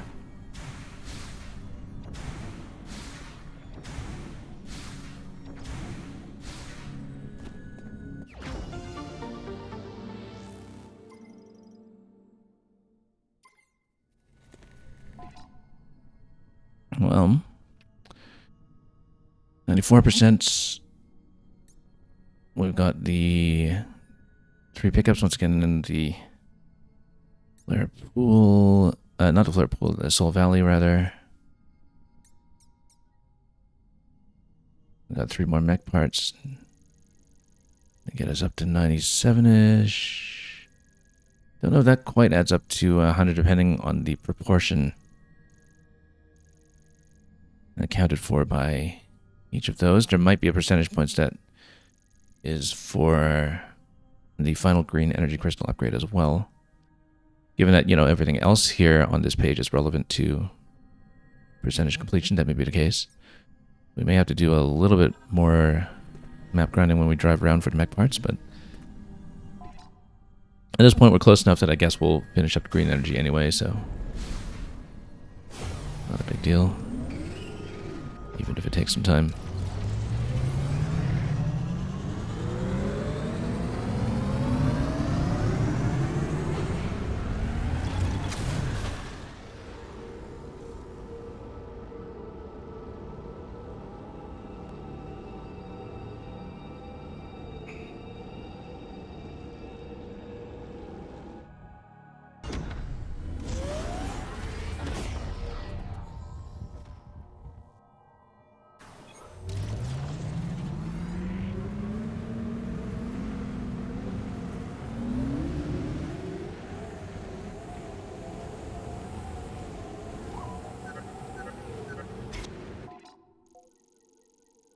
Okay, this one we already previously Did you ever collect that earned. part from the giant sea creature you killed?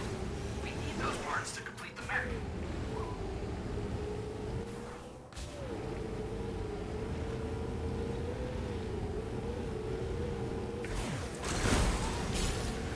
Let's keep an eye on the radar in the meantime.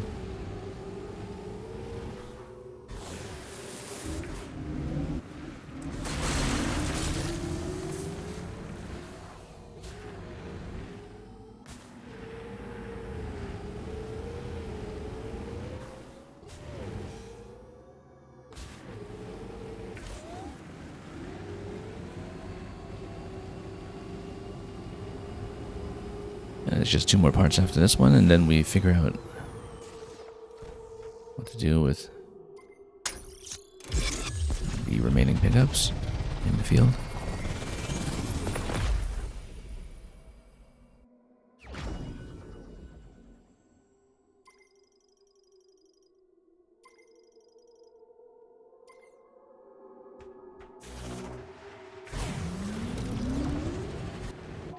No doubt he's just going to call me and tell me again that there's a part nearby when we're just about to head there ourselves anyway.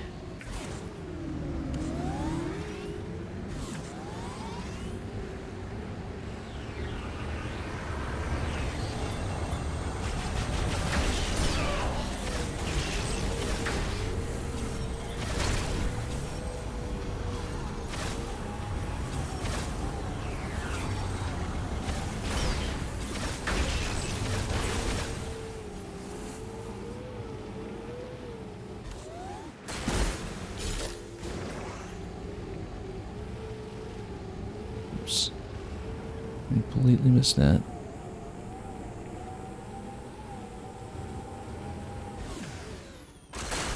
Oh.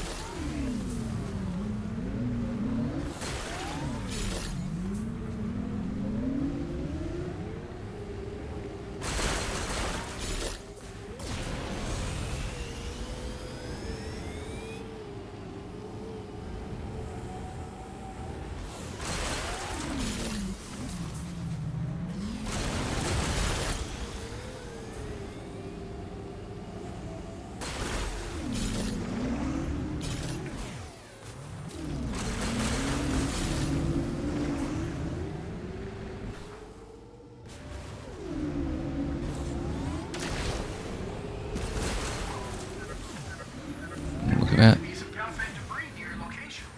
Might be a good place to search for mech parts. Right when we're staring at it. Okay, let's see here. We did unlock it previously. It is on the other side there. This side is where we have the unacquired item. We still need to figure out at some point.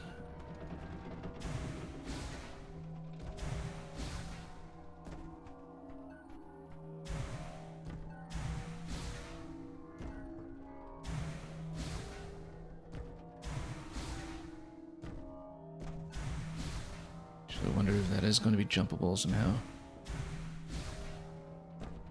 Looks like it should be, actually, almost. It's likely out of reach. And again, we couldn't actually scout there with the control beam because it does fog out before you are able to see the top. That's why I suspect it's something that's buried inside the structure instead, and which may require the mech for clearance, given that we have no scannable material.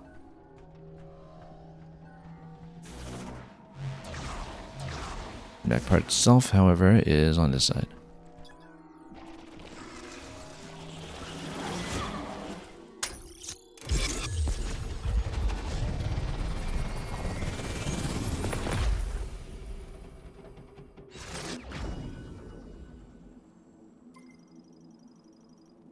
Last one is going to be right outside of the ice belt.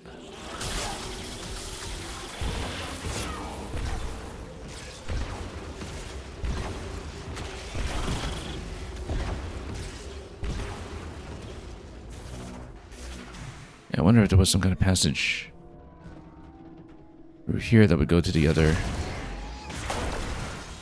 end, but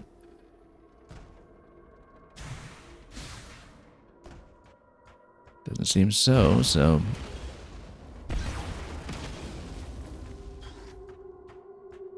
Doesn't really look like it's obtainable yet.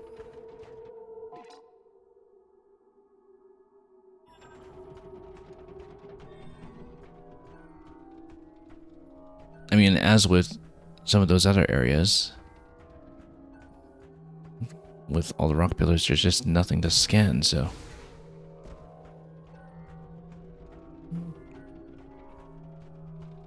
Tells me we probably do have to blow this up.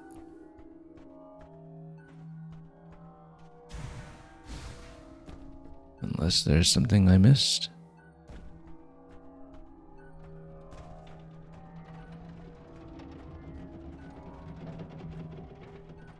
We've been over this quite a few times at this point, and nothing.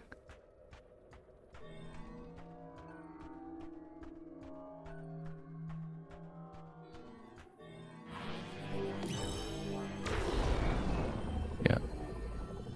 No visibility. Psychic powers don't work that way, apparently. Not on that axis.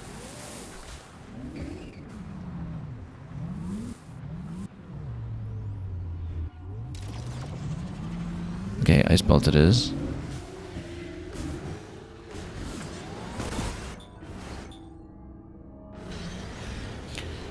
It does raise the question, of course, what if we assemble the mech and then that is not the solution to the remaining items in Soul Valley? Then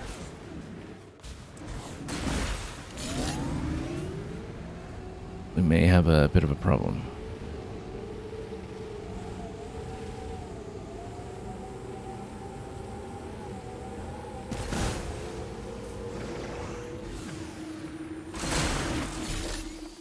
Also, let's see how that green bar is doing. It doesn't tell you explicitly when you've filled out a new level, so we just need to keep an eye on it. And we may need to farm for a little while after we get that mech part.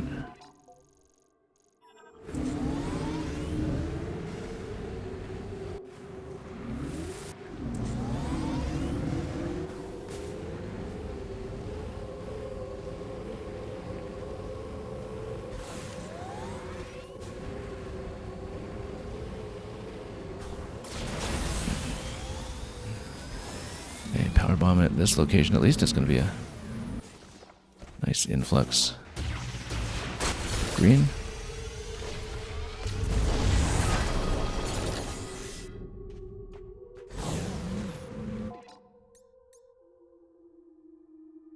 Well, barely noticeable on meter, but it'll fill with time. Yeah, he's going to be at least unspecific about that, even though, of course, we've located that already. Mercifully unspecific for once.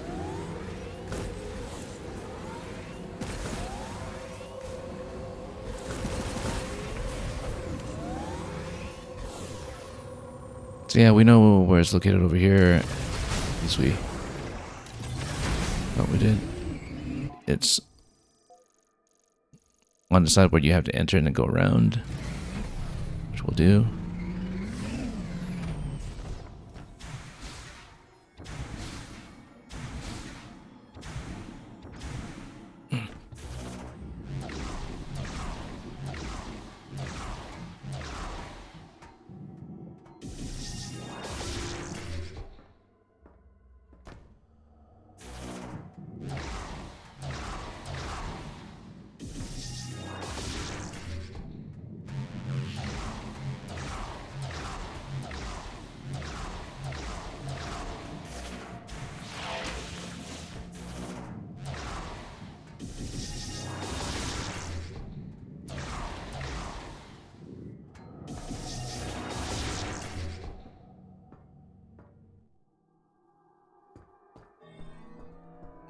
There we are.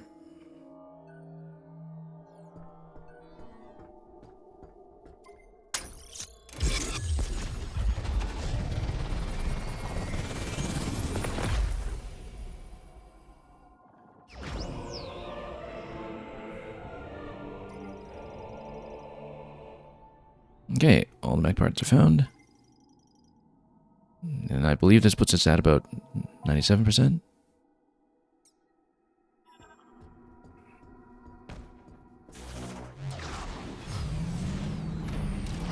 And then we'll drive around a little bit for green.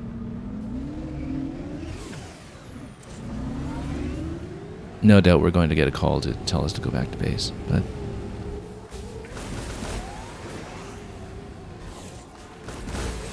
guess we'll just have to live with that.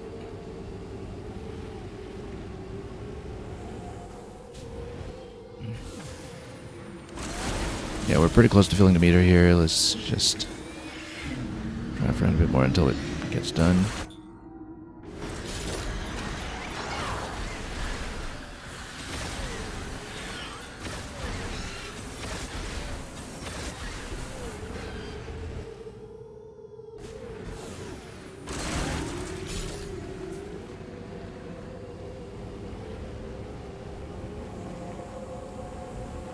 Might take time, but at least there are deposits at a fairly regular clip. Whoop.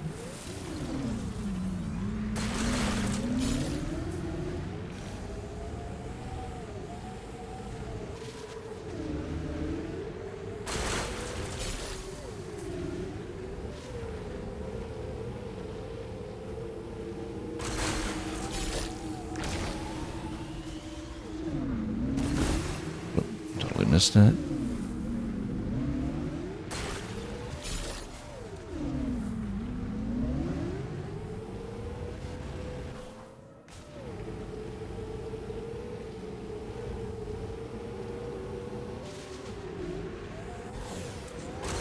Again, doesn't really show me where I am in the meter, but you know these pickups are pretty incremental, so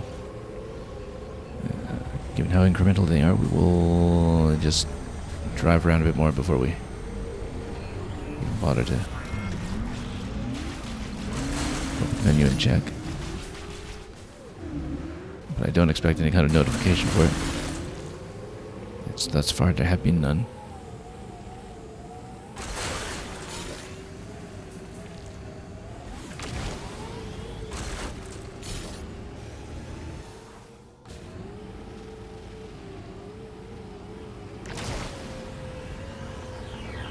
But yeah, it's not too much grinding beyond just a natural course of play.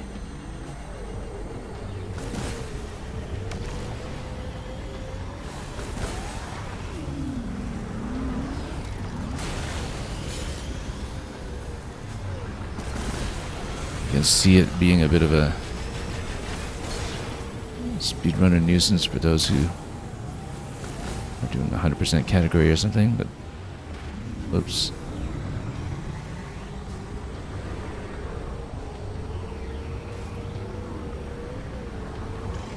That's just a routing problem all on its own.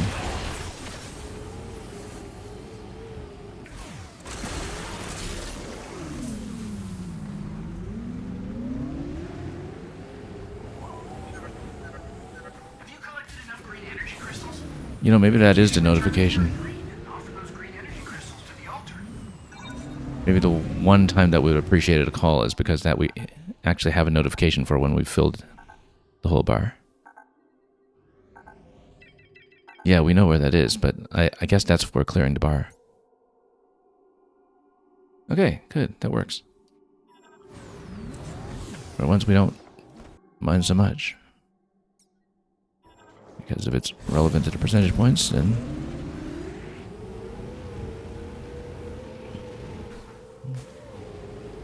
that will also be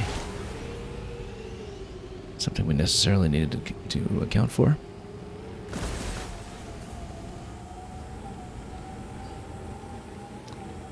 And at this point, we just ride on back to the tree.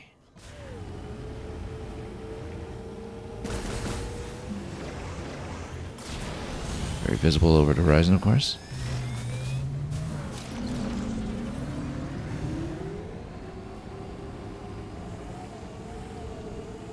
As flat and open as the desert tends to be, you do get a really good view of the major locations in the game and a sense of how proportionately far along they are.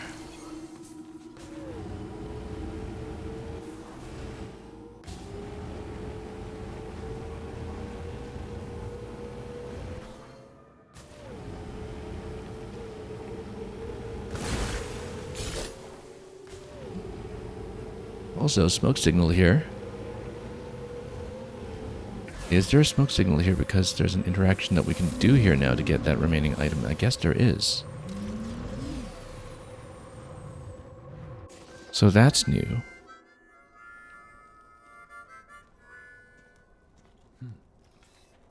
Samus, please, join me. Make yourself comfortable.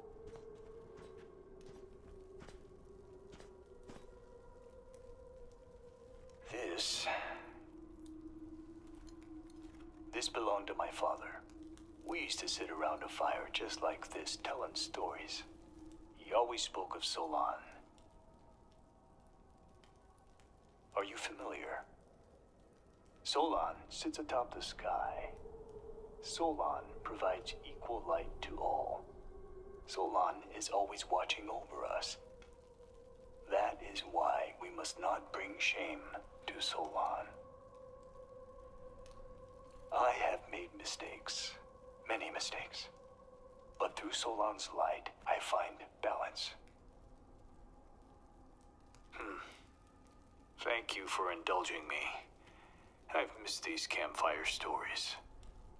Samus, have you seen some of the pieces of the Federation base that were teleported here? I believe this will be of use to you. Please, take this. Okay, that is a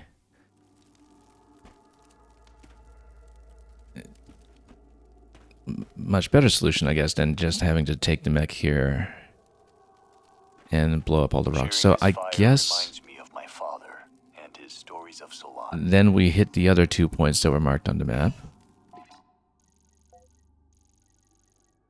And perhaps we'll see more smoke signals and have him tell the remaining stories. Because, yeah, here, I mean, you know, that actually does make sense. That since you can't interact with any of the downed Federation debris at all, he probably sits there and tells a campfire story, and then you get the item. I suppose that what that doesn't explain is why the survey bot that gives you all of the item locations would pinpoint these well in advance, but, you know, maybe we can excuse that by saying that, you know, he mysteriously came along and just found the items, even though Samus came here multiple times and couldn't. Good hunting, Samus. So I guess we just drive to the other locations. Yeah, that must have been just locked behind finding all the mech parts then. It's the only real explanation. And then still at 90%, 97% rather. So once we fill out, oh no, wrong. Once we fill out the other 2 collectibles, Wondering, of course, how his smoke signal gets ahead of us when we've got a bike and he doesn't.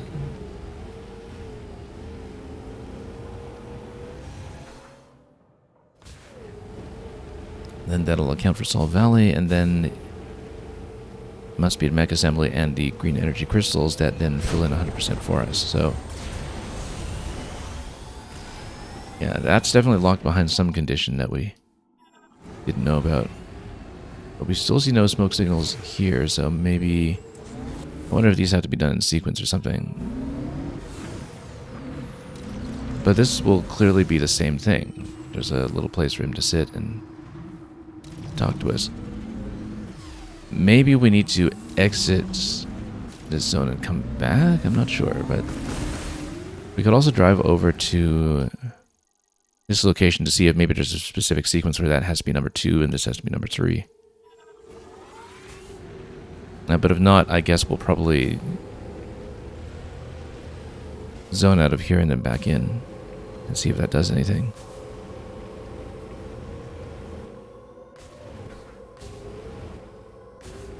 I think it's maybe a little questionable to put expansions behind that. A percentage completion behind that, given that it's locked behind something completely invisible to the player. But let's go back there and see. If there's nothing there, then what we'll do is we'll change zones, come back in, and then check the points again.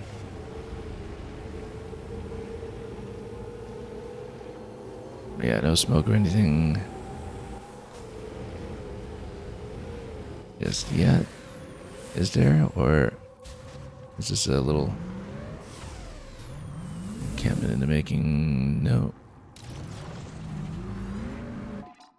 Okay, so presumably we change zones. I mean, one thing we could do is also maybe go down the save station lift, and then that could affect something. Since it is technically a bit of an area change.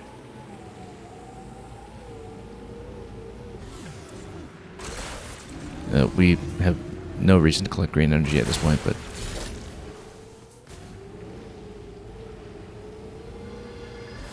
I mean, we could even also just port down to one of these and come back up and then look either way to see if a smoke signal is anywhere in sight. There's a little bit of a gamey way to think about this.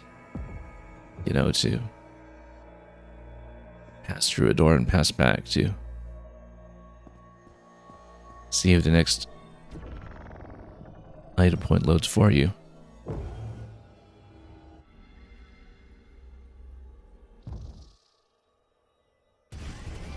So again, I do find it a little questionable, but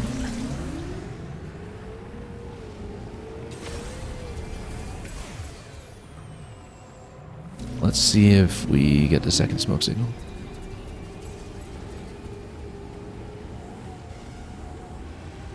I guess we didn't really leave Sol Valley, so maybe not.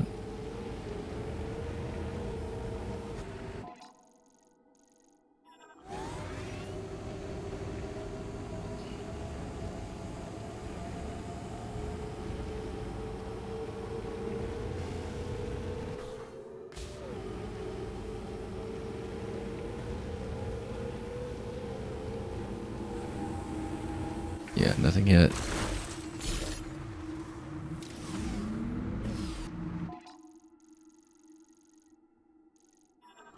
Well, we're right here at Fury Green. We can enter the door and come back out. Either that or it's just going to be story locked behind obtaining the back.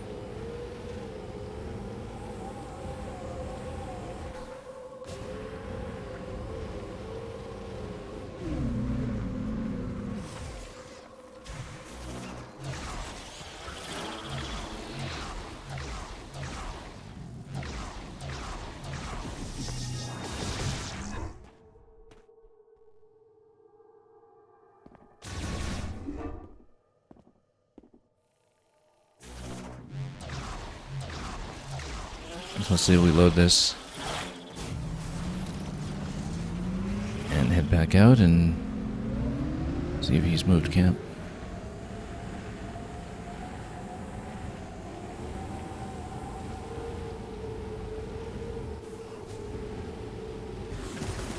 Nope, seemingly not. I don't see smoke. So yeah, it's kind of too bad that whatever condition it is for these items here seems totally opaque. I guess we could check if maybe it is something that has to be done in order as well, whether you're going to see him at that location, but I'll check quickly, and then if not, then we have no choice but to just continue the mech assembly. Could be a save station. Entirely possible.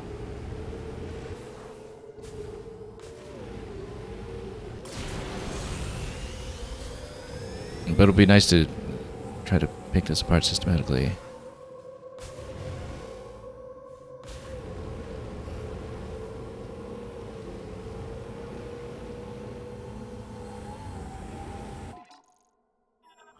Yeah, I don't particularly agree with this decision design-wise, but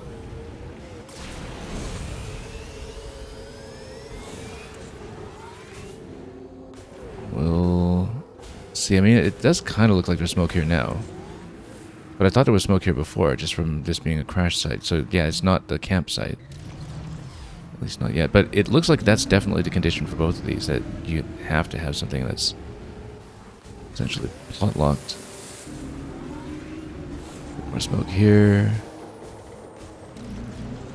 No sign of the guy though, so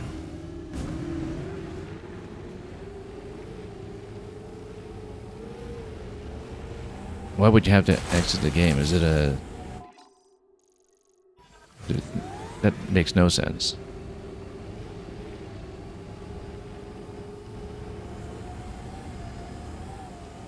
Unless it's an outright bug, of course.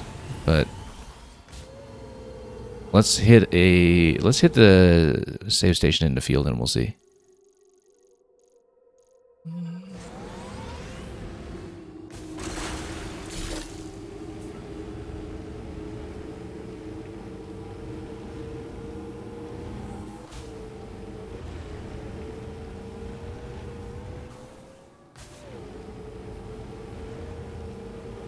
Otherwise, the natural thing to do will just be to progress, and then we'll just have to make sure we don't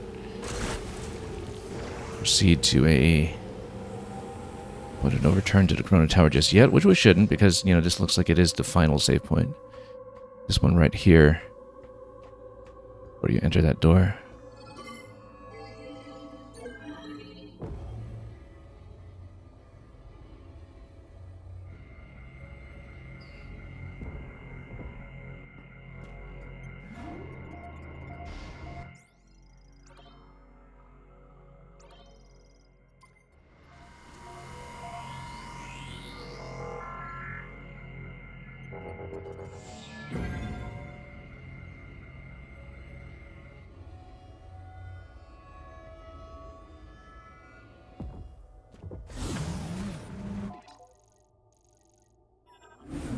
Okay, let's head over to see if we see smoke.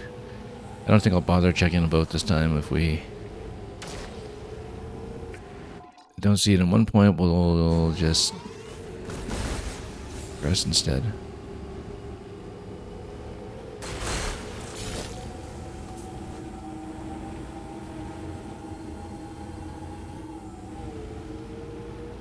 Yeah, nothing.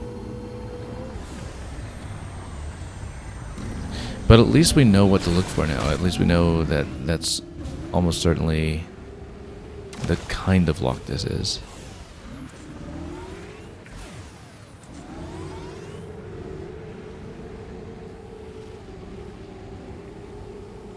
So we're not stuck just staring at this. How to trigger it, we don't know yet, but at least we know what it could be. Whereas previously I was seriously thinking, oh, does the mech just knock down all the rocks or something?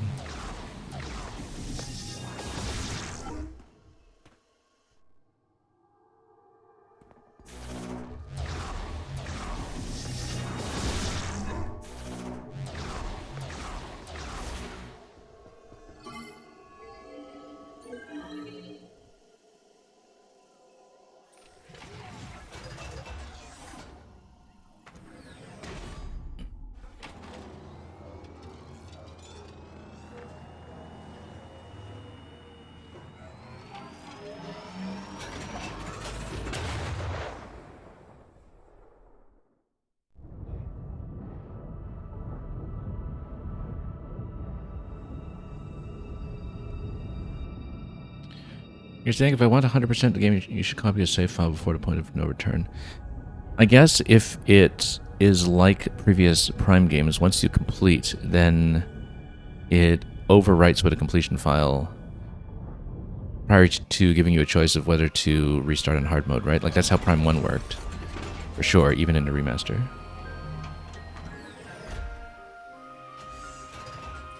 Yeah, because there are the things you can collect for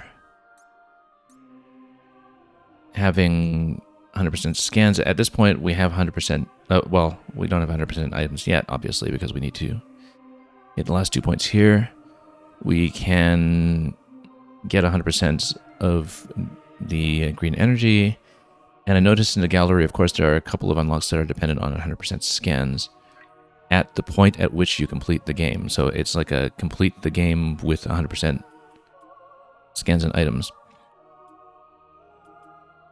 So presumably, if we finish without 100% scans, then we would want to come back in, finish the scans, then do the ending again. Unless, of course, they follow the lead of previous Metroid games and have the scans roll over onto hard mode, in which case you have to play through the game on hard mode and scan what you missed.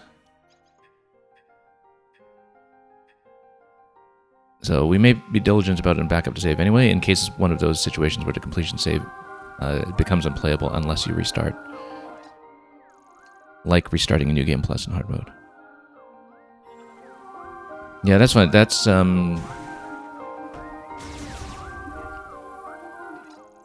how the series has previously worked.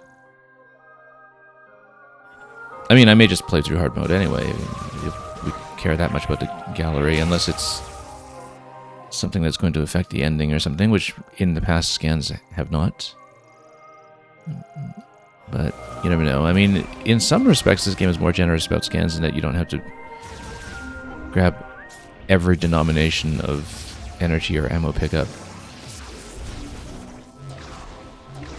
But we're definitely missing a few things. Samus, you found the missing pieces. That was everything I needed to fix Betsy. You know, the mech. She is good to go. Excellent work, Samus. With the mech repaired, we'll be able to destroy the force field around Chrono Tower. Yeah, we're gonna want to be careful with that. Just saying I had to get a little creative with those repairs. Yeah, I can only guarantee about 80% functionality. Oh, just 80%. That's good, Gearhead. We trust you. You need to listen to campfire stories for the remaining 20%. Before we can leave, you'll need to secure the memory fruit. Come back and see me when you're ready. Memory fruit.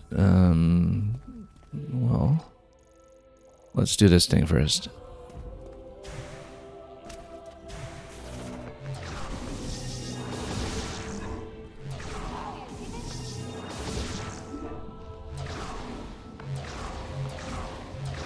Let's see what the final upgrade is here.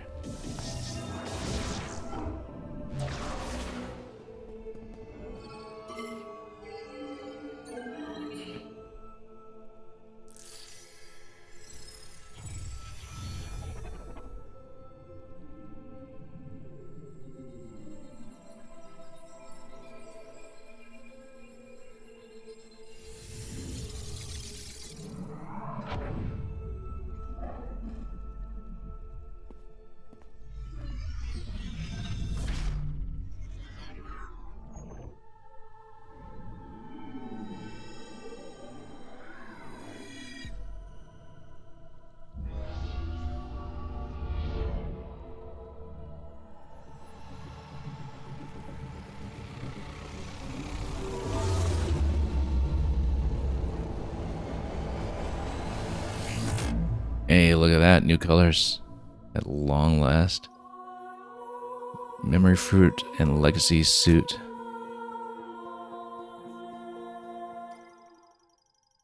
Memory fruit is the legacy of Lamar and is a database containing all of their accumulated knowledge and history. Well, that addresses the issue of the memory fruit that was just mentioned. The Legacy suit is a power suit designed by the Lemorne that can generate a protective barrier. Psychic visor. Oh, okay. And then we can shield with it. It's interesting.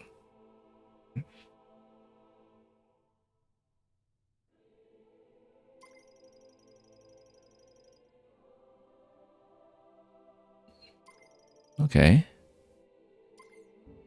Given that we didn't have any remaining question marks.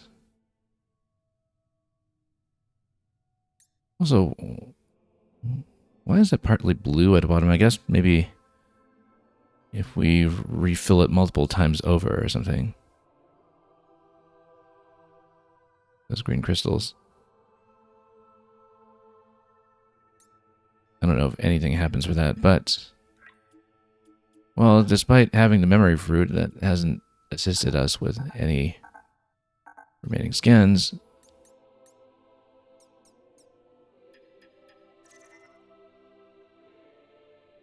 But yeah, because now we have just noticed the Legacy suit, incidentally, that has bumped us up to 98%.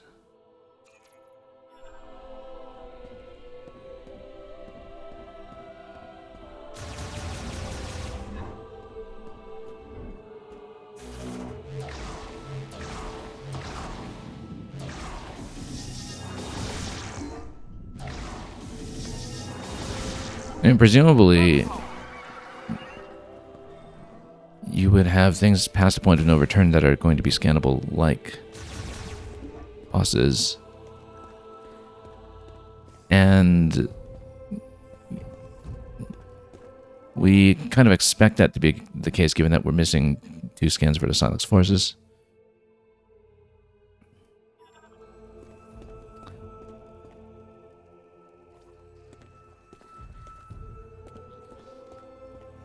Now, I guess we should talk in case any of the remaining field interactions with Takabe are locked behind that. I'm ready to go home. Go ahead and let's... Although this sounds very It's finally point of no time to go returnish. home. Report to Sarge when you're ready. Mark 99 mech is ready for launch. Let us proceed. Well, I mean, there is that save point that's outside. All though. right, you've secured the memory fruit. We can leave for Chrono Tower as soon as you give the order, Samus. You ready? Can I say no? No. Because that sounds like it's the finale. So we'll go back out into the field first, and we will also back up to save. I don't think I'm going to go for the 100% scans at the moment. Seems maybe a little too fussy to try to pick those out for myself.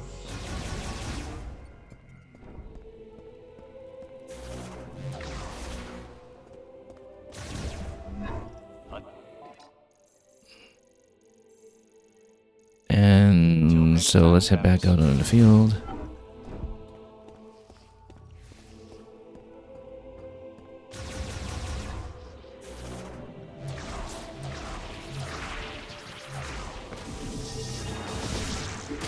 So yeah, I guess a memory fruit was locked behind the green crystals. And they actually were required. It did seem odd to me. I mean, you know, it's a big grind, potentially, if you want to do it under time-sensitive circumstances. Unless the memory fruit was not something locked behind at 100% and we just happened to get there at the same time as acquiring the Legacy suit. We don't really know what the requirement for that was. But I would assume it wasn't 100% just to progress here. You wouldn't just have the giant crystal grind at the end of the game, but you know, you never know. So I think we were just coincidentally acquiring those together. He said Samus is now part of the choir with the gold and white colors. Yep. She's ready to complete her pilgrimage to the Citadel.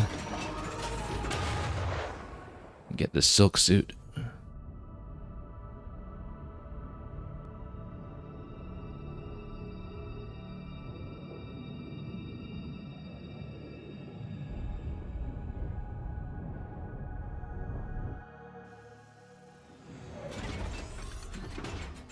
That is a lovely design, though. We were waiting all game for that next suit color.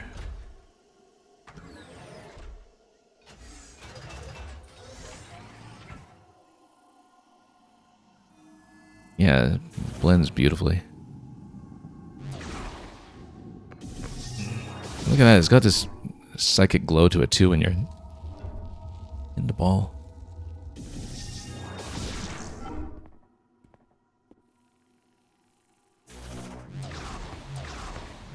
Let's see how it looks on the bike. Yep, and you got the bike colors as well.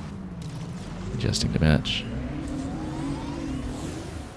Looks very nice.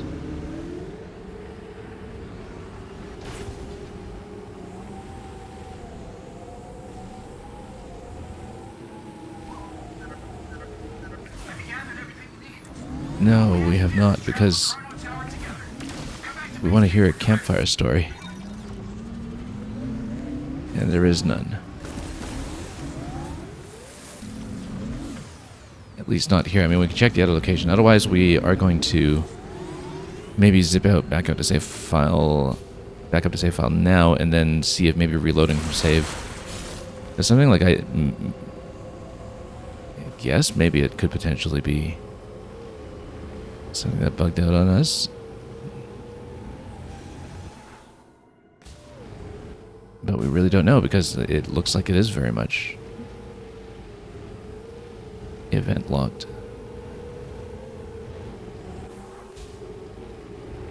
And that's got to be our assumption at this point, that is that you do have to have the conversation to proceed. Now, that's a much bigger campfire that we see there now, so maybe, yeah, we will get that after all.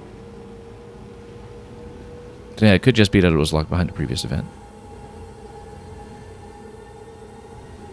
We shall see. But yeah, that looks like it's going to give us the item in that location. So it does follow a prescribed order.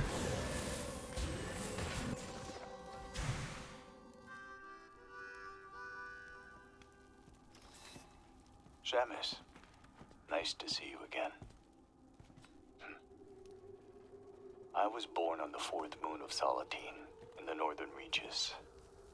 Resources were scarce and each day was a struggle to survive.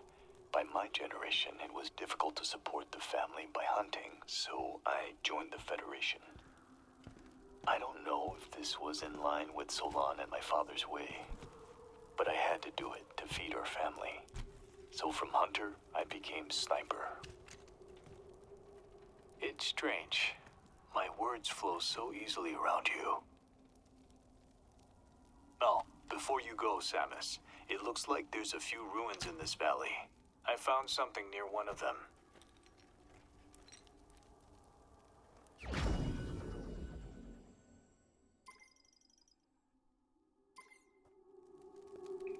Okay, so at this point we will see if we can get him to spawn in the other location or if we need to zone out and back in again. If you hadn't chosen this path, where do you think you'd be?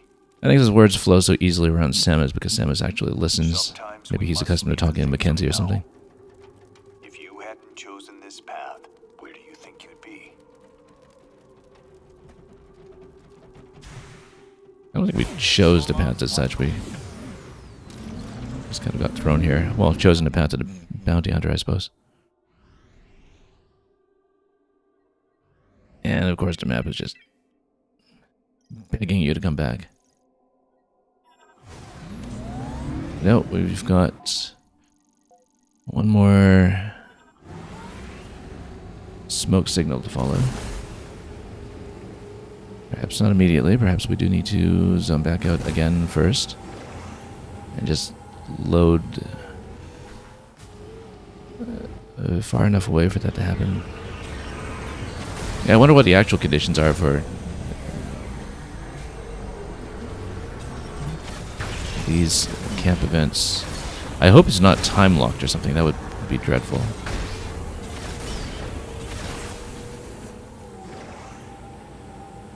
You know, spaced out by amount of time in-game elapsed or something, which would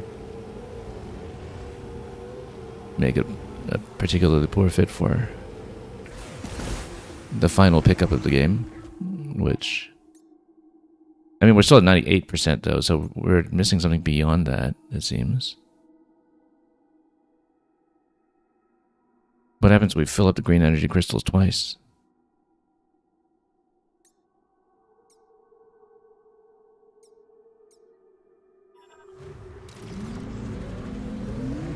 %, 2 percentage points off. That seems unusual in a way, but yeah, so we got nothing here so far.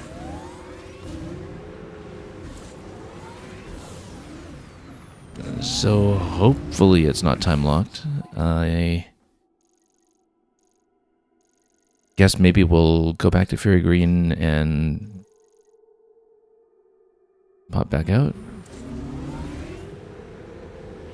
But it looks very much like the prompt that we're being given here is a potential point of no return. So we really should be cautious.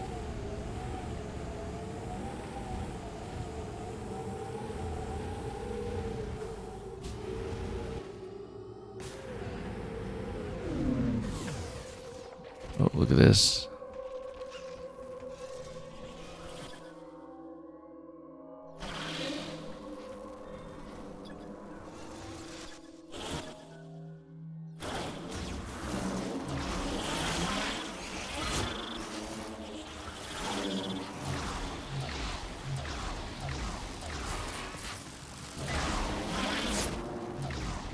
Well, here's the thing, is that this transitional area here,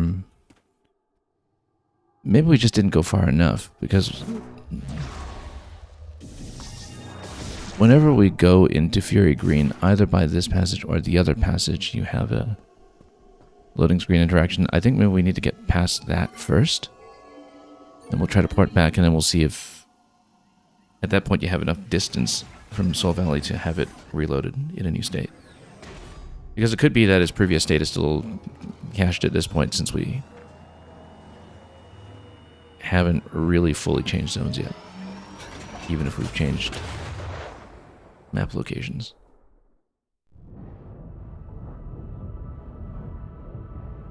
Because that was still the entrance area, it wasn't inside the next zone itself.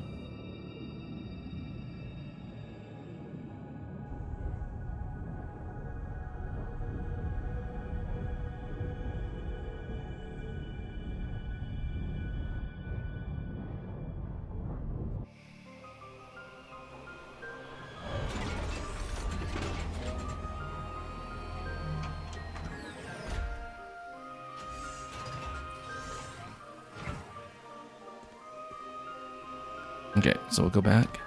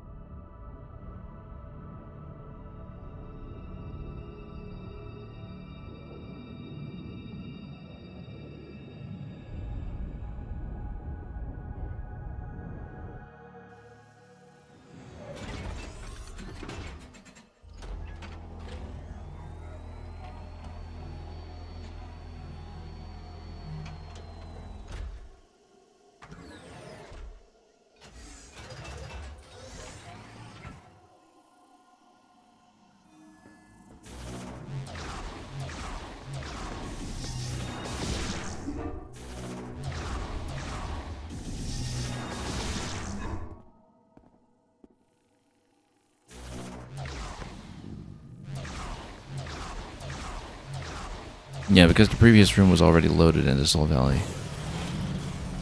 That was an accidental power bomb. So at this point, we'll see if we get smoke on the last location. And if that doesn't read as 100%, then we Still have a problem. So anyway, here is something. Camp when you're ready.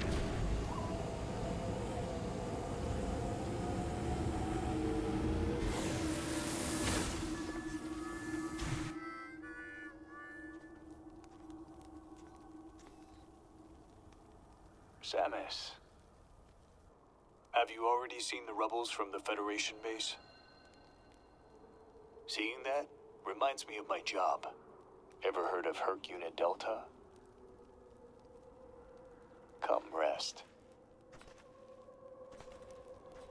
Quietly eliminating threats to keep planets on the fringe safe, unknown to everyone. That is the job. And in return for my service, I would get paid, just like a bounty hunter. You are also a bounty hunter. But you fight for a greater purpose, alone, overcoming death and continuing to fight, something only you can do. Here, a gift. I pulled it out from under the debris.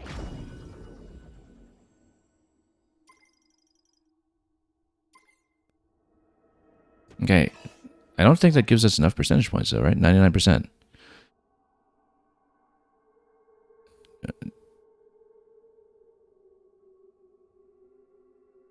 Let me take a look at my maps to see if I missed a spot. We'd better check.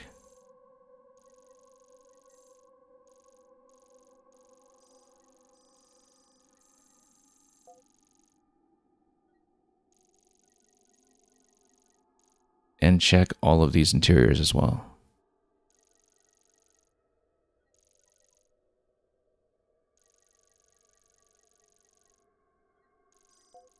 Because that's something easily forgettable.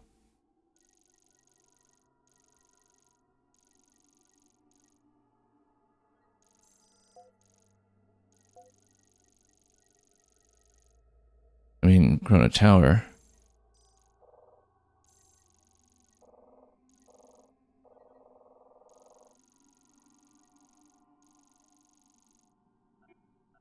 Yeah, because question mark inside Chrono Tower. But I don't know if there is a point of no return prior to going there, if it's anything like almost every other Metroid game, and I say almost because of Other M. 100% should be obtainable at this point. I mean, it's not going to just stall you at 99% and lock one item behind a final sequence. You would think. Okay, let's just check every map carefully. Yeah, I missed one. Missed a spot. Okay, that explains it. Let's go back to Volt Forge. I can't believe I didn't see that. I didn't zoom out enough. This was in Tower 1. But, oh, I know why we missed it, because we didn't look at the overall map. And if you don't look at the overall map, it doesn't show the connection points, because if you're just going tower by tower, no wonder. Okay, that should be 100%, but it is an instructive lesson here. We need to look at the overall map for every zone, just in case something gets lost.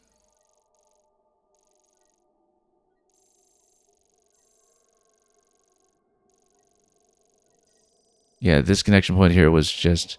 I mean, it looks like something electrifiable, but obviously there's no way to get there at this point, and it was just part of the destroyed tram system, so it looks like a whole lot of nothing. Pretty sure we swept all of this. I think it's just the last one that's missing in Volt Forge.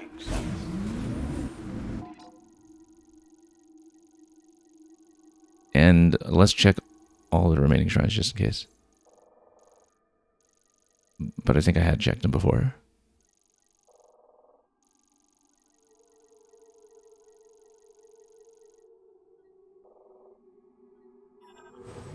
Okay, Volt Forge it is.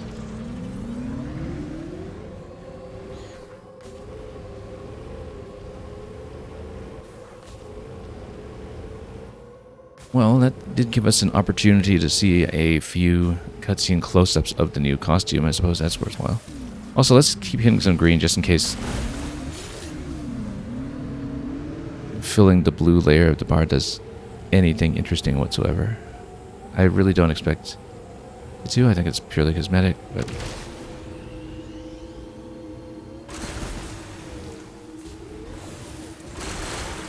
might as well try it.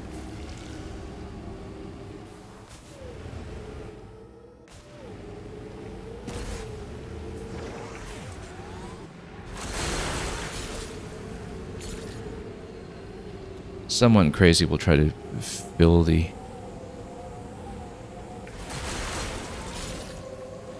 green energy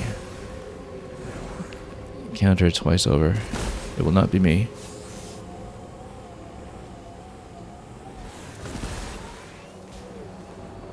Given it at this point, I'm thinking I probably won't even do 100% scans. Oh yeah, that way, that corner.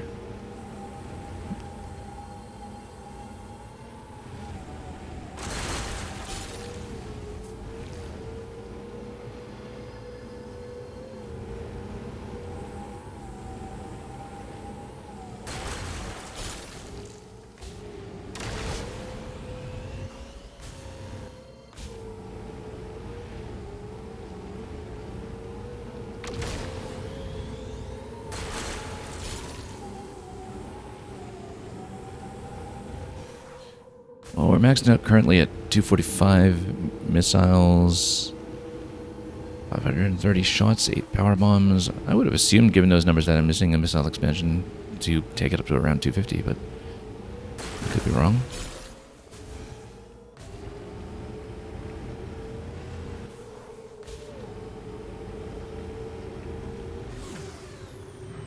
You got 100% green energy. So,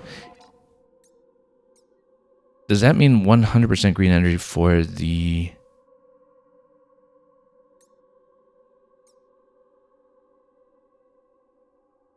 album is actually filling this up all the way, which means getting every green energy spot on the map. I didn't think they were finite, because looking at just how many spots respawned over here. But, okay. Yeah, because we did pop a lot of the ones in the shrines. We said it's about 2 hours of grinding it out. Yeah.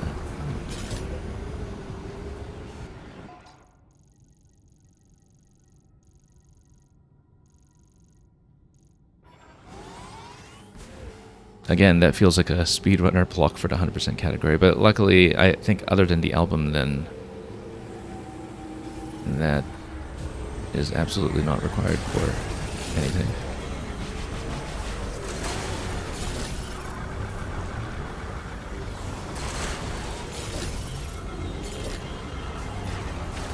Because we're just nowhere close to that.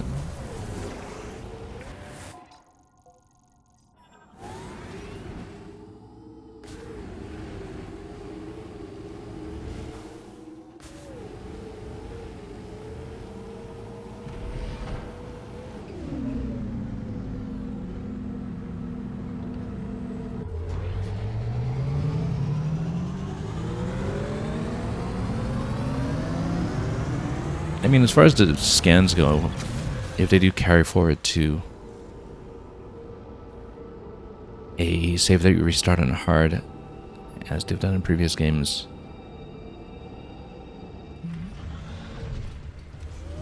I don't particularly mind just finishing the game with less than 100% and probably having to look up some of the scans and scrubbing them on hard instead. It's kind of in line with how I typically play Metroid Prime to completion. But I guess I should back up to save anyway, because otherwise, 100% green energy, that's not something I'm grinding out twice. But anyway, first tunnel passage here, that's what we're looking for.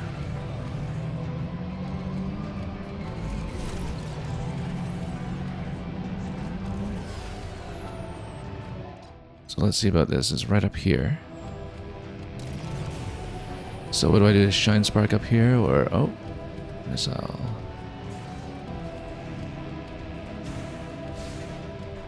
That actually looks like it's. Hang on.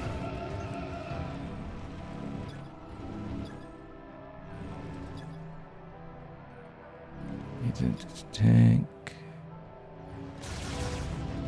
Morph ball passage. Oh wait, what's that? That looks like something you can activate with the psychic, unless it's just morph ball. In which case, well, maintenance attack signal morph ball, so.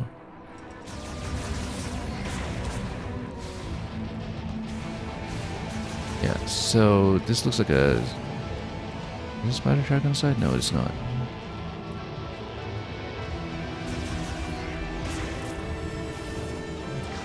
This absolutely looks like a morph ball passage.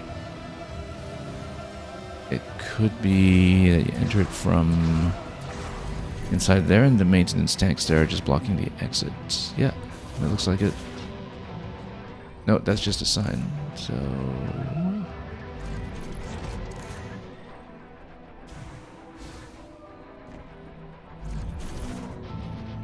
let's figure this out.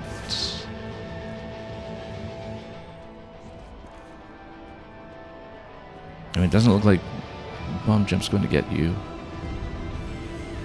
up to that location. Well, why don't you just jump? Or, oh no, that's shielded. That's okay. So you actually do need to, as you can see from this point. No, it's going to be the psychic beam.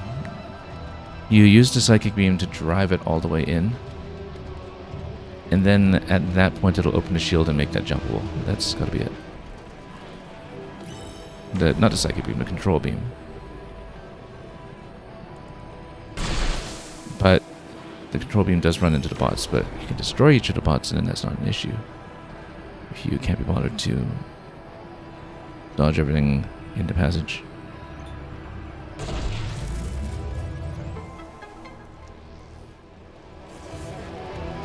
Okay.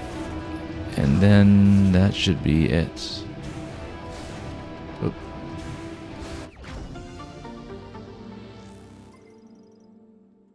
And it is a missile, as we guessed, for 250. And that's 100%.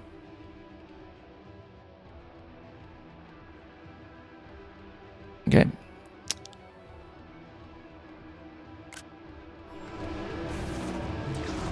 The slight blemish there being that we're not at 100% health.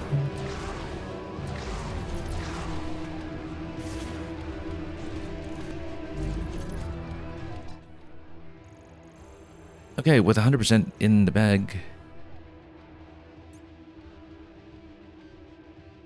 I think we'll go back to the Fury Green save point.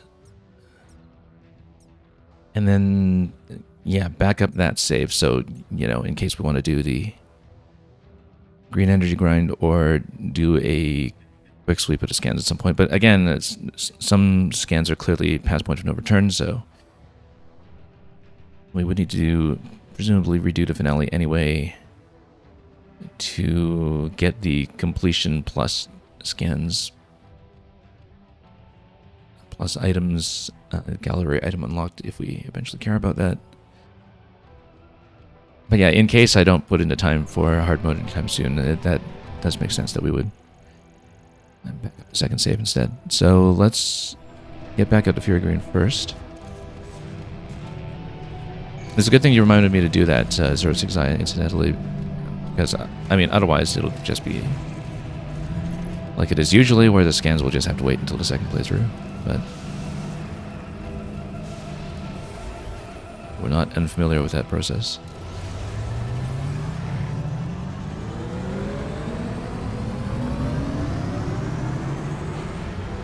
But, you know, just in case I'm so careless about combat with all the different bots and such on hard that I don't wind up beating it or something.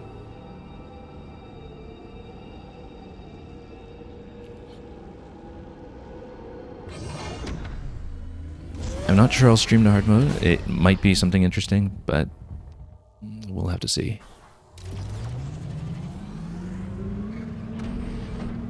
I sort of like the idea of it potentially being more of a stamina and resource management challenge.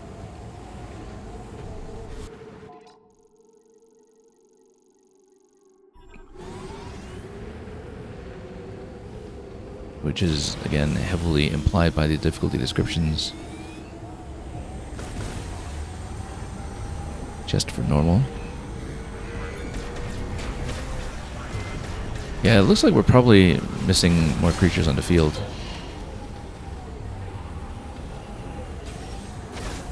But all the other things like the logs and such. In particular, those Lamorne tablets that we only ever really saw in Fury Green and originally in the Chrono Tower. All we have to do is travel to Chrono Tower together. Come back to base camp when you're ready.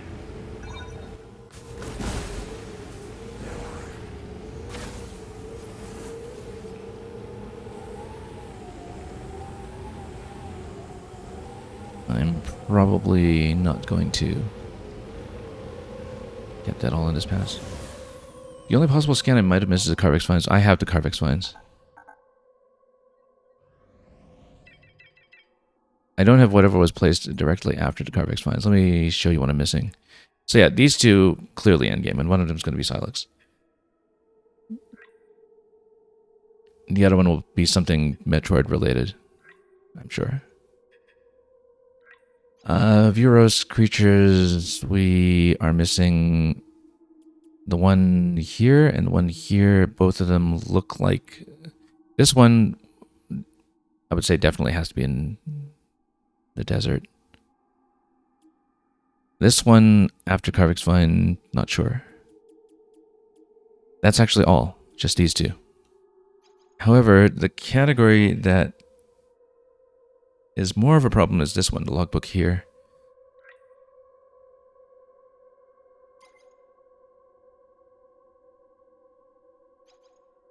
I mean, some of these look like they're supposed to be in Fury Green. I don't know how we missed that much. Because these all look like they should be in Fury Green.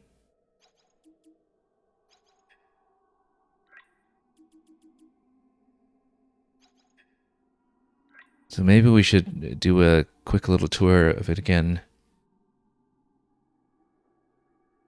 Just to see if there were more of those, but... I don't know how we could have missed that many of them. But yeah, just two creatures somewhere. We have all machines, so two creatures somewhere and... three bits of lore. Yeah, these are all...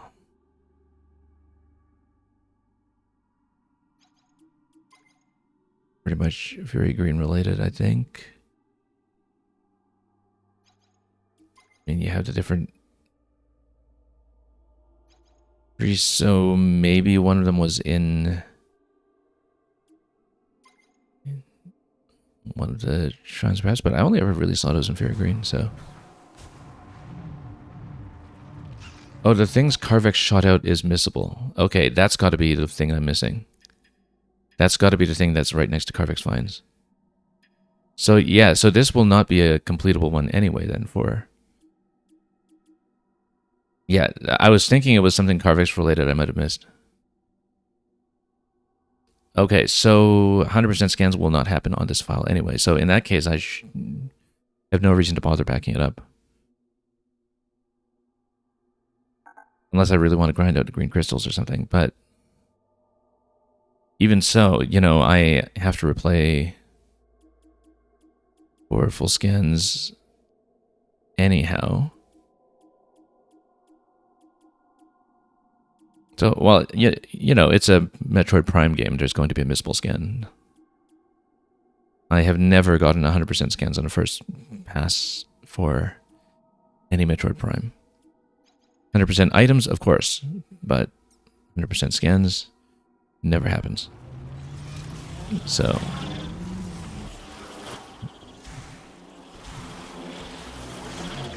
yeah, if I'm missing Carvex's Pollen Sac, and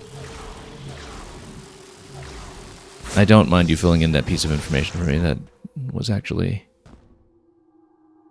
Good to know. So we don't spend all our time trying to scrub for it on this file. So yeah, scans will have to finish on 94 plus 1 or 2 of the Silex Forces scans that we get at the end then.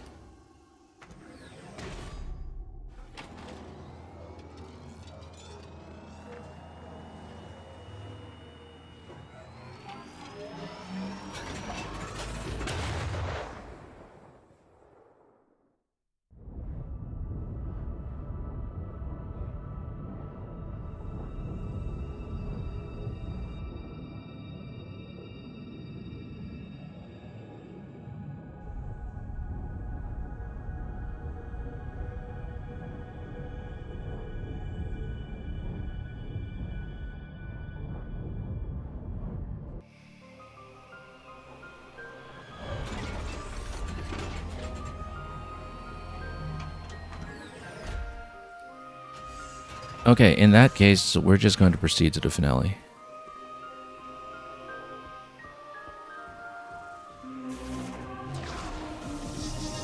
And I'll just have to make the checklist for whatever we're missing. Whenever it is I do hard. Hi, Samus. Welcome back. That's alright, familiar experience.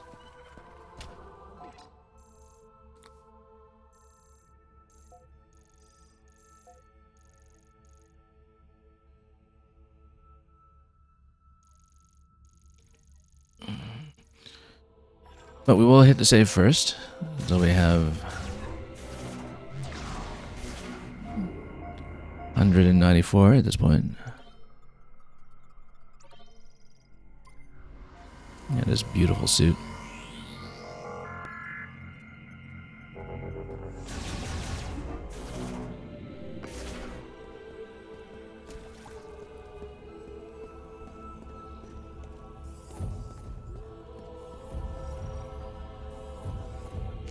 Well, the gang's all here. Mark 99 mech is ready for launch. Let us proceed. Talk to the team. Finally, time to go home. Report to Sarge when you're ready. I'm ready to go home. Go ahead and let Sergeant Duke know.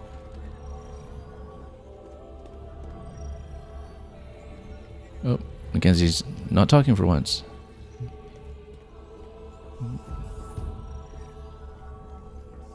Yeah, so hang on. 100% over here. Green energy, much it away. I'll get a shot of this too, just to track how we were doing for the green energy.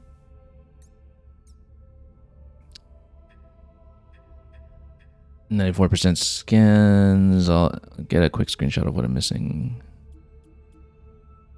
so we know.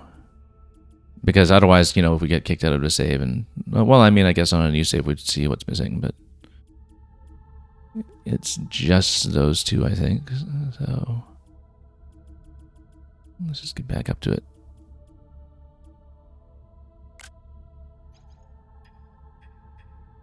And... a little more and lore. Data logs, I think we got all of those. And we have everything else, of course, except for Silex Forces. So... We Let's can do it. leave for Chrono Tower whenever you give the order, Samus. You ready? Once we leave, there's no turning back. If there is anything you need to complete, now is the time.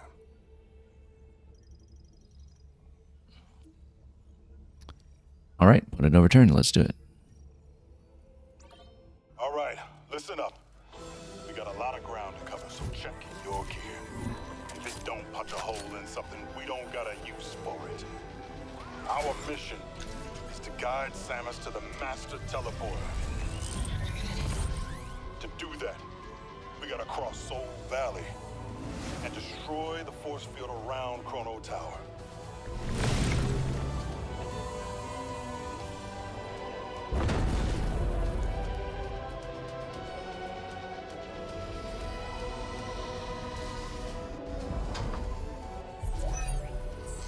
About we're hearing the theme music in its full glory at this point. Open her up!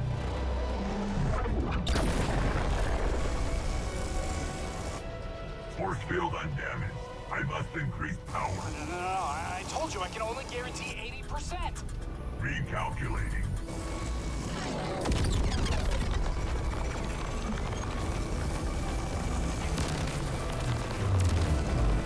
Warning. Systems critical. We need to abort. The weapon's gonna blow.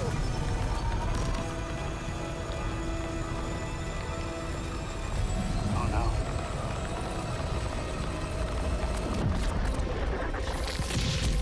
Well, so much for Betsy.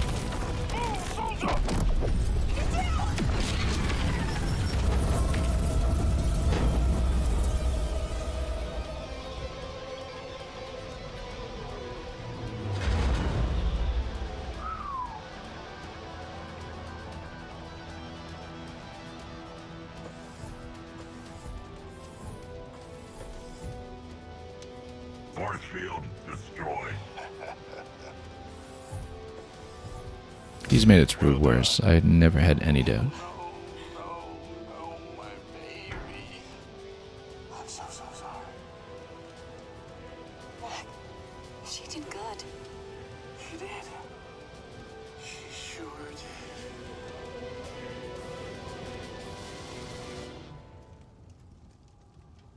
This is our moment.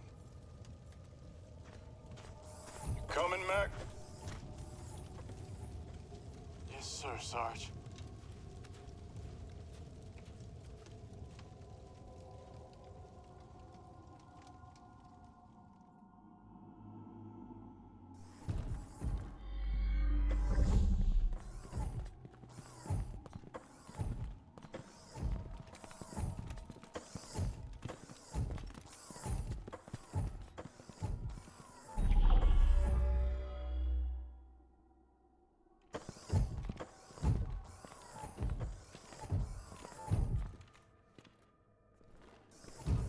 Okay, so we have the whole squad's This place is so beautiful. HP here.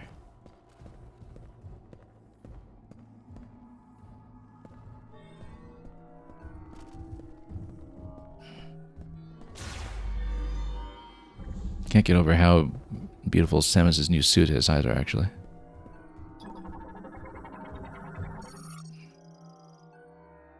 Currently sealed. Activates the Guardians when it shows them when it's detected. Yeah, so I was kind of wondering how much we'll see of when we get out of the Chrono Tower and possibly back to our own time, and whether that's where we deal with Silex and see what exactly was going on at our point of origin, but I guess at this point we'll find out.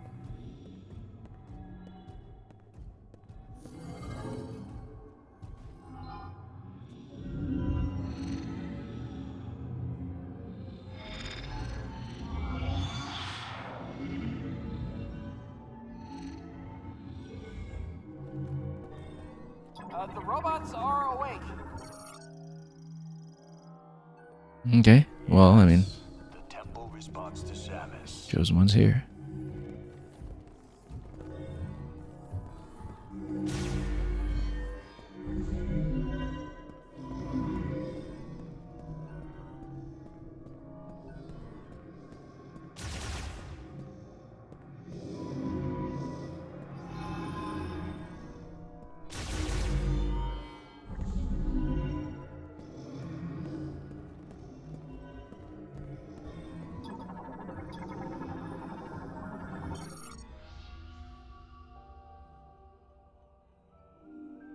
Shatihara, the Kirsha Asmasana, the Klinas, the Natharich, Kasalas Agent, Jeanette, Dinet Namor Tiganich, Kie Siskala.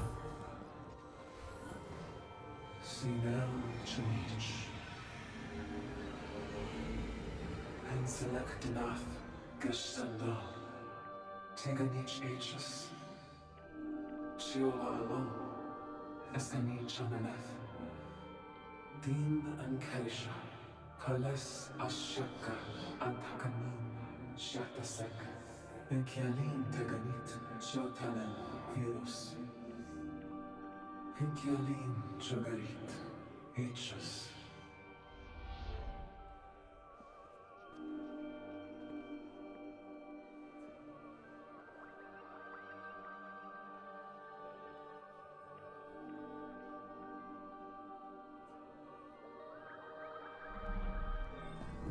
You okay, Samus? Give her a minute.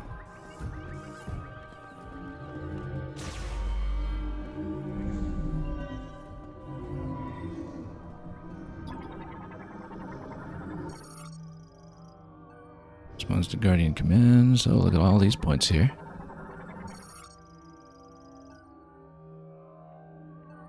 Rotates in response to psychic energy released by a psychic core. Interesting. So obviously we need to activate this thing.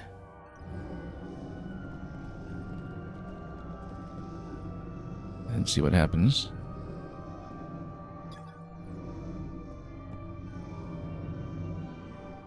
Oh, we need to get out of the psychic visor first. I guess it was waiting for me to do that. It's unfolding. The robots are the keys. Hey, we got an elevator. Let's head up. Also, yeah, so the ground level was the one marked with question marks earlier. Now we head on up.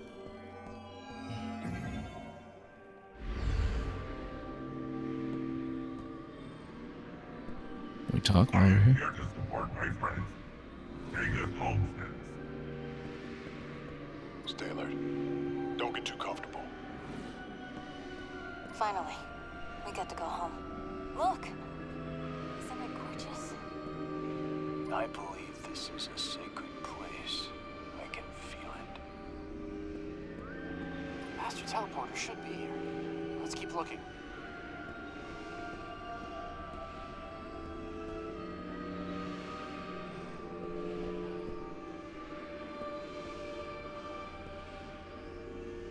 I feel like it's a lengthy ride specifically to give you the opportunity to converse with the party.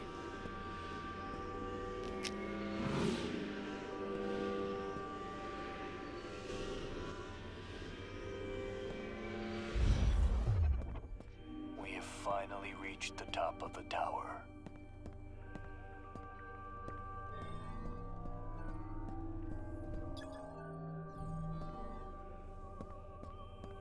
Okay.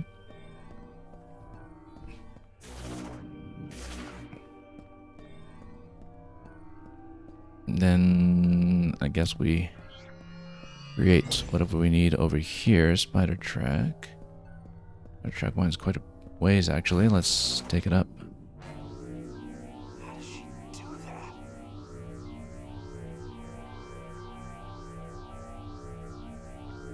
Careful now, Samus. Careful up there.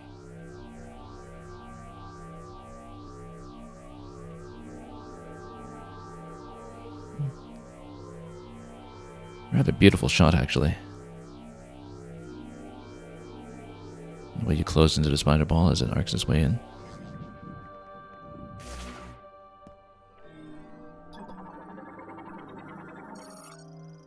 It's like a healing pod.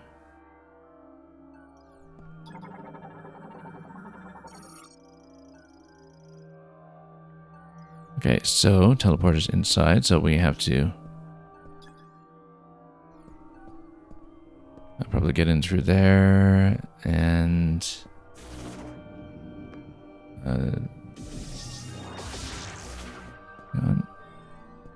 no. Let's think about what we can interact with. Oh, here's something.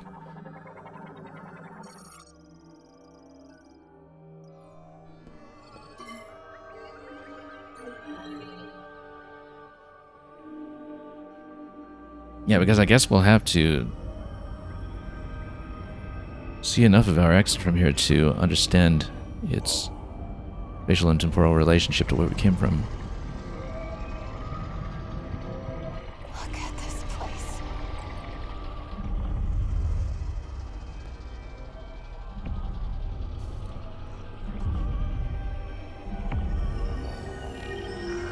And there we go.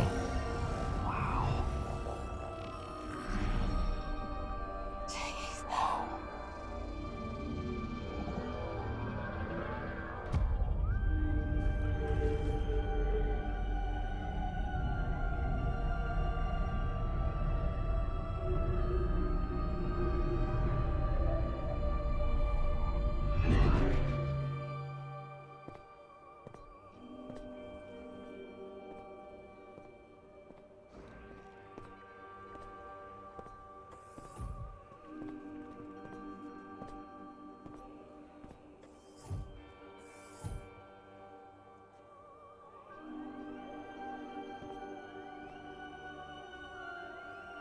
You got the keys. Take us home.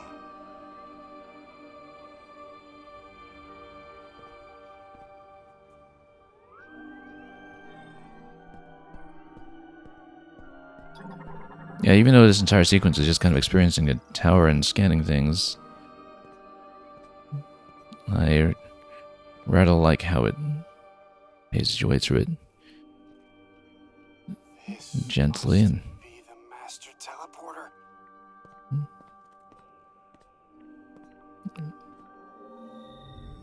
builds anticipation through the environment. So, activate.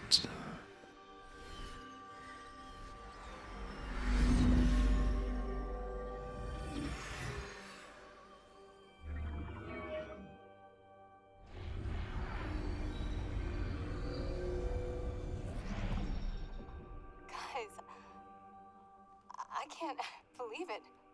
We're actually going home.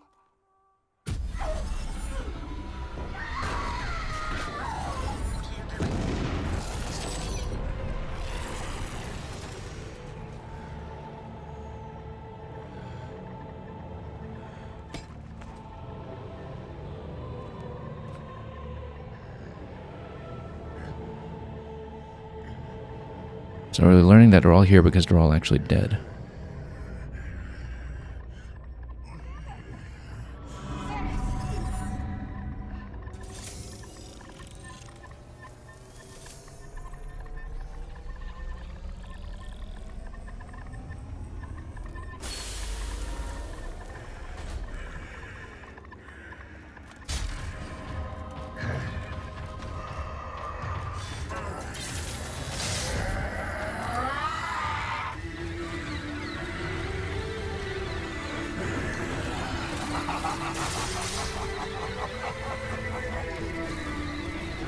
Samus! I've been waiting for this. Silence! Knuckle up!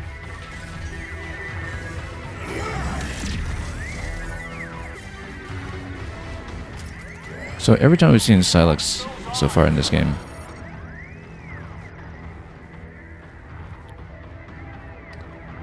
it has turned out to be this robotic simulacrum afterwards inside. We'll see exactly how things have changed this time, but let's scan both parts first. Tube for administering Kara connected to Silex to transform into a nano arm. Fully armored except for the tip, so yeah, once again it's going to be a lock-on and targeted tip fight. It looks of it. Let's scan the middle segment. No, that's just green because it's green. Hey, you know what? We get to finally try the shield and the legacy suit. Let's see what's going on. Legacy barrier deactivated. Oh, I guess we... Whoa. Just a tip. Psychic lasso is working! Alright! Let's get the rest of these on. Okay.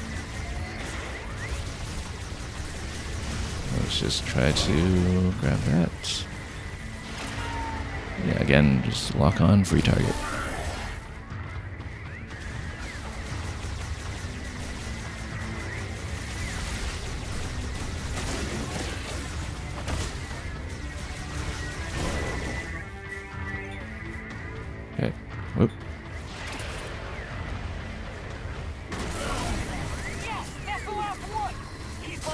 Okay.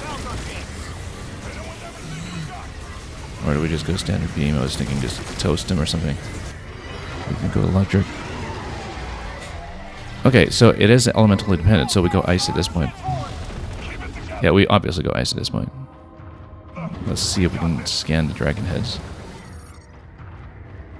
which are called dragon heads. Let's go ice against it.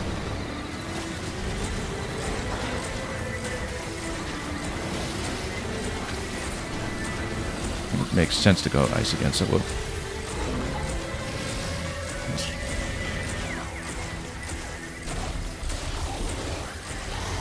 Whoop.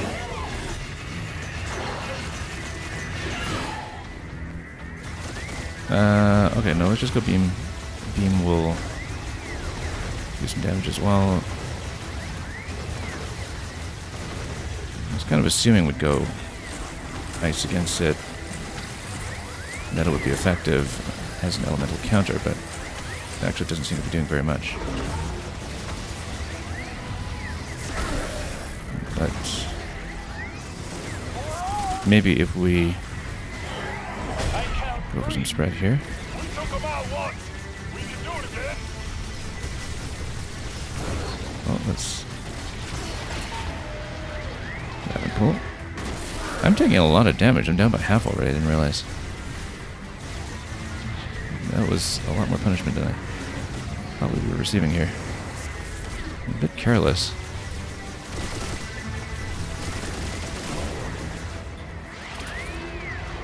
Yeah, we got smoked by the dragon heads and didn't realize how badly that was going.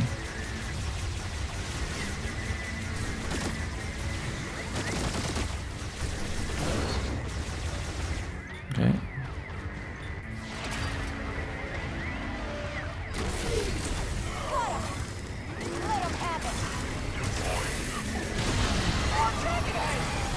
Okay.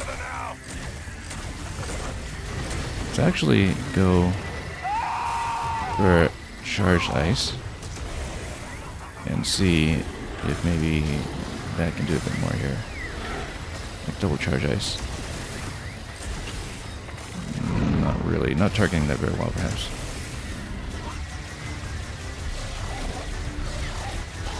Oh. Yeah, that does a lot of damage, actually. That attack right there.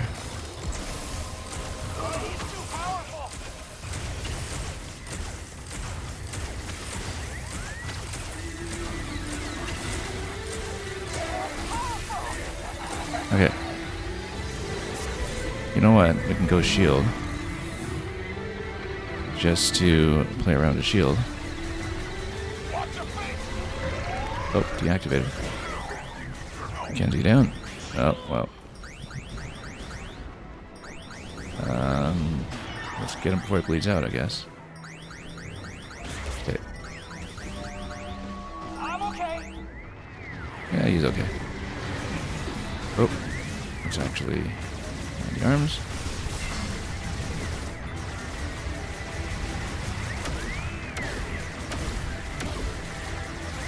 Let's try to target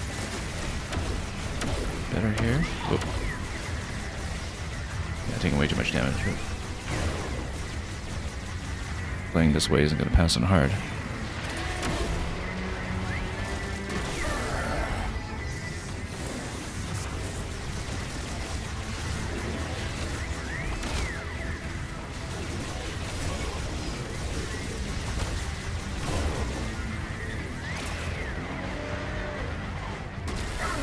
Now, we've barely made a dent in his main health pool, which is absolutely a concern right now, given how much damage I've already taken.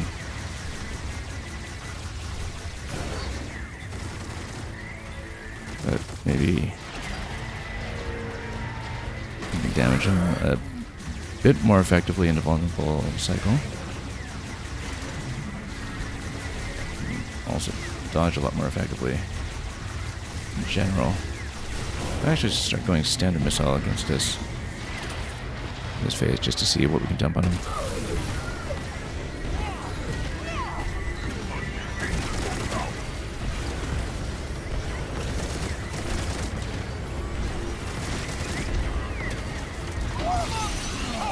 Okay, we want fire to counter this, maybe. Now, the thing about fire is that we can do the fully charged spray, and then it spreads really nicely. We can get it. Oh, taking a little too much punishment now.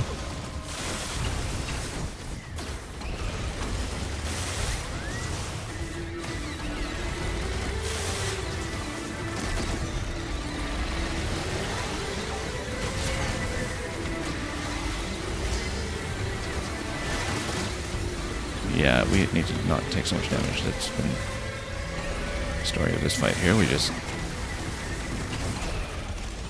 have been receiving an unreasonable amount. Okay, well, I guess we just bypassed that phase, or rather, survived it.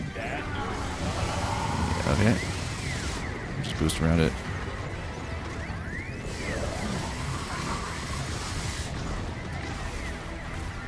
Shield doesn't seem to last very long. Armstrong needs your help. Armstrong? Where's Armstrong?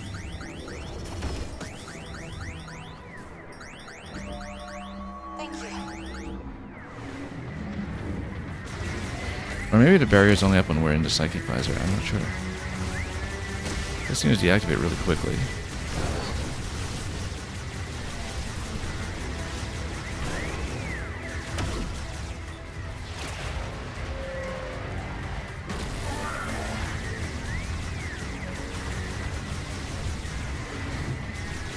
Yeah, or we've just been colliding.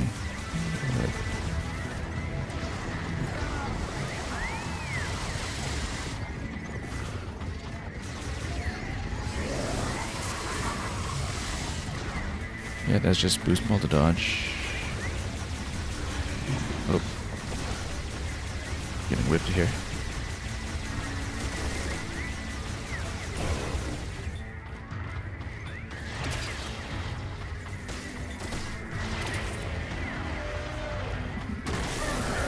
Yeah, at the pace at which I'm taking incoming damage, I'm not really expecting to win on this attempt. That seemed a bit rough.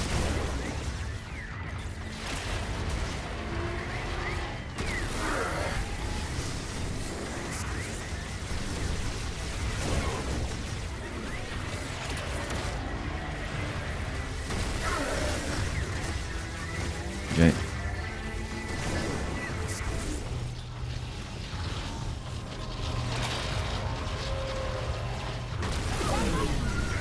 Let's try standard beam on this, and I might even just do best, actually, in terms of my damage output. Now, by Age of Imprisonment logic, electricity has no counter. We just fire against it with more electricity. Oh, we just avoid the pools. Okay. Well, naturally, he would go down to electricity.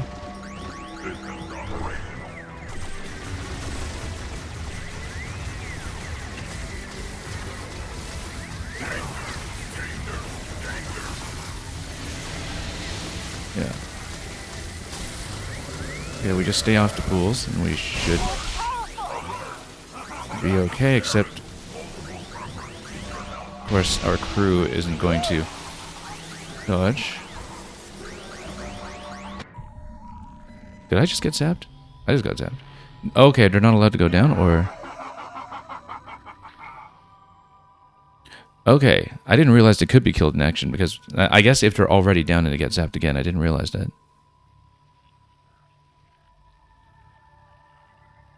That's the first time we've seen that, because even much earlier in the game, we seem to have them take forever to bleed out. But yeah, if they're inside a lightning zone, we kind of need to prioritize getting them back up on their feet, but they don't seem to dodge naturally by themselves. But we took way too much damage on that fight anyway. Ourselves as Samus, and so there's lots of room for improvement.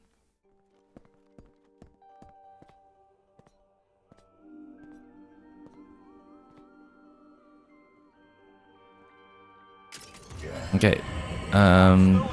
Yeah, so scans are not preserved through game over. Unlike Prime 3. And which also had those really fast checkpoints right before a boss. Yeah. I mean, the dragon heads are scannable, but they don't seem to apply to the logbook. So don't seem to be relevant to that, so we'll... Again, just try to dodge jumps a bit better when they're whipping around. Alright, let's get the rest of these off. Okay.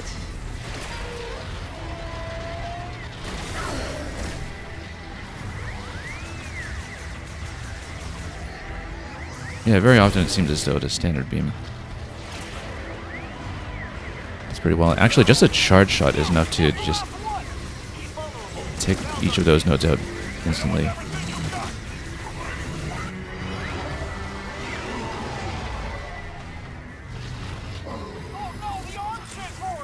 Keep it together. We got this. Okay, let's just aim this. My shots, as usual, are a little bit slow, so...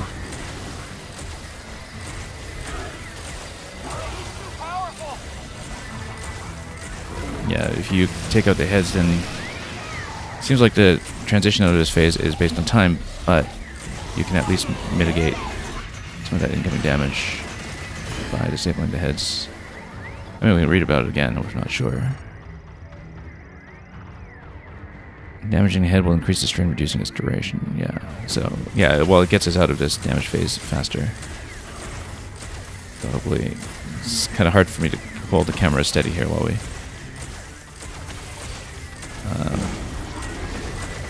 are tapping the R button, but I guess if I hold it steady with the lock on, then that might be the best way to do it. Yeah, he's green in the middle, but and it looks so much like it's scannable, but that is not the case. Let's... Oh, try to jump it, and that was not working well.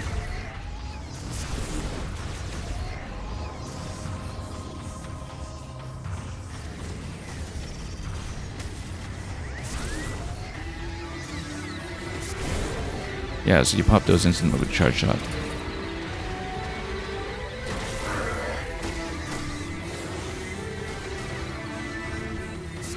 Oh.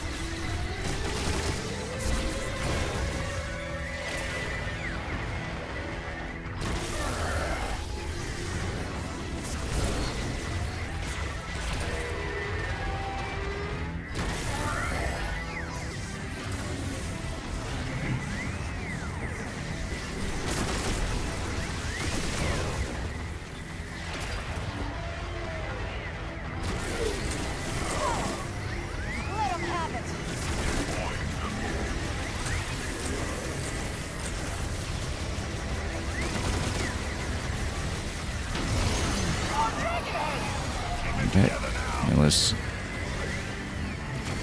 go for the fire shot, perhaps. Oh.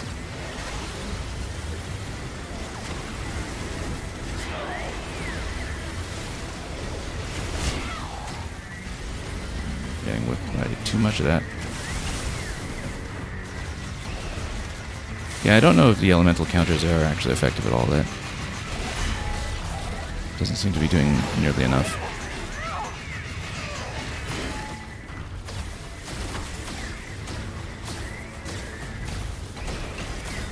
Just try to hold it steady a bit.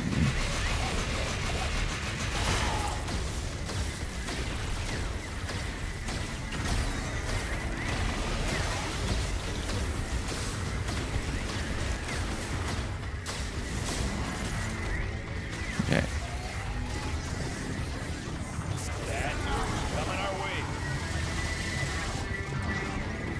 Whole crew got knocked down by that. Moved away to maybe lead it away from the crew or something.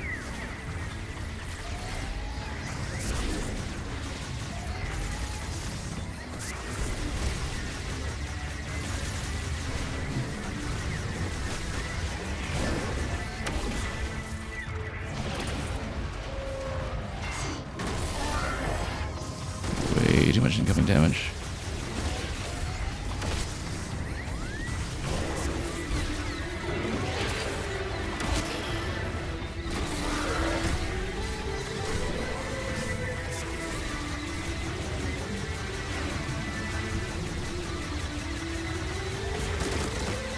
path's closed at this point. Let's go around and then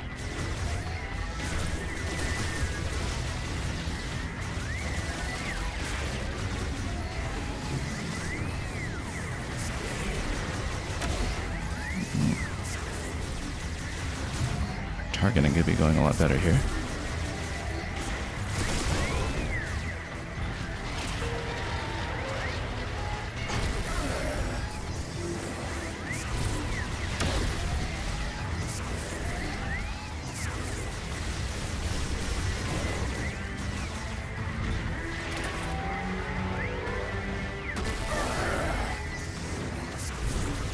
At least with busting those down, you do get energy back. Because we have had damage issues here.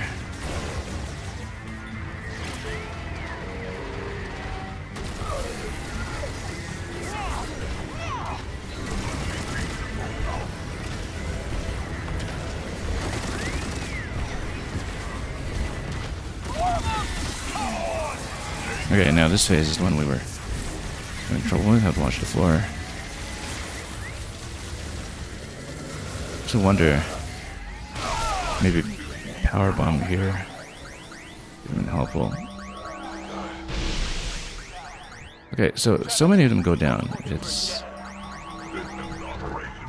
yeah.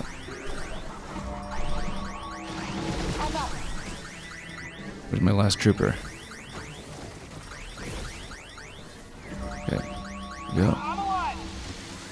Okay, everybody's back up and running. They'll probably get hit by this attack. If we don't do something soon about this. So yeah, I wonder if power bomb can help in this phase, like just by getting through. Mackenzie down. Where is he? There we go. Like, let's try power bomb here. Yeah. I'm going to try to powerbomb through that phase, actually, just to do enough damage to lower the time on it. Because the uptime on that phase in particular really does matter, since it's affecting how much time we're spending on the heals. So I think that will be the approach. Powerbomb through electric. And that's going to resolve a lot of issues, potentially.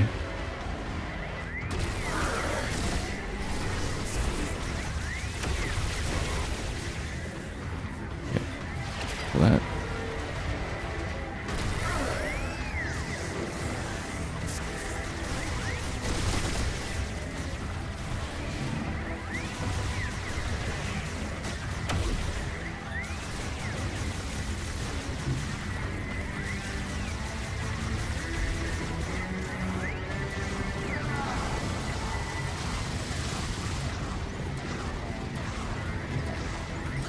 I kind of think we should be leading away from the crew.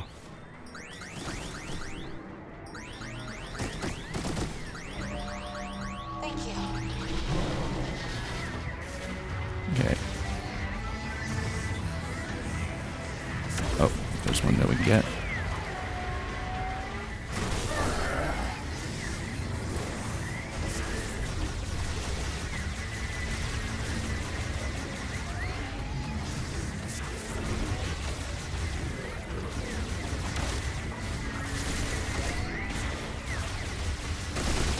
Trying to do charge shot into those, but we've been missing too much.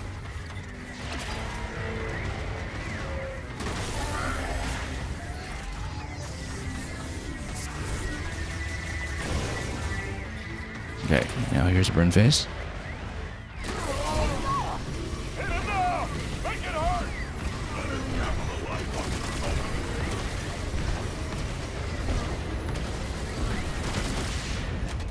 Phase 2.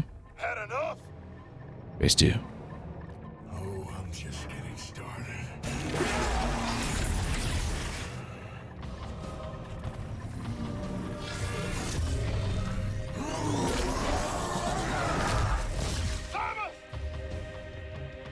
Where'd they go? Well, at least we don't need to keep the crew alive for this part. Stay battle through space and time. Oh, here's a shooting segment with we scan this area? No. Okay. I don't have much freedom of movement here. So, oh, how do I dodge that? Oh, okay, no, we can actually dodge by just aiming the stick to pull either way. And in fact, we can refresh a good bit of health here, by the looks of it. But we do need to dodge on the way.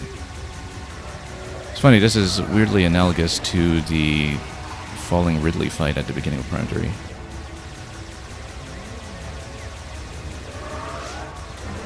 Okay. Do we need to slow time through this? I think we do.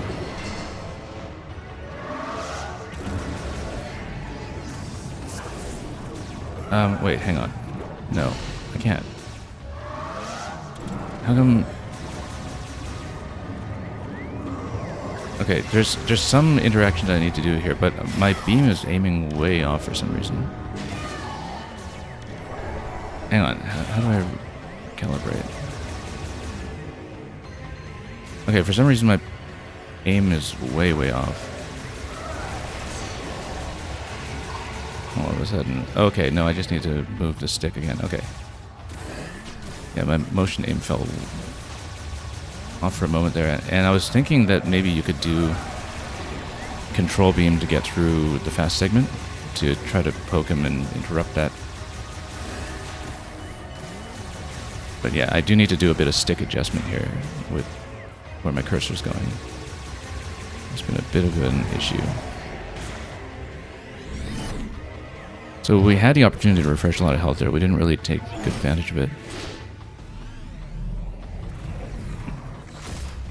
Okay, final destination. Just you and me, Samus.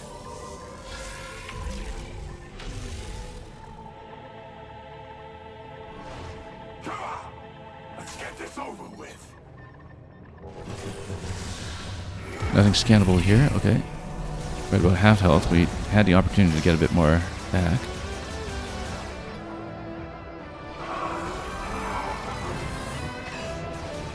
Oh. Let's go with shield, actually.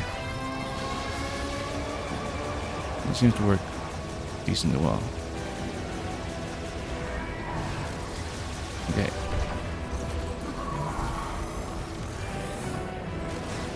Okay, there's something scannable about this. Hang on. There's something scannable about that phase here. Oh, he took my energy tank. Or did he? That's an energy tank for sure, so what's going on? Rapid movement morphology lockjaw.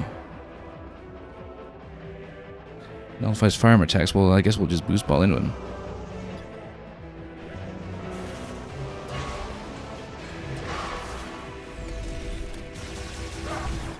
Yeah, that's a boost ball counter.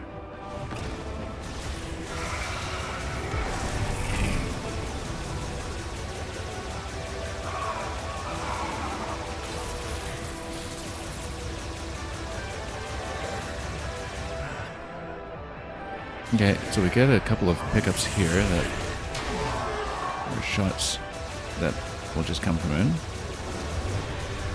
Okay, so he's going to come out at some point. We should watch the radar.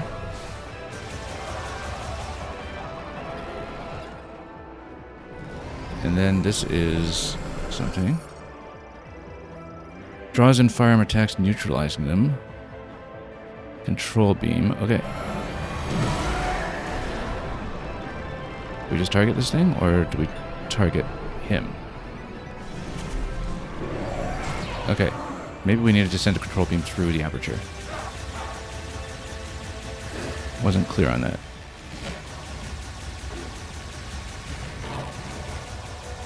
This phase feels comparatively relaxed, though, next to the one previously. Oh. Wait, how do we get out of this? That was a huge attack.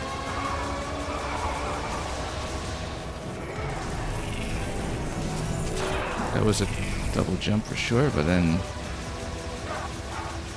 Okay. this is going to be boost ball again. Oh, it was anyway. Can we just power bomb this thing? I'm very low on health at this point, so I wonder if checkpoint is going to be before this phase or not. But oh, seems like I could grab the energy tank, but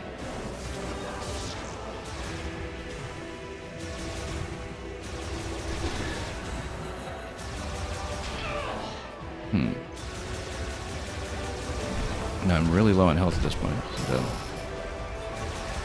like, what happens with the energy tank if we try to blow it up or something? He's just dragging an energy tank behind him. Surely we can do something about that.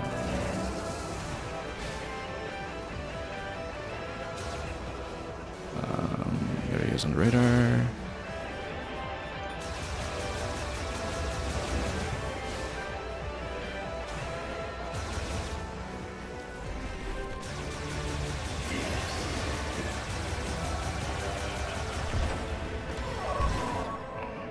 Okay.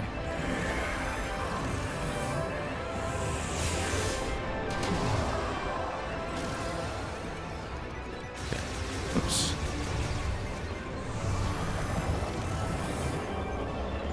Okay, so this is a control beam moment. Let's try it through the aperture. I don't know if that makes any sense. No, it doesn't. Okay.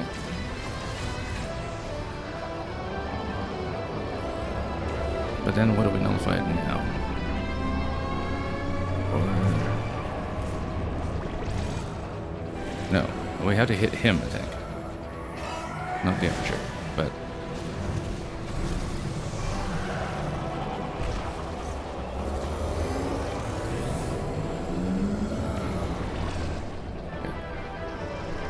Yeah, it absorbs all the other beams, but maybe we can hit him with it instead? Yeah, okay, that goes down. Good.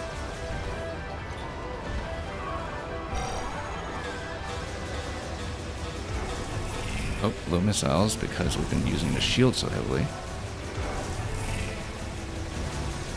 Yeah, so you can see on the bar up top just how much time we have on the shield. So we can just dodge that. He's almost down.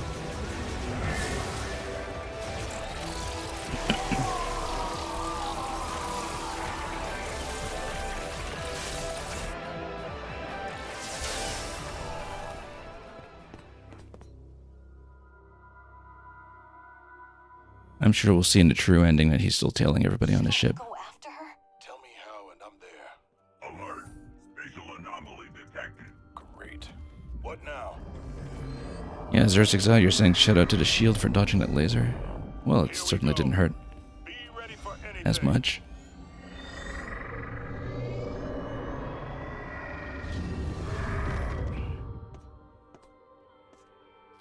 Samus! So in the end, we still got very little context for Silex's entire end of the plot, but Never doubted you for a second, boss. Glad to have you with us. let's just watch. Does that mean Silex is good? Ready to go home? We'll be right behind you. Okay. Let's talk to everybody first. You have survived. Excellent. Also, I feel like we were missing one Silex Forces skin. Even at the end of all that. No, okay, no, Silex and Lockjaw are just two skins.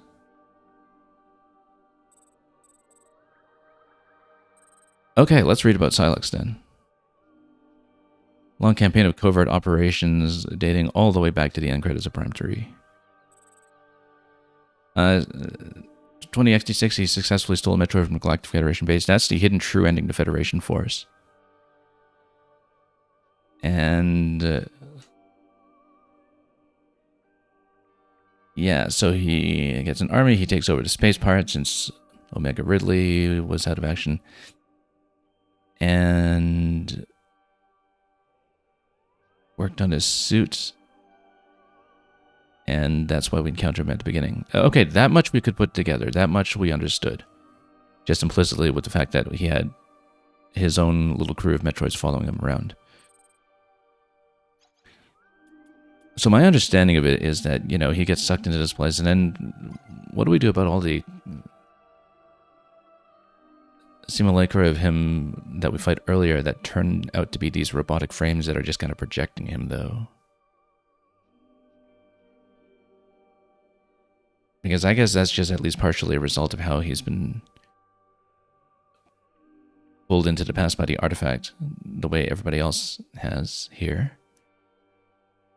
And that presumably it's the Metroid surrounding him that got pulled in as well, and then just glommed onto the major sources of energy, which were the various guardian creatures and former collaborators of the Lemorn that are still hanging around all of the different key locations.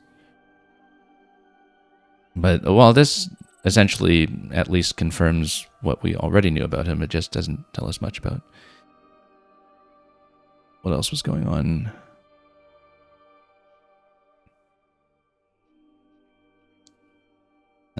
Yeah, ram into his enemy to steal an energy tank. So we kind of understood that it was dragging the energy tank while we were down by a full bar.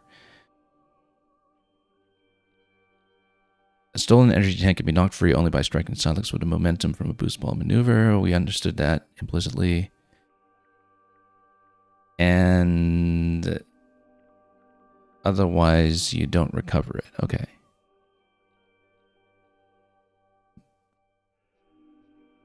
But we made it through.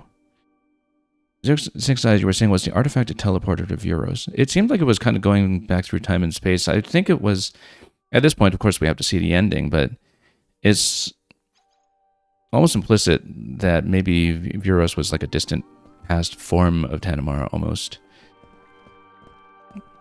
The question was whether it was just preserving the memory of the place as an archive of the extinct Lemorn civilization, as a form of cultural preservation, which is, of course, the plot of the notable story from Star Trek The Next Generation entitled The Inner Light, except this time with fewer flutes, because all the flutes were appropriated by Xenoblade Chronicles 3. Or if Samus, having come back to Vuros, actually had sort of an active event, an active influence on its future from this point on, given that she did spend her time going after the teleporter keys and also activating various devices and showering the place with green energy, etc. So maybe it is just teleportation through space, as we know from the Lemorn technology that Mackenzie here partially emulates. And indeed, when we transport the various mech fragments, we see that ocular pattern that is also the shape of the artifact, right? So maybe it is just a teleport through space that takes you to Vuros and allows you to recover some possible future for the civilization and a planet en route to escaping.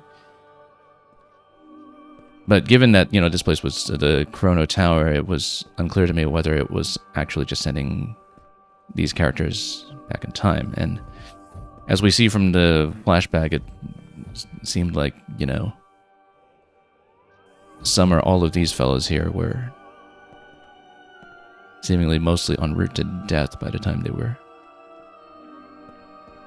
being tugged by the artifact into this place. So it is a liminal zone.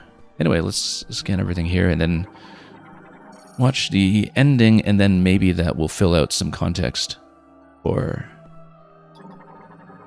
what we know and what kind of world they're going to be returning to. But that was the story as I understood it so far. We'll definitely take a little bit of time to talk about the game. No, Mackenzie, it's not your turn to touch. Oh, your crystal powers the teleporter. It only responds to you. Wait, is that Vuros?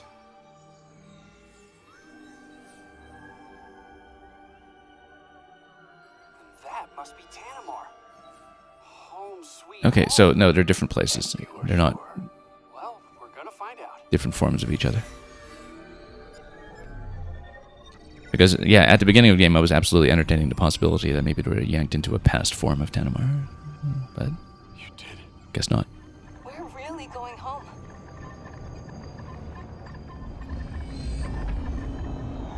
But yeah, the artifact ended up as far as it did, I guess.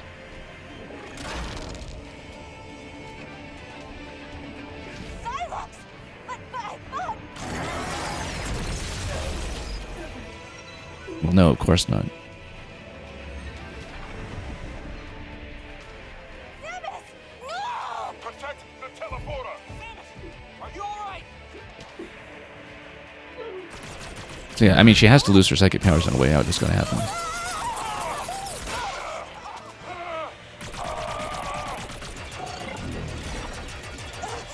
I got you. Providing cover.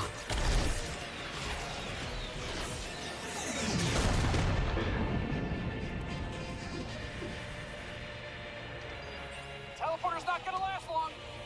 You gotta make the jump while you still can. I'll do my best to stabilize the power. Yes. Restart the sequence. We'll buy you time while it charges.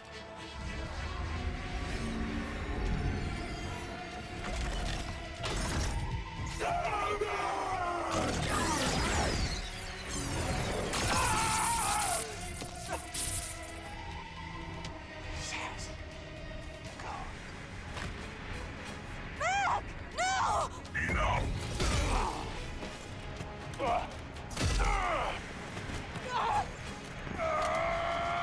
Samus! Go!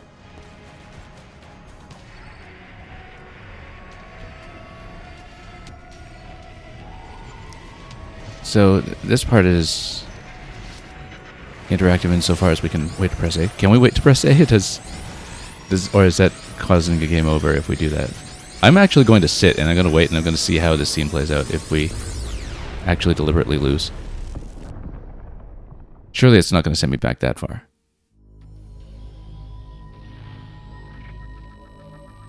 I was just curious.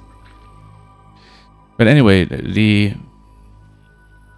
thing, I'm sure it just sends me back to that scene. Like, there's no way we just redo a fight because we didn't press the button. Out of curiosity. But... Oh! No, we do. We actually do redo the whole thing. Okay, my bad. I was far too curious about that. I thought, oh, surely if you just missed a teleporter interaction, it just lets you retry it because, you know, that's not going to send you back that far. But nope, it expects you to actually press the button when you're supposed to. Okay, that's fine. We'll just have to remember to scan Lockjaw. And hopefully survive this part on our second attempt now that we know how the psychic beam part of it works. So whittle them down a little bit. I actually think maybe we should lock in a little bit here. You know what?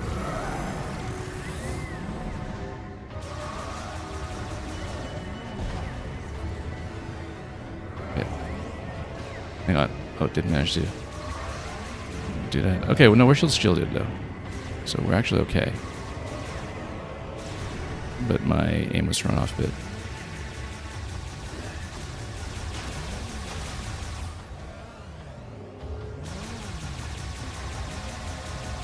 We do need to whittle him down to a certain level of health, I think, to get past this.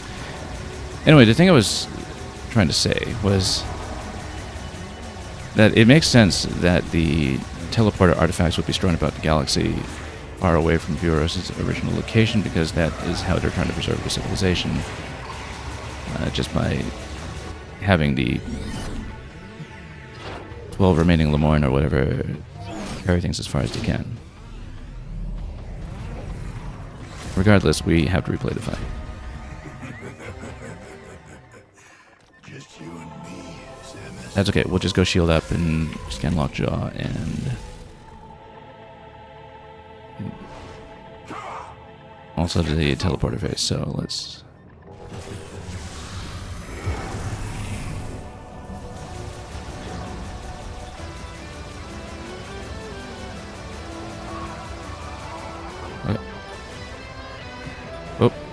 Gotta adjust my center of the aim a little bit here. So shield's almost down. Yeah, I've started to actually read my shield meter. The legacy barrier.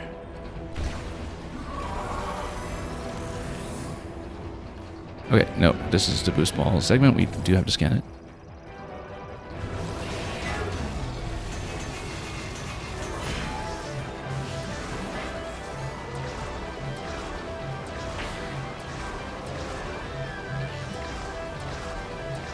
Yeah, he drags the energy. We're going to knock him out.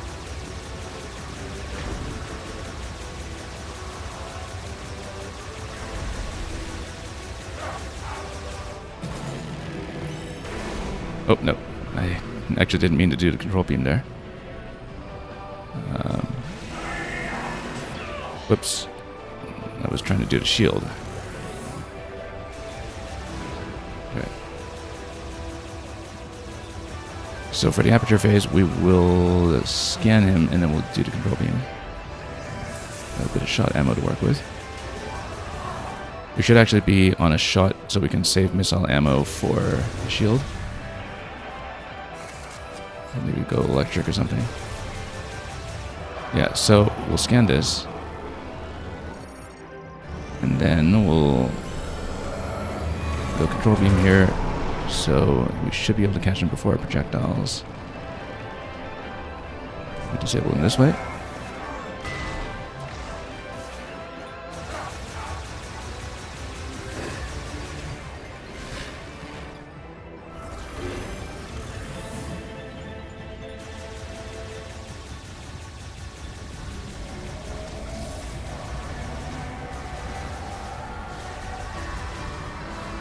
We want to get out of this. Yeah, the beam actually was, or rather the shield is extremely helpful with that attack, as we discovered last time. So yeah, steadily it is going to deplete. And our legacy barrier, while our missile count is a little lower now, but his health is much lower, so I think we'll... Okay. Do this, and then disable.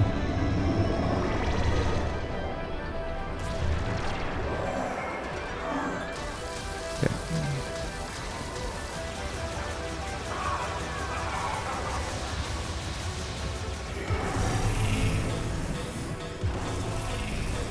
Okay, and then we should be able to get through this relatively easily. And next time we won't stall in the whole cutscene. We'll skip the scenes this time around, though, because we've seen them once we get back to base. So, yeah. Easy time with it that time, since we knew what to do. And it's always satisfying to see that kind of improvement, even if we didn't realize we'd be thrown back so far in the scene. So, yeah, indeed. Well, not that we need anything for logs here, but let's rescan them anyway. And let's not neglect pressing A this time to properly close this out. It serves me right for thinking it would be really entertaining to just let Samus freeze like a deer in headlights and not push the button. Oh, your crystal powers the teleporter. Okay, skip, and then... Yeah, so now we do in fact press the button and teleport. Like we should have the first time.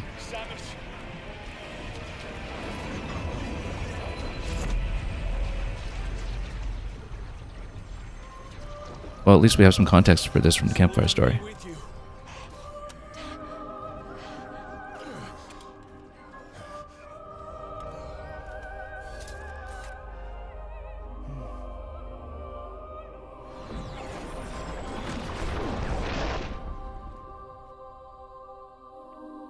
So the crew volunteers to strand themselves to protect Samus's escape.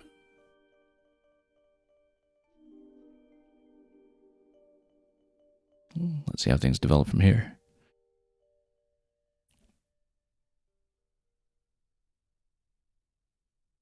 100% pickups usually suffices for some kind of bonus scene. So, yeah, let's watch the whole credits here. They could be lengthy, but it gives us an opportunity to talk a bit about the game while we're also processing the ending as it currently stands, although, of course, at the end, we're going to see what scene we see that gives us our completion time and percentage. So yeah, we've been playing through this slowly enough, through just not being able to get on stream that much in the last week or so, that we've had some time to think about this game, because obviously the thing that has stuck out about Prime 4 has been its level of guidedness. I've not really kept up with what anybody has been saying about the game so far and how they've been reacting to it, but I can already tell out of the gate that it's probably one that's likely to be controversial for some time and a cause for some argument. I think the thing that immediately strikes me is that it really needed a hints offsetting, like, prior games in the series, and that's something that's entirely patchable, so, you know, I don't really consider that to be particularly severe, except for those of us early adopters diving right in. It's sort of expected sometimes with a Nintendo series having taken some time off, that when it comes back, it does so with a lot of accommodation for people who are seeing it for the first time. We've seen it before with other games such as Pikmin 4, for instance, or indeed even with the return of the 2D series back in Samus Returns before getting into Dread. Although that, of course, was informed by the existing format of Metroid 2 in its own right, so maybe it's not the best example. Yeah, very much a multi-studio effort here. Notice that there was the credit up above for the soprano soloist on the voice track as well, that we just passed under the other voice acting credits. Because definitely that's been a real treat, is to hear actual vocals on a Metroid score that has taken place in a series that has traditionally gone very heavily for synthetic vocals. It's an absolute joy to hear it. But anyway, entirely apart from the tutorializing issue, I think, you know, something that is maybe not so patchable is to think about the map structure itself and how you had each of the zones relatively far apart from each other, very much like Zelda Dungeons, with an overworld that was, as I've said repeatedly, very much like a lot of the old Hyrule Fields, in that ultimately your sequence through them is going to be something that's predetermined by the locks and keys in the game, and so the openness is a little bit of an illusion. I think maybe it's a little more difficult to get away with that now, when expectations around openness and explorability have changed quite a bit. But if I'm thinking about it as sort of a throwback to what a lot of the old Hyrule Fields were like, then it's something that feels a little bit more familiar. I can see why it would be a bit of a shock to the system if you see something like Soul Valley and expect a lot more flexibility as a player. Because, yeah, absolutely, you can't go everywhere first. You get 5 pings on a map for 5 different teleporter keys, and you still have to do them in sequence.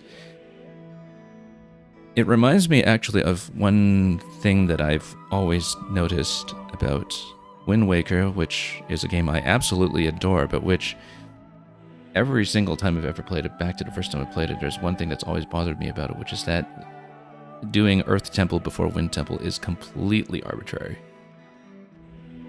And it's just because the story doesn't let you. There's no mechanical reason why you can't do it in the other order if you wanted to, right? And that's exactly the same kind of thing that we have through this game. Now, it is very much a sequel to Prime 3. imagine that number 4 is a sequel to number 3, but I think if you are sensitive to so many of the stylistic differences between Prime 1, 2, and 3, that comparison is actually very informative. I replayed the entire Prime series over the past year or so steadily, and going from 2 to 3 is actually a real shock, especially if you're playing the trilogy versions, and 3 no longer has the novelty of the incredible Wii control system for the first time, holding it up by itself. That you really notice the linearity in 3 and how long it takes for it to start becoming a little bit more flexible and less scripted. And indeed, there's a lot in Prime 4 that emulates it directly, all the way down to the introductory sequence where you have, your little morph ball tutorial that leads to your first mandatory energy tank, and you've got the Federation troops fighting around you and so on. It's a very close comparison. And I've been thinking about the map structure and sort of observing that, each of the Prime games is actually on the linear wide side of the Metroid genre, in that you have lots of long looping structures. Even in Prime 1, the really famous sequence through the Phazon Mines, notorious sequence, I should say, with the long save point, endurance challenge leading up to the power bomb, and then later on the really long sequence passing through Omega Pirate and popping back out. It is very much like the structures in this game, where you just see a long linear loop. And so it's not even that this game's zones are that much more linear or that much narrower than the other Prime games, but I think it doesn't disguise it nearly as well, because you get those map stations right at the beginning. You look at the map, you immediately see that you're in for kind of point A to point B, and there's maybe a certain lack of surprise in there, in that you're not uncovering so much of the interconnections between zones that you might like to see. But anyway, here's our mission complete screen. I don't know for 100% items if we get any additional scene as an epilogue, or if that's it, since we don't have 100% scans, because every game can be a little bit different in that respect. But let's move forward, and we'll maybe say a few closing remarks beyond that. Yeah, 06, you're wondering why it's so linear when 3D has so much freedom for exploration. Let's take a moment to talk about that. After we watch the presumptive 100% scene with this beautiful suit of armor.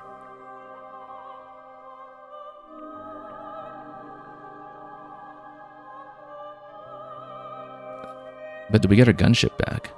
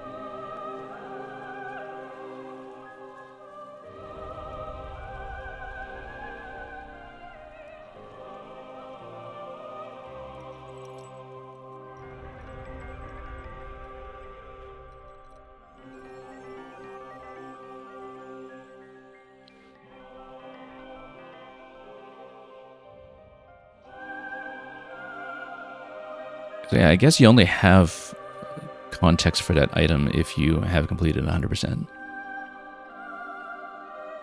And here we see a new beginning for the memory of Lemorne.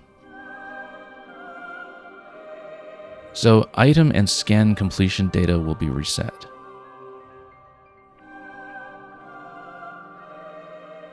Well, we weren't going to get the missables anyway, right? Because we're at 94% scan, or at 96, I guess, at the finish, and that was not a completable file anyway because we missed the Carvex pollen sac. So we will save over it. Yeah, that's fine. I was thinking, maybe we'd have the opportunity to pop in and look at the map, but that's all right. I will probably run it on hard at some point. I don't know if I'll do it on stream necessarily, but let's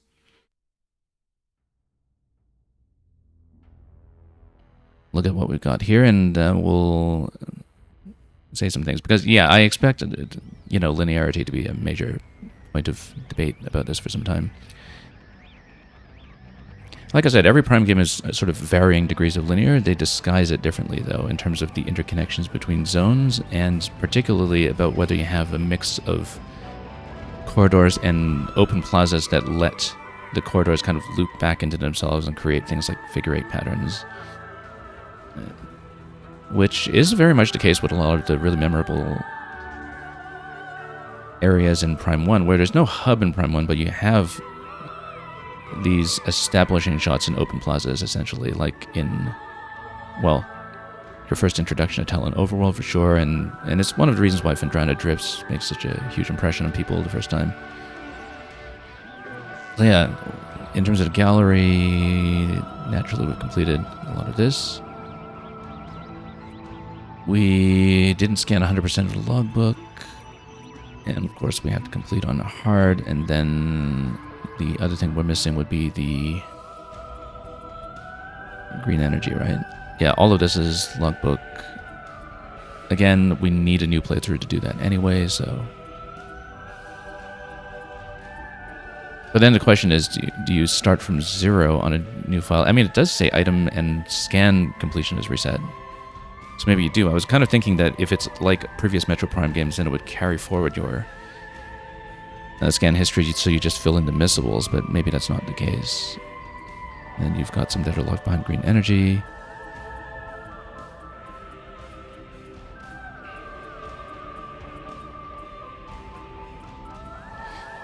But yeah, basically in a 3D space, you have two kinds of spatial reasoning that go on in a Prime game. You have the spatial reasoning that's on the map, and then you have the spatial reasoning that's sort of within individual rooms. Like when you have a lot of verticality inside a room to figure out where spider ball tracks are going, or to connect between rooms and so on. And yeah, this game definitely has sort of the usual amount of the second, but not much at all of the first. And I think a lot of it is that the way the map is structured, with each of the zones being so far apart, the way they are in Prime 3 as well, for that matter, with everything being very discreetly separated, is that there's a limit to how much capacity it has for surprise. On this stream, for instance, we found that boost ball interconnection between the lower decks of the towers in the Vault Forge, and I was just very satisfied to find that, because that was the kind of thing that I felt was largely missing from this game. But it's more like this, that when you have everything separated so far apart from the desert, that you're not going to find some kind of surprising backtracking connection from one zone to another, which suddenly sort of stitches the world together and gives it a different spatial sense of unity. That kind of thing is all over Prime 1 and 2 to some extent. In 3, it doesn't happen so much, but in 3 you do occasionally find an extra landing pad for your ship or something, and sometimes that can be impactful in the moment.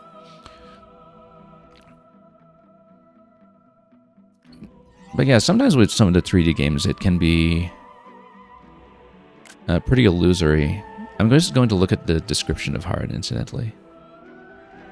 Combat difficulty is increased. Using save stations restores energy only. I was actually kind of wondering if it would restore energy, or I mean, the way that casual and normal were worded, clearly hard was going to drop something about the way that save stations worked.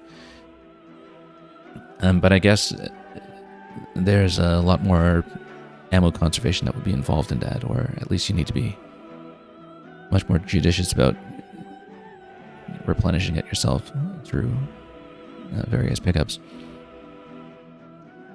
But yeah, at the extreme end, when you have something like a 3D map, you have something like what I remember of Metroid Other M, where when I was first playing through that game, the thing I immediately noticed was that you just had lots and lots of flat corridors everywhere. And so the map was essentially a 2D map, if you think about it from a top-down perspective, as opposed to side-scrolling. It is essentially just a 2D map in some ways. It's just that some rooms have higher ceilings. And one occasionally gets that feeling in this game as well, when you're just given the map station at the very beginning of the zone and you see these corridors upon corridors that are stacked in floors that you're going to go through in sequence.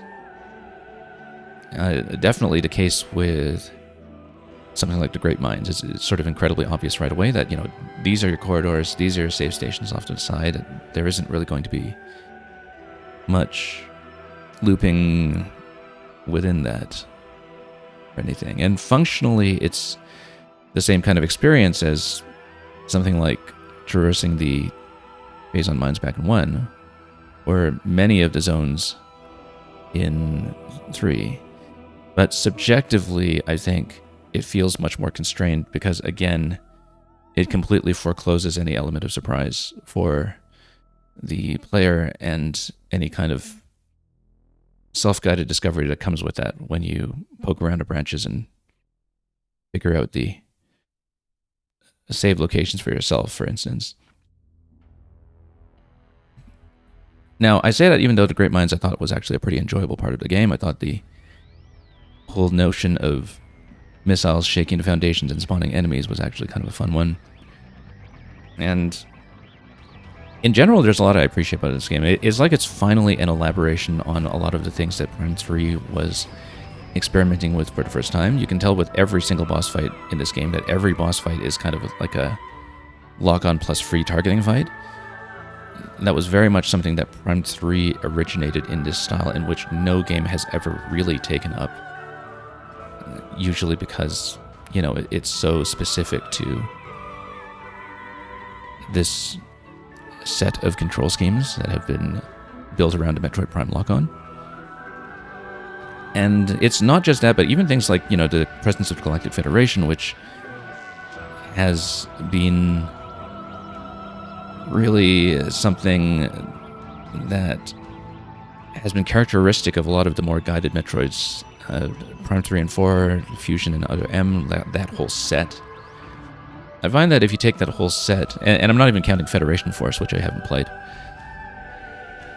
but you kind of take this set of games where you sort of have the Galactic Federation have a higher presence sort of in conjunction with a sense of linearity, this has actually been the best that they've been in terms of the Federation troopers actually having some sense of character at all, and having something endearing about them at all, apart from the fact that Miles McKenzie really needs a hints-off setting, right? That's really just my one grievance with it.